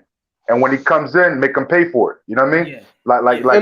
Because he's gonna try to use the footwork to come in. He's going to try to do that, especially if you're cornering him. You know what I'm saying? That's what he knows how to do best, is use his footwork to try to get around. Angles. So now you got to anticipate that. So box him into a situation where he's falling into your left hook or he's falling into your right hand. You know what I'm saying? Just keep him at a distance. Use your strength, the fact that you're a bigger guy, and just kind of like manhandle him. It's got to get a little rough with Lomachenko, to be honest with you. To be honest, I'd even look. I think the catch and shoot with the right hand is right there, but I think this. All right, my punch of the fight that's gonna set the tone or knock Lomachenko will be the catch and uppercut. I love the uppercut. You know how I feel about the uppercut. Oh man, the catch and when he catches and uppercuts the dude, I think that because of course a southpaw versus orthodox, you already know, man, the kryptonite to southpaw, the straight right. And I think Lomachenko is smart enough that he's going to be looking out for that straight right? Unless if you get careless like Linares.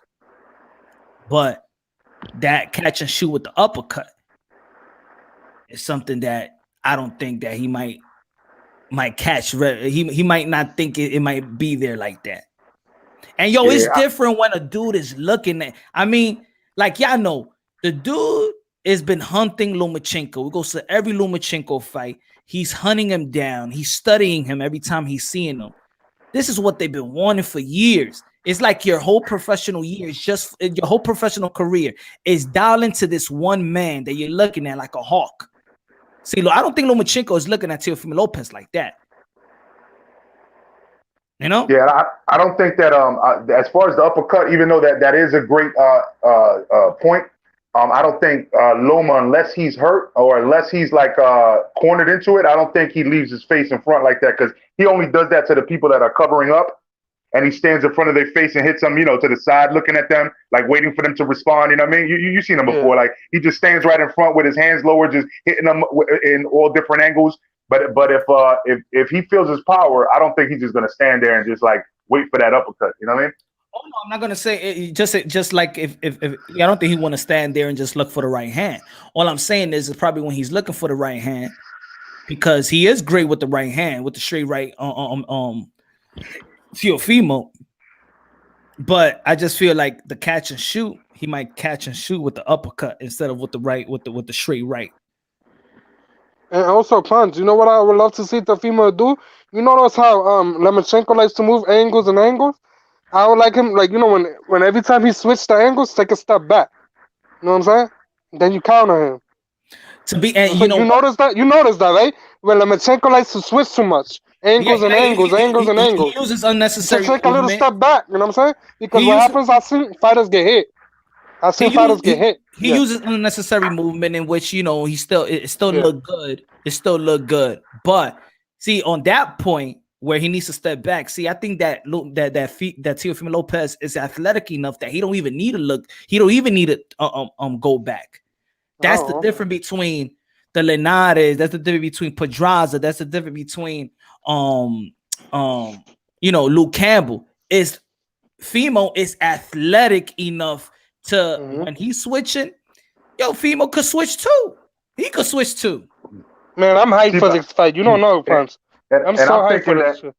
I'm thinking he shouldn't even switch because the whole thing is that, like you said, a lot of unnecessary movement. So what Loma likes to do, he likes to pivot to the right, boom, hit you with a body shot, then go right back the other way while you're trying to pivot back to him. You know what I'm saying? So if you wait for him and time him, then while he's trying to come back to the other side, boom, clip him. You know what I'm saying? Because that's what he tries to do. If you watch all his fights, he moves to the right real quick, hits him in the body. You know what I'm saying? Comes back to the middle by throwing like an overhand, so you're still blocking and he's still moving around you. But if you time it and you know that he's throwing light blows or your chin could take it, you know what I mean? Just let go. Yeah, I just say don't follow, right? Don't follow Lomachenko. You don't need to follow him. That's what I'll say, because some fighters tend to follow. I say follow. You know, he throws a lot of feints. Hope they work on a lot of feint workout. Have sparring partners that like to feint, catch you off rhythm, make you reset time and time again. But like I said, he is a smart fighter that he doesn't get the credit to at this stage of his career, at this age. He doesn't make unnecessary movements. He doesn't throw unnecessary punches. He throws the punches and then he commits to those punches, and it's fast, and he's a finisher, and he throws those combinations as well. And that's what it is. He's messing with a young, smart fighter, not a young fighter like, oh man, he's too young. That's the way that Ward and Bradley felt about it. Oh man, this guy's young. He's not ready for this. I'm like, nah, man. This guy got way more attributes than what he gets credit for. Yeah, I just hope nobody gets robbed. Yeah, me too. And Punch, what happened with all the haters? What happened? They were talking all that he was ducking all this. What happened? They hated for 2 weeks. You know who I'm talking about. They blocked me. Yeah. Glenn. I didn't even have to block people. They blocked me. Yeah, we know they be like that, Punch. You know why? I think they was waiting for the "I told you so" shit, and they blocked me right away. I could see it on my YouTube. Like I was check my settings, and it shows you how many people that blocked you. Bro, all of them blocked me. I ain't even had to block them. Yeah, that's what's up. They did the work for you, fam. They did. You didn't have to pay them nothing either. No super chats. Bro, that's some special shit. That's why I don't even say nothing. Matter of fact, I'm gonna email y'all probably the snapshot of it. All those dudes that been talking stuff, they blocked me. That's what's up. If you do that, bro, I'll send you some screenshots of some other shit that you probably like to see, bro, just for giggles and shit. I'm good for a good laugh. I'm good for a good laugh. Yeah, I'm hyped for this fight, guys. You know what I'm saying? I know that Teofimo, it's something gonna happen. You know what I'm saying? Something explosive is gonna happen. Y'all was Glenn was there. Remember when I went to the channel and I was commenting? What channel? You know. Oh, ¿cuál? Yeah, we're not gonna give free promotion. No free promos here. Oh, okay. But you know what I'm talking about. When I was asking question when they had that when he was having an interview with the dude. Oh, sí, ahora yo entiendo. Sí. And they timed me out. Nah, they blocked me. Yeah, they be like that. They be like they that. blocked me. They blocked me because they couldn't handle the question I was about to ask. And it was no disrespectful question. They just don't want to be challenged. See, they just don't want to be challenged. Yeah, man. Yeah, there ain't nothing wrong with talking boxing. I mean, well, you could either fold under pressure because I'm asking you a question, or you could convince me that you know what you're talking about and then make me a follower. You know what I'm saying? I could easily be like, oh shit, I didn't think about that. You know what? No doubt, yo, I'm a fan now. But you can't even have the conversation, and I'm supposed to believe you. Exactly. Even when we bring up Felix Verdejo, he's a bum. You know what I'm saying? I don't think Felix is a bum. You know? That's it. They sold their soul to one guy. They switched their channel up to one guy. Yo, my bad. One second, bro. Yo, 1 second, bro. France, what up, brother? My email is majorkeyboxing@gmail.com, bro. He's asking in the chat, so I just want to respond to him. Majorkeyboxing all together @gmail.com. Anyway, man, it was a good live, good special guest. Shout out to Teofimo Lopez. Shout out to bringing us a great fight. It's free, like he said. Come on, man. Us as boxing fans, one thing that we complain all day that we're frustrated about, that the best ain't fighting the best. These guys are fighting it. They're giving us what we wanted. It's for free. We really don't have to pay for it. No hate should be towards the Fimo, Loma, Ryan, Luke. None of these guys, man. They're giving us what we want. Y'all want to see these guys prove themselves. There you go. Fight is coming. October 17th. Damn it, tune in. What can we say, right? What can we say? And before you go, right? What you think about Jose Ramirez fight this weekend? I think it's gonna be a good fight. I think Jose Ramirez is a monster. I'm just waiting for that Ramirez and that Josh Taylor fight. How you see that fight ending? TKO. Yeah. I gotta. Let's not take away nothing from Victor Postal, man. Mm-hmm. Can't take nothing away from them. From I love the Ukraine fighting style, bro. Mm-hmm. I love Dan, I never did a live show on that. I wanted to do a live show on the dream team. Who's the I think I did it on a poll. Like if you had the best top 5 Ukraine fighters fighting the top 5 US fighters, fighting the top 5 Mexican fighters fighting, that would be hot. British fighters, right? You know what I was gonna do, Punch? I might do like top 25 Hispanic fighters. You know what I'm saying? Yeah. On Major Key Boxing on Glenn's channel. I might do that. You know what I'm saying? But I'm gonna drop some heat. I did some crazy research yesterday. I'm gonna be dropping some knowledge up in this motherfucker. That's what we need, my brother. That's what we need from Bob. We need that, man. We need more unbiased. We need some real. We need some. I'm just waiting for Glenn to give me that green light. You know what I'm saying? We get ready to go. We need some new perspectives. That's what it is, man. So we could expand the culture, the boxing culture, the boxing minds, man. That's what we need, man. That's what we need. Yeah, man. That's it. All those biased channels, man. That's it. They're running out of content, y'all. Yeah, they are. That's it. They're breaking down little by little. They sold their soul to 2 particular fighters, and that's it. And the race bait, and that's it. They got nothing more to offer, y'all. They got nothing more to offer. So you going live on Thursday? What time? Man, I'm going live. Happy Hour Thursday. Happy Hour Thursday. I'll probably do that. I'll probably go a little earlier, probably 10 p.m. Okay. All right. Eastern Standard Time, bro. So I'm gonna. Standard Time. All right. And just so I can lock you down on that. And if I go, because they're not sending my notification. I don't know I even sent a bunch of emails to StreamYard. Like it doesn't send my It sends the notification once I go live or when I time out of the live stream. Like it doesn't. Like let's say I put this live together 3:00 in the morning and it never showed up. Like it's I don't know what this. No, I was gonna say I'm not gonna lie. I'll be getting your notification sometimes 4 days later, and I already was there. I already saw it. You know what I mean? They sending me notifications like 4 days later and shit. Yeah.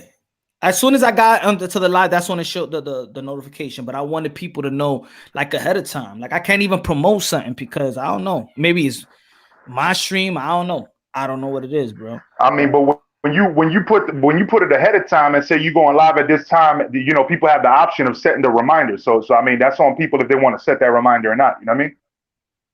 Yeah, everybody set the reminder, whatever, man. And press the notification button, damn it. Also, man, I'm gonna have a couple of interviews, man, coming up real soon. Y Amanda Serrano. ¿Dónde está? Yo, that's how it works. Man, we gotta get her. Yeah, I don't want to say it, but hopefully this week. And don't forget, Sanisa Estrada too. You can get her too. Sanisa Estrada. Another person that we're probably gonna want to hear. And mami chula, and another Esas person. mexicanas son lindas, hermosa, wow. Salinas. My bad. I'm not trying to get you in trouble. My bad. Hey, Un hombre casado, tú sabes. Un hombre serio, ¿tú me entiendes? Pero tú sabes, hablando. Nah, and also a guy that I think people want to hear, though. Also, man, a guy that people want to hear that is relevant right now to the subject we're talking about, man. But I hope, as a matter of fact, we were supposed to do this interview a couple of days ago.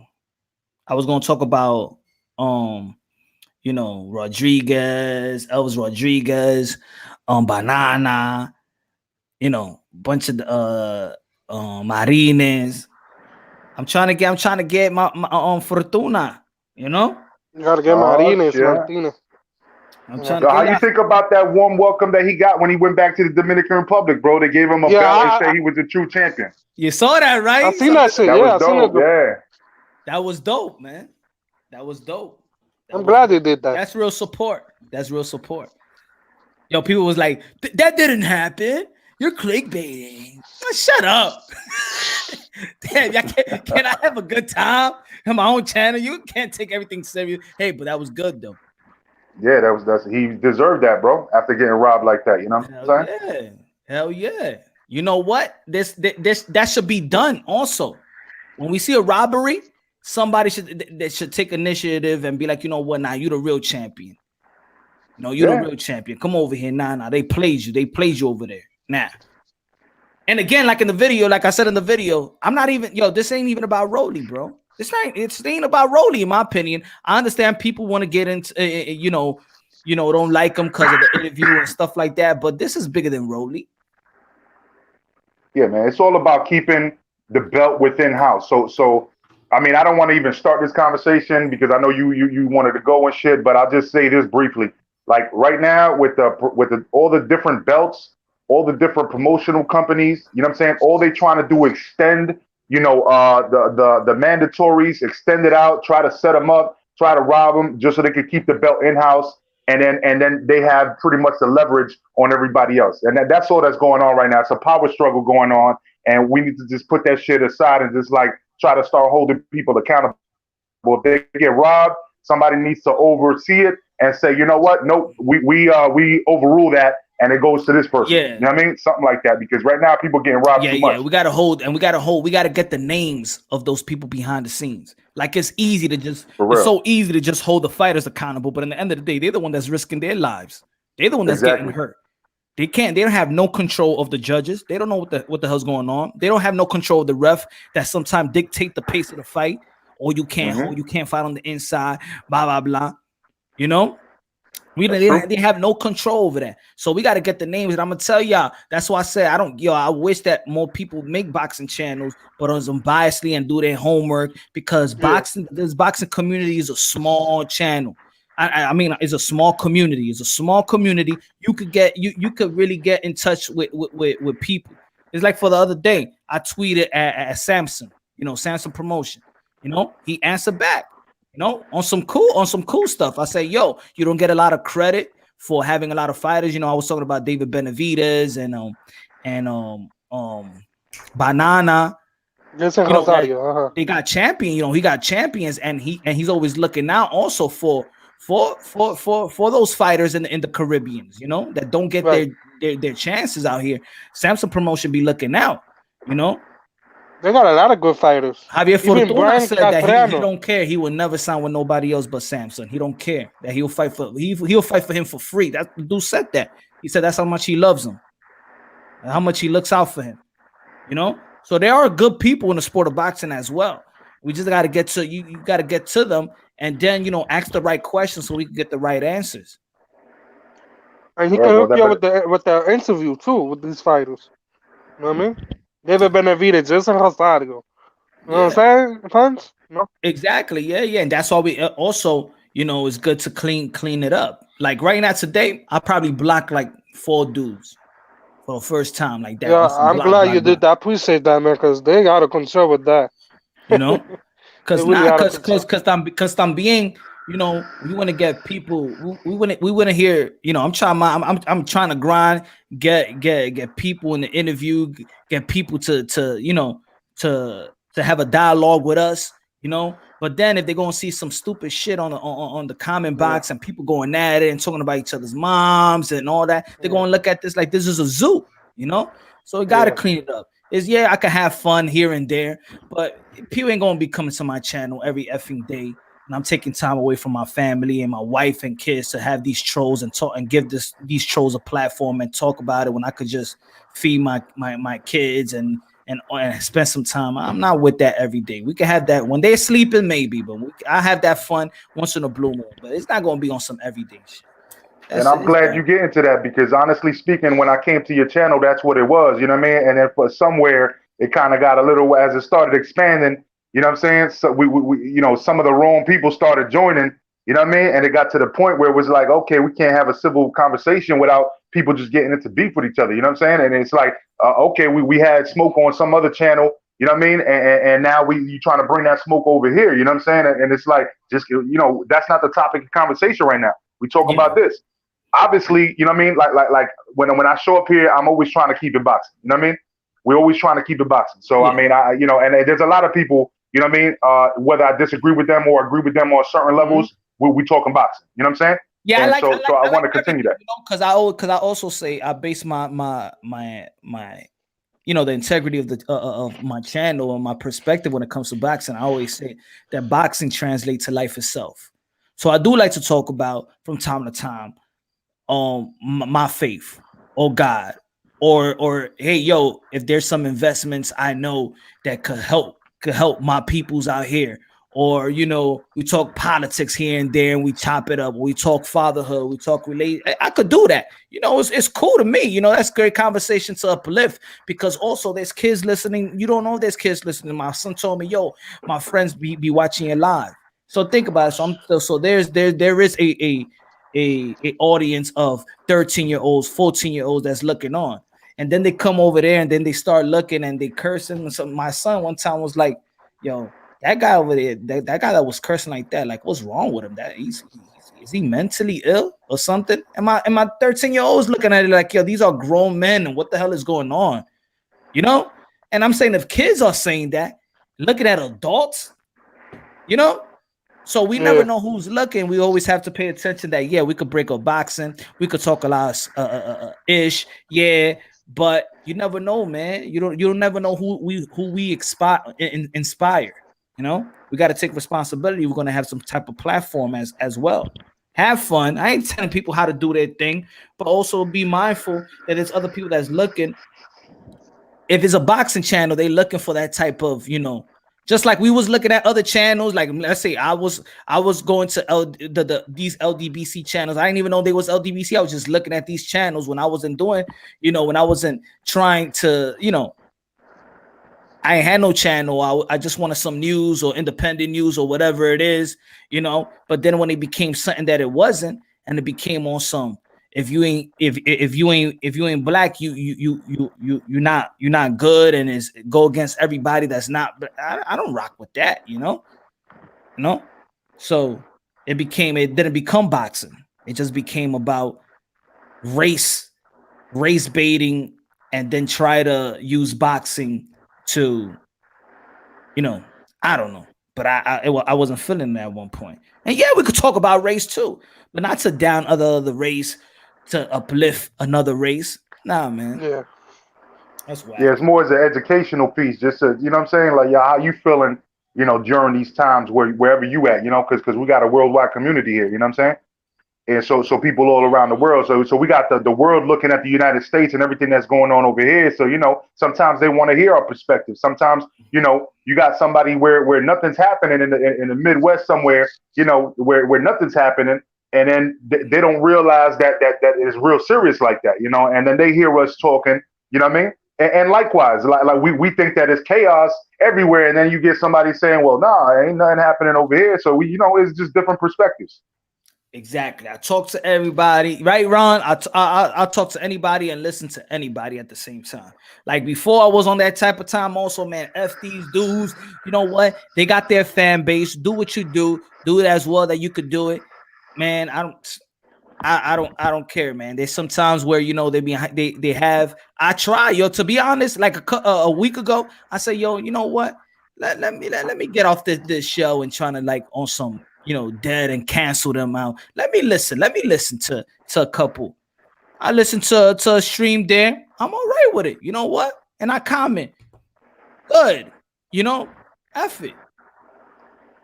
If it's good content, if you're interviewing somebody, if you're interviewing a boxer and your channel wasn't on my radar, like I don't give a damn about this channel, but you interviewing a boxer, it's my due diligence to listen to that interview, because that's an important. You're doing something for boxing, and I got to take it into my channel and then talk about it. So I ain't gonna be closed-minded like that. Also, but yeah, I don't have to support something I don't want to support, but I'm looking at it different parts. I'm not on that canceling LDBC or canceling any other community like that. Let they do their thing. If you got good content, I'm going to listen. If you don't, I won't. I don't have to support anything I don't want to support. But if you got good content, I'm with it, man. I'm all about positivity and bringing people together, even if they don't want to. But it doesn't hurt, bro. Yo, I appreciate you having me on your platform, brother. And I'll be waiting till Thursday, you know what I'm saying? Unless some breaking news comes out tomorrow and you just got that itch to get on live, you know what I'm saying? But in the meantime, keeping it 100. And yo, thanks for having me on, bro. Yo, good looking out. Thanks for the support, my brother. Have a good night. Bro, before you just leave real quick, you seen the fight with Sergio Martinez? He made a quick comeback. Did you see it? Which one? Sergio Maravilla Martinez. He fought in the weekend. He came back from retirement. Oh, Bro, look it up on YouTube. Yeah. I'll see it up on YouTube. I'll see it. That's crazy. I didn't think he would come back at 45 years old. Yeah. But he looked good. He got the TKO. Hey, yo. But anyway, my brother, thank you for having me. Yo, good looking out, man. Thanks for the support, my brother. Yo, right. Yo, good looking out, everybody, man. Timing into the live show, man. Good looking out. Thanks for Teofimo Lopez for showing love.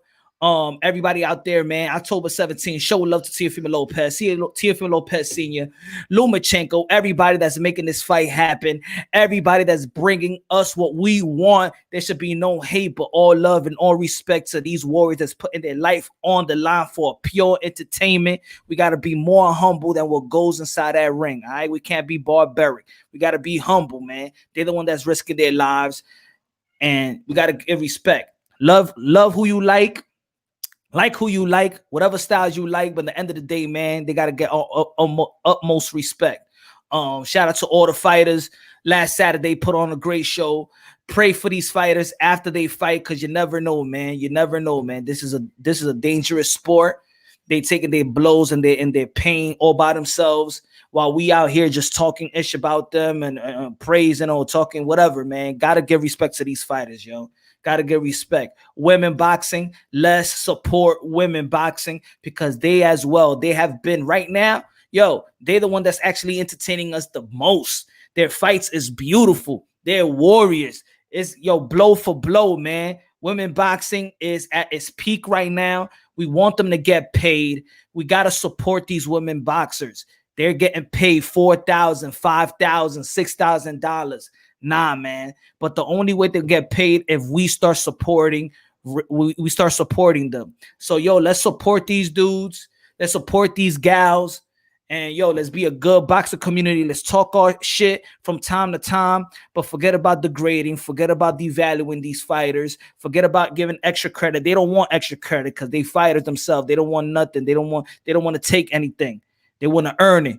You know, there's some people out there that rather take it, not earn it. Y'all know who they are, but yo, good looking out, man. I love y'all. God bless. Y'all already know what's the best investment in the world. Invest in having a great relationship or building a relationship with God. He loves you. Y'all, my brothers and sisters in Christ, daughters and sons of God.